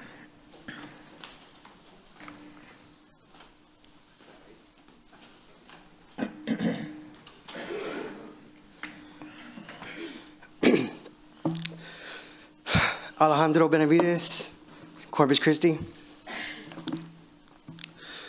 I had a couple of things I wanted to say, of course, about desalination.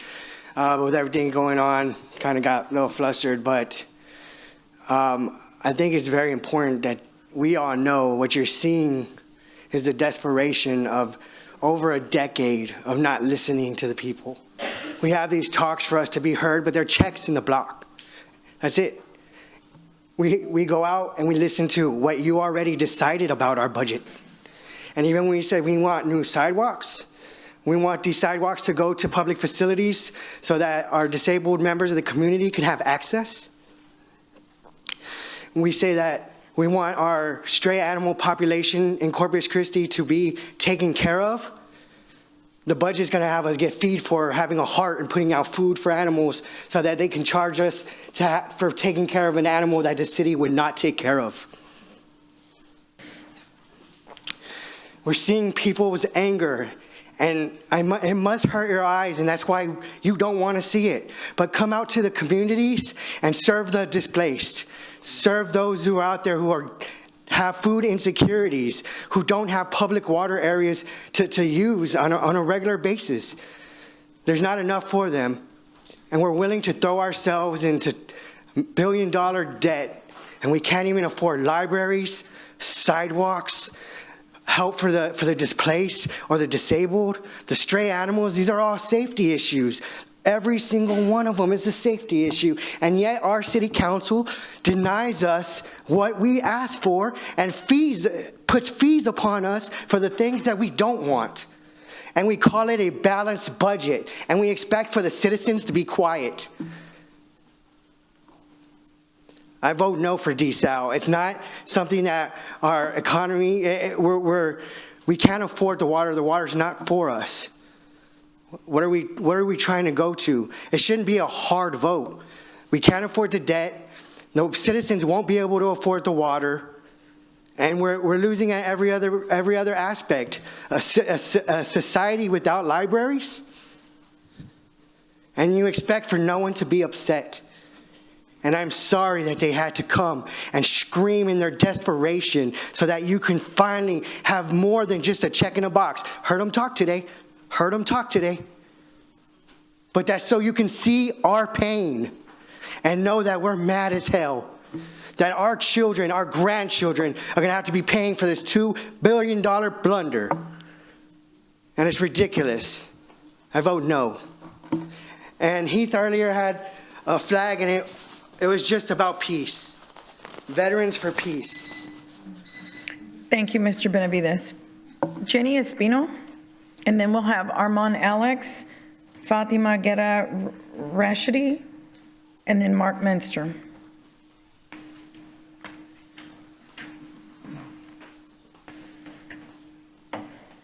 Jenny Espino, Corpus Christi D4. As a normal working class person, I'm not often able to make it here for public comment, and when I am, I typically set my sights on housing justice or the budgetary priorities of the city.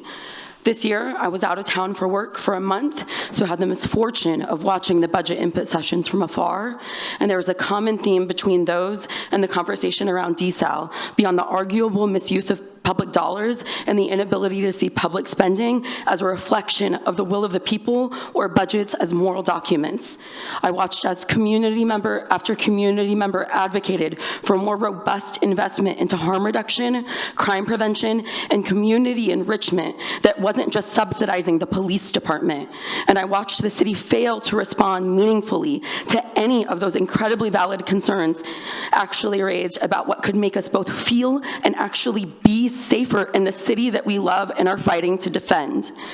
Instead, officials pretended to listen and responded with what the city was going to do, seemingly no matter what, no matter the will of the residents or the number of people begging for quality of life improvements. Similarly, I've watched for the better part of the past decade as residents across the political spectrum and ideological spectrum beg for city officials and staff to center the needs of people over giant corporations who will survive with or without handouts from us. We presented data. It's been dismissed. We've brought forward studies. They've been ignored. We've argued against desalination due to the environmental impacts. We are called outside agitators as if you people do not see where we live. I am happy to show my birth certificates if that would help prove anything.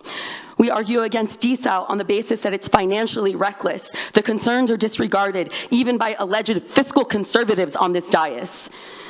Some mistakenly believe that we may be able to appeal to your conscience. To paraphrase Kwame Ture, in order for that to work, our opponents must have a conscience. I will not humiliate myself by trying to appeal to people who have shown time and again to lack a moral compass, who have shown such disregard for and at times outright animosity toward the incredible people of Hillcrest, people who have already endured the worst of the consequences of the heinous decisions made by those who came before you. You cannot change those decisions. But those of you with a conscience have the opportunity to course correct. Don't dig your heels in the way so many before you have. We know more now than we did when desal was first put on the table. Don't treat public comment as a formality to get through in order to carry out your own will, instead of the will of the residents down here opposing desal, who clearly outnumber those supporting and their children that they're using as props. Say no. Thank you, Ms. Espino. Armand Alex.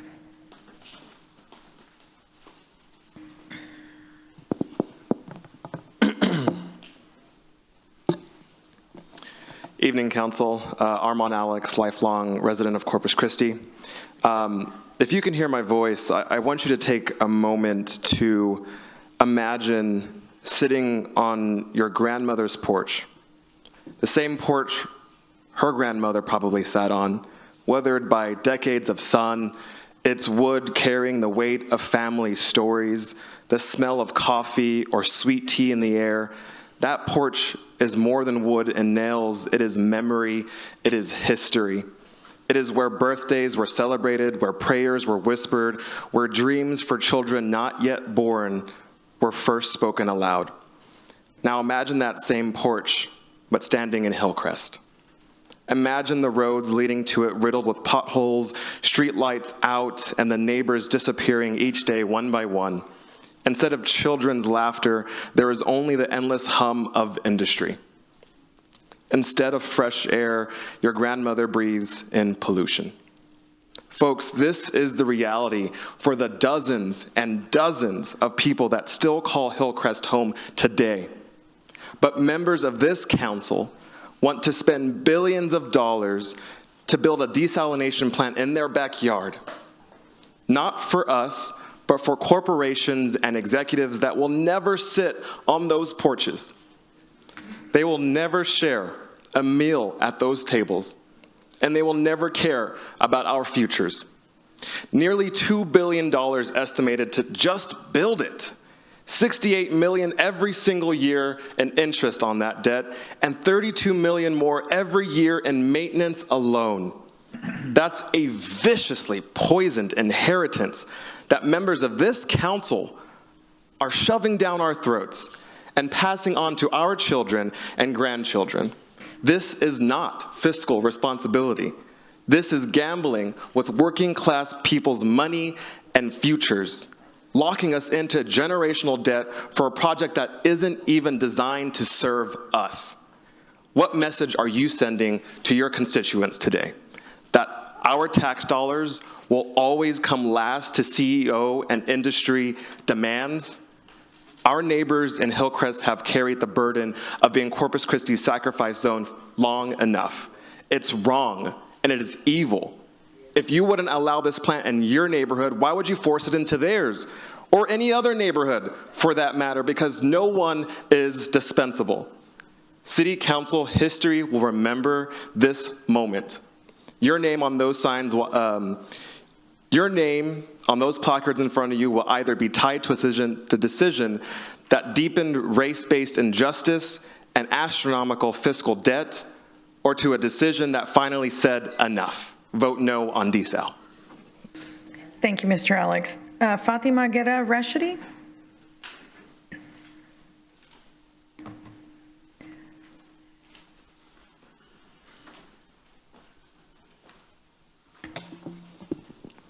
Fatima Rashidi, District 1. Thank you for what you do and continue to do, but what you are planning to do is incomprehensible.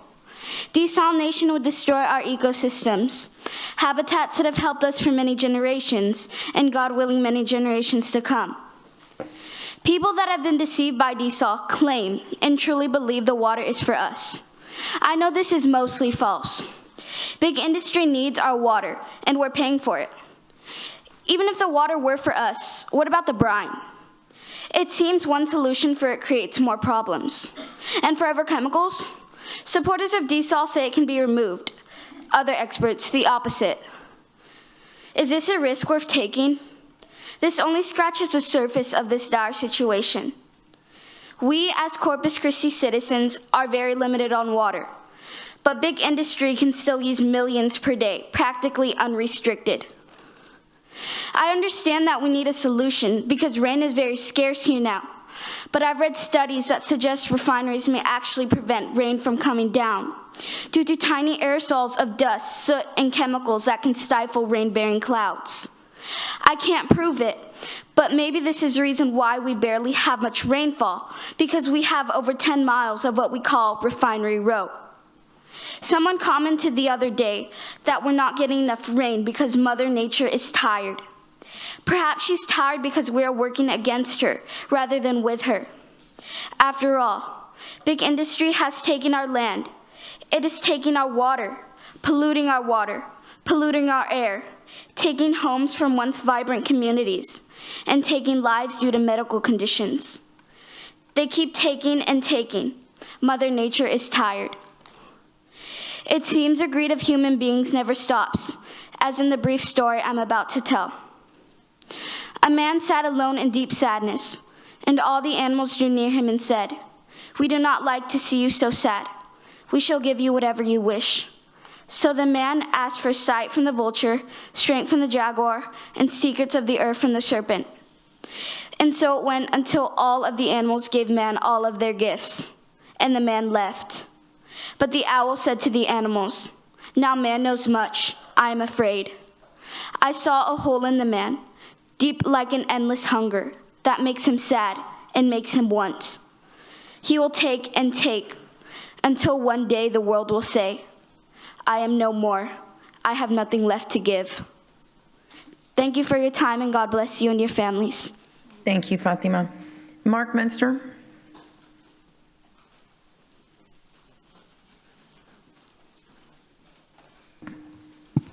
Mark Minster, Corpus Christi.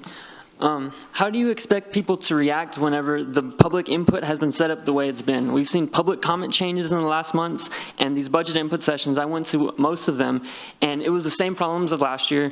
Not a lot of residents showed up. I felt bad for the city staff that had to show up day after day after work hours and just be standing around there with the other city staff. It wasn't respectful of their time.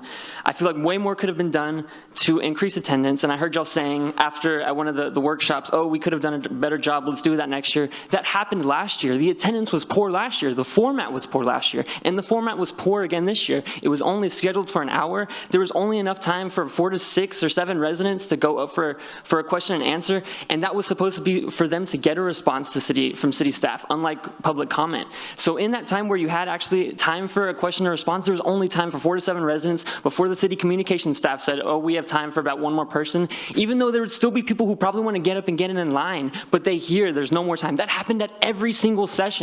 And there was multiple sessions where there was enough time for people to talk. The point was a community budget input session. And I don't know how you expect residents that came to those with input, how that to actually translate to changes in the budget. Because at the last input session, they said, "Oh, there was a complaint about the library. There was cut like 50,000 cut of expenses, and we made that change back." So you heard residents complain about the libraries being underfunded. And because you got so many complaints, all you did was move the funding back to what the underfunded amount that it was. It doesn't make any sense. It does not make any sense at all. And it was set up to be that way. You don't want residents to give input. You don't want people to know what's going on. Libraries, parks, funding for youth programs, that's what we need. We need more community. It's so obvious in the world that's what we need. We don't need more private companies. We don't need more people. We need community. And what was one of the most frustrating parts at the budget input sessions was they were talking about the homeless services, because last year there was cuts to the homeless department, and this year they brought back 1 staff position. Like, that's enough to solve the problem. And one of the assistant city managers said, "Oh, it was just a 1-year thing," talking about the homeless services funding and completely defunding the department and calling it just a 1-year thing. And then today, just presentation after presentation of fee increases for residents and for working class people, like the cost of everything isn't going up, and when you put all our economy to industry, what do you think is going to happen when that industry leaves? Think about the future, and I save the rest of my comments for the item. Thank you, Mr. Munster.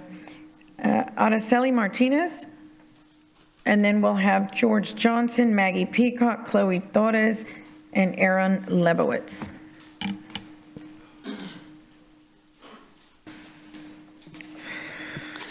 Hello, my name is Araceli Martinez. I have been a resident here in the sparkling city by the sea, or so-called Corpus Christi, for over 40 years now. As I go about my daily routine, I'm a little emotional. I'm sorry, just hearing everybody's thoughts and comments. I'm sorry. As I go about my daily routine and drive around this city, I see families visiting their loved ones here from out of town, or just tourists coming down to come fishing or just spend the weekend here in our beaches. It makes me a bit sad that this reality may change in this billion-dollar diesel plant if it's built. Will the tourists continue to visit once the city has lost its sparkle due to the brine that will be dumped into our bay? Sorry, which will be killing anything living in it. I don't understand why this council is for the building of this desal plant and claim the water is for residents, but we all know that more than 75% of the water is actually for polluting industries, and that already have taken over the scenery as we drive into CC, Texas. We, the residents, know that in all reality, this desal project is not for the residents. I will tell you this, I just love to see how we, the residents of Corpus Christi, Texas, whether they lived here all their lives or have lived here a shorter time, have come together to push back on this decision to build a desal plant. Because we are stronger together, we the people, over corruption, over polluters. Oh, and one more thing, Hillcrest deserves to be revitalized like the courts demanded y'all to do so years ago. Thought we had forgotten about that one, huh? Know this, we will never give up on the idea of fighting for what is right, what is just, and what is fair. Vote no on this desal debt disaster and end this project now. Thank you for your time. Thank you, Ms. Martinez. George Johnson?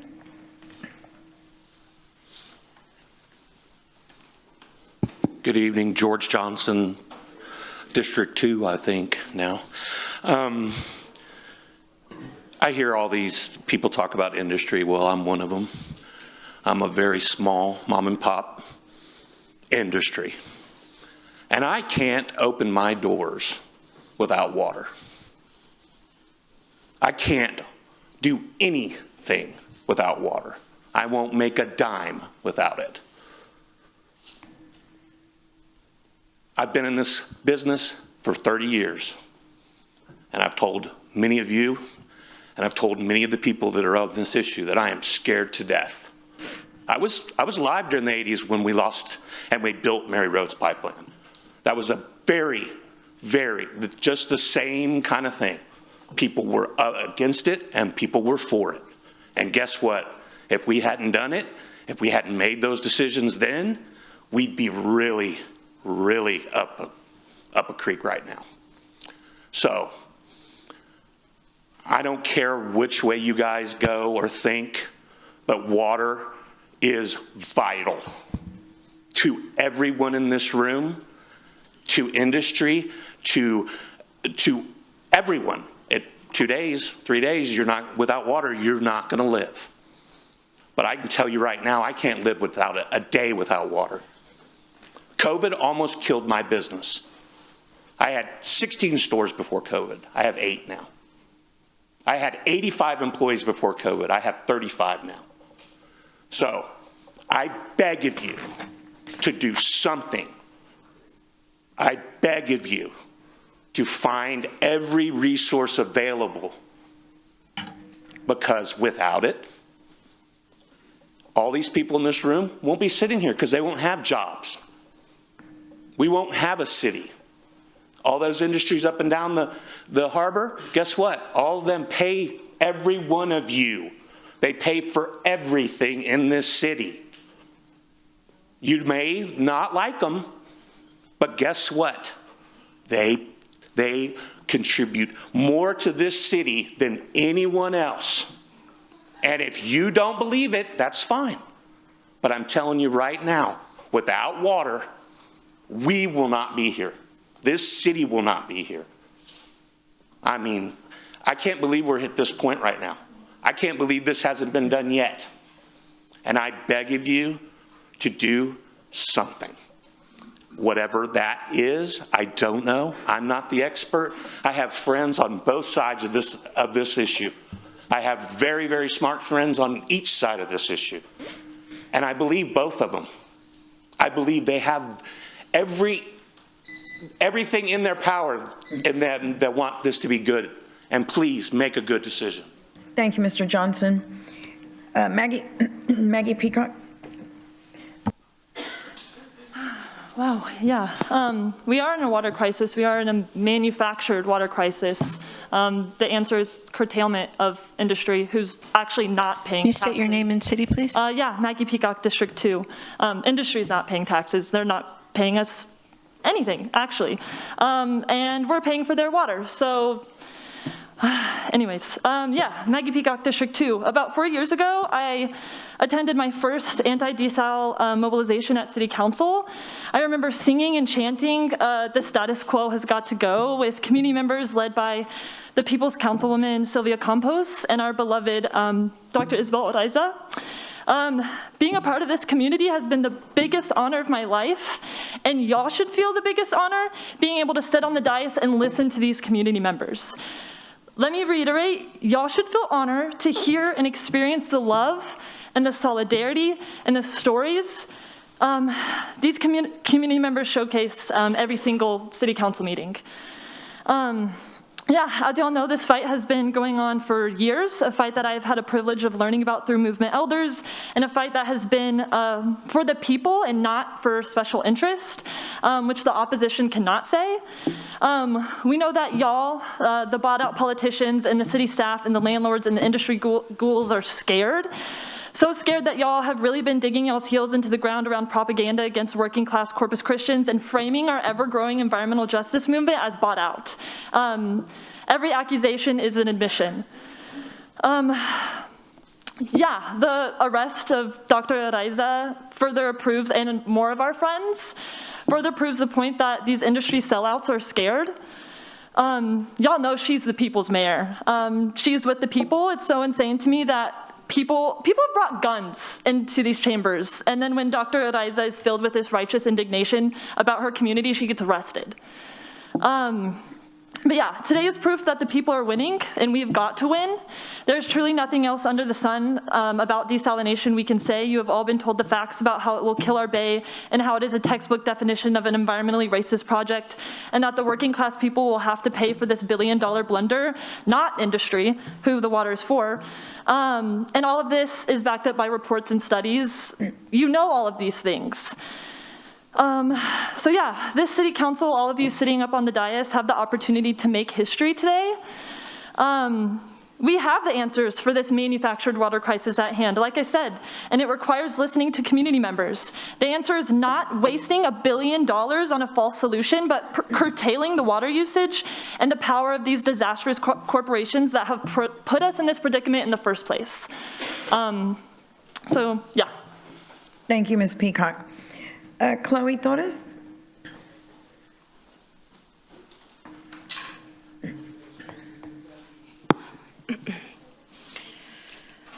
Okay, Chloe Torres, District 2. Yeah, I have lived in Corpus Christi all my life. I think that I don't say that in every comment, but I hope like my dedication and like my consistent presence here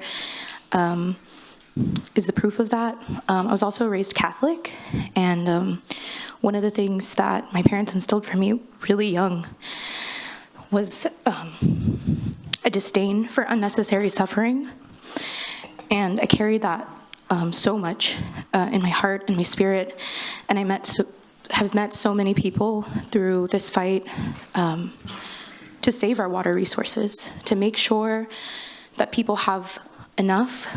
And that carries through. I'm also really scattered, and I've said in a previous comment that I've been doing this kind of community work for almost a decade now, and it's been a privilege and an honor of a lifetime. And like through that, I have been arrested 2 different times for my activism, and And I had to see one of the people that I love more than anything in this world be arrested and be with her, give her water to drink before she went in.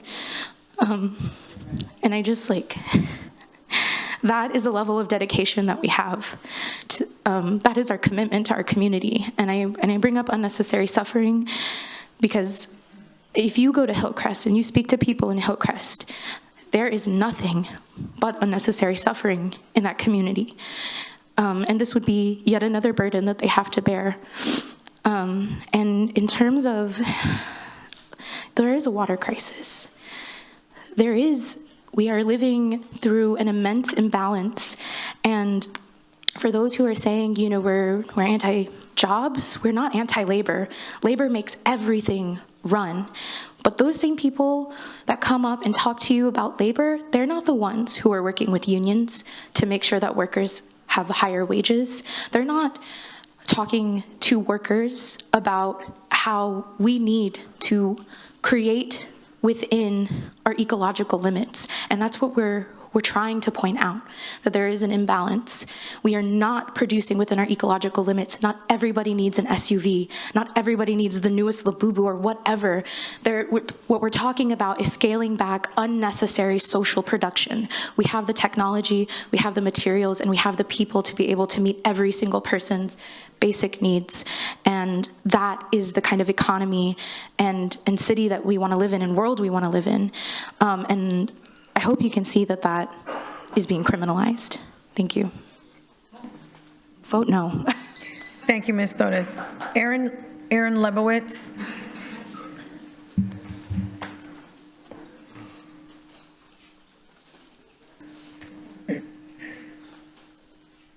Hello. Get my notes. My name is Aaron Lebowitz. I live in District 3. I am 21 years old. I have been following this desalination project as closely as I can for about 4 years now, 2021-ish.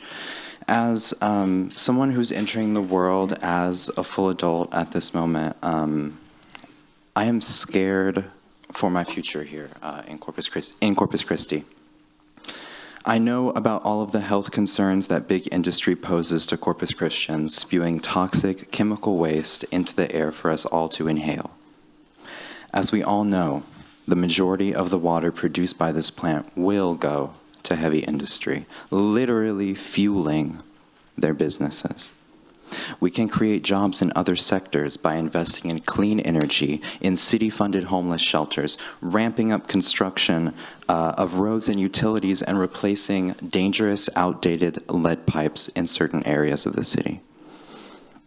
I am scared that this plant will embolden new industry to come to Corpus, making this problem even worse than it already is. I am scared that this plant will dump toxic waste into our bay, making our beaches too toxic to swim in, and destroying our fishing industry on top of that. I am scared that the city will not be able to foot this massive bill. And I'm scared that I will have to leave Corpus Christi to pursue a life where my future children can grow up with clean air, clean nature, and well-kept utilities. I got a little bit of time left, so I want to tell you a story my mother told me about when she moved here in the 70s. Her and her parents were driving over our iconic Harbor Bridge, and she saw sparkling lights on the mainland. She thought, wow, it's so beautiful, the sparkling city by the sea. She told this to her parents, and they let her know that those lights were on the refineries. She lost her wonder for those lights in that moment. Look at what our sparkling city has become. Thank you. Please vote no against funding this plant. Have a good night. Thank you, Mr. Lebowitz. Melinda De Los Santos. And then we'll have Jake Hernandez, Michael Miller, Adam Rios, Dan McQueen.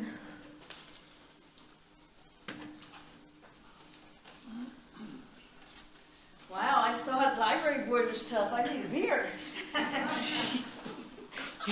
I can't say that. Beer's not. Oh, sorry. Yeah, you can't. I'm sorry. I don't. I need some more water. Sorry. Oh, I have some slides.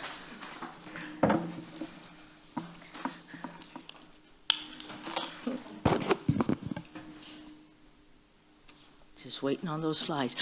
By the way, before the slides come up, I never wanted to drop names. I dropped a couple of y'all's names. There's construction going on at the Hamlin, and there's a dog trapped under the thing. Oh. And I said I was your friend, and they went to go take it out.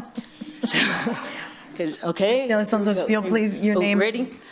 Melinda De Los Santos, Corpus Christi. Just say no to Inner Harbor. No, because the Hart Research Institute says the high cost to build and the energy to drive the desal process of seawater have been prohibitive, except where there were no other viable options. Because we know there are other options. Because the Hart Institute concluded an offshore location of intake discharge would be the best option. Just say no because the experts are saying there are environmental concerns and the evaluations used by the city and provided to TCEQ understate the environmental risks. Other experts are warning about the hypoxia and the models submitted to TCEQ. In November 2022, the cost-benefit analysis study performed for the Corpus Christi Bay water supply options state there are several options to secure a stable, long-term supply of fresh water, but the City of Corpus Christi and the Port of Corpus Christi have been, quote, most aggressively investigating seawater desalination. Yet demand projections were primarily due to industrial growth, not municipal water demand. The same strategies evaluated Evangeline, La Quinta, Inner Harbor, Harbor Island, and the solar panels with parameters set to 30 MGD and commencing on 2030 to 2060 and analyzing the financial and social environmental impacts revealed these key findings. Without the high rate of growth in the petrochemical and industrial manufacturing industries, the coastal bend region would not need such large volumes of additional water supply. The lowest net financial cost was the Evangeline groundwater plus water conservation measures. Desal plants are the most expensive. They also represent disbenefits to the local region from negative impacts to the local habitat. Desal plants are responsible for significant emissions from energy consumption from the local grid. Solar panels showed merit to produce positive life cycle costs as well as net positive externalities. In July 2025, an article of Corpus Christi in Southern Living magazine was titled, "This coastal Texas town is known as the sparkling city by the sea, and it's easy to see why." TripAdvisor says things to do in Corpus, historical tours, beaches, nature and wildlife, marinas. Our city is composed of so much more than industry. I empathize with the pressure you have received from industry, contractors, Chamber of Commerce, and state officials to the point of harassment. Please say yes to our Hillcrest citizens and to Thank you, Ms. De Los Santos. Thank you. Jake Hernandez? Jake, yeah.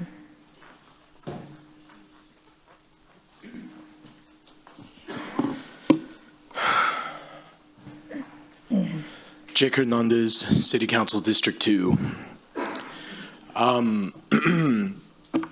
This time, I do have something prepared. And even still, I feel like I don't know what to say to you people. So I'm here to speak and to stand in solidarity with my community and voice my dissent to the desalination project in the Hillcrest community. And I'm here to ask you to vote no on the item to commission a $50 million design build for the Hillcrest water treatment plant, and furthermore, to cease any additional funding and effort towards it.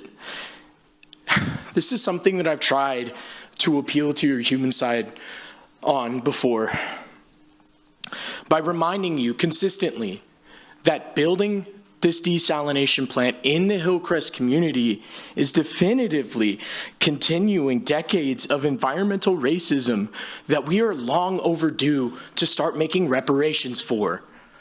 We do not need to continue making the situation worse for our neighbors who live here. we need to start making it better. We need to start reinvesting in the community that our past elected officials have taken so much from. It's disgusting that I have to come up here and reiterate that so many times. Oh, I'll chill out. And I'm not gonna chill out. I'm really upset that I have to come up here and appeal to you in the only way that I think that y'all can comprehend, and that's by appealing to the financial side of this project. Since clearly, some of y'all don't care about continuing this systematic racism that the residents in Hillcrest have endured. I gotta tell you that we as taxpayers don't wanna pay the 1.2 billion. And honestly, that is like one of the most frustrating things for me to talk about, because it is far away from the only reason that I care about this plant. It is not the most important to me. Like, I'm poor as hell, and I pay taxes, and still, like, my biggest concern isn't how much I'm going to financially suffer from this. My biggest concern is the injustice that y'all are gonna allow to continue for the residents of Hillcrest.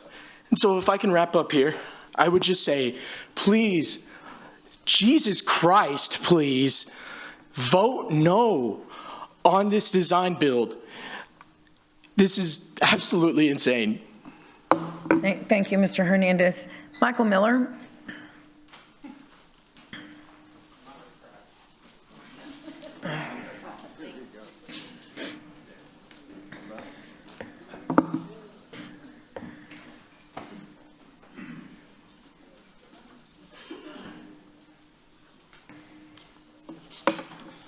All right, while she's passing that, I'll go and get started. Michael Miller, District 2. Mayor and Council, yesterday I woke up, had my coffee. We had no plan, so I asked my wife permission to have a little bit of me time. She obliged, and I went out to the gun club and released about 250 rounds of tension. On the way home, I decided that I needed to gather my thoughts for Tuesday, so I went to my office and started hammering out a 2-page dissertation on why this is the wrong project for our community. I went through all of David Loeb's postings over the past 2 months. David is a smart guy. In fact, he's like the 28th or 29th smartest person I know. I can make the smallest passing comment and reason why not, and he will spend 24 hours digging through municipal codes, state law, etc., and come back with a rebuttal that's a 45-minute read with graphs, charts, spreadsheets, just to poke holes in my assertions. After that, I would go back through and provide commentary about how his research was irrelevant, and try to keep him from going down the rabbit hole too far. It's an endless pursuit with my good friend David. He puts the bait out there, and I and others are quick to bite. Several times over the past few months, I've had to stop myself and ask myself a really tough question. Are you fighting for what's right, or are you fighting just to win an argument? Each time, after careful thought and consideration, I come back to the same conclusion based on the same set of facts. I printed my original talk for you, and you can read it if you like, but last night I decided to scrap that book and look for a commonality amongst you. In front of you is a simple creative design matrix that many of us have seen in high school or college. It's a great way to evaluate a decision, and it cuts to the chase. So what do we all have in common? There are 2 main issues at the core of this decision: location and price. At some point over the last 5 years, I've heard all of you say something along the lines of, I'm not crazy about this location. But it was followed up with, but it's the most cost-effective location. 5 years ago, we were talking about a $220 million plant. In 2023, that number nearly quadrupled, and a few months ago, it doubled still to $1.2 billion, with conceivably no end in sight. Since then, I have heard all of you say, we're not crazy about the price. If you follow the matrix, the decision is clear. If we had a good location and a good price, it would be a clear yes. If we had any combination of a good location and a bad price, or a bad location and a good price, it would be worthy of further discussion. But today we find ourselves at the perfect confluence of bad price and bad location. The choice is clear to me, but we have so much invested. We have permits, loans, campaigns, radio, TV, prints, t-shirts, buttons, etc. All that is great, but it does not negate the simple fact that this is a bad project in a bad location with a bad price.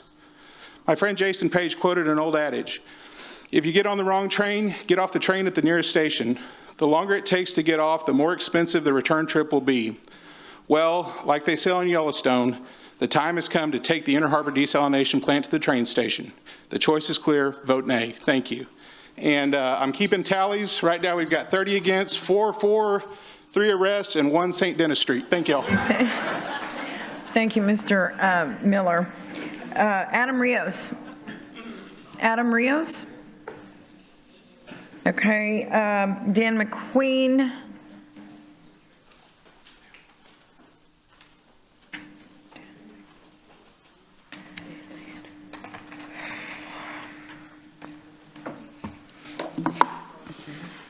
Dan McQueen, Corpus Christi. Mayor, council, staff, it's always a pleasure. And I look at you with such promise. I asked God, I said, God, can you give us one more and make it a Fab 6? Because y'all know what's right for the city. And I listened to one of our council people today he said, that's 1/3. The taxes, the interest is 1/3 of the budget of the water. And I'm thinking to myself, my God, he's starting to see the math. And I'm thinking to myself, maybe he's going to see the history of how we got here. The real estate deals that were done, and now big projects that people think at some point in time we're going to get tax dollars on it. And it's going to be a city that's got tax revenue from it. And I listened to Mark Minster, and he puts up the slides, and I'm watching you guys on council, and I'm saying they're not looking. They're not paying attention. They don't see the numbers. They're not asking those industries why they don't have the jobs. They're not impacting their water because they're not paying their share. Nobody's even questioning the industries, right? And so people know I'm in Austin to San Antonio, running for Chip Roy's seat in Congress, and that'll be my focus. And I love Corpus Christi. That's why I'm here with you people, because I know you're going to do the right thing. You know, I ask myself, I'm looking at the Texas Venture Festival. Corpus Christi's not on it, yet Del Rio is. Del Rio's looking at a plant to turn their, matter of fact, they just broke ground to turn their waste into water, okay? Another $250 million project, and they're moving forward. Del Rio is moving faster than Corpus Christi. Boy, does that hurt my gut, okay? It really does. And I'm hoping that at some point in time, some of you people start owning the history of how we got here. And my 4th novel is out. It didn't just happen. There was a 1, 2, and a 3, right? And by God, I hope you see a vision of where we need to be tomorrow. I asked you earlier, where will Corpus Christi be in 10 years or 20 years? What's your vision? Have you even talked about it? Do you have a solid vision on what's going to turn the economic model around, what's going to fix streets, what's going to do anything for the people? I talked about, you know, boys and girls clubs and stuff like that, but I don't see anybody doing anything in this city to promote our future. Have a blessed day. Thank you, Mr. McQueen. Aileen Trejo Chavez? Aileen? Oh.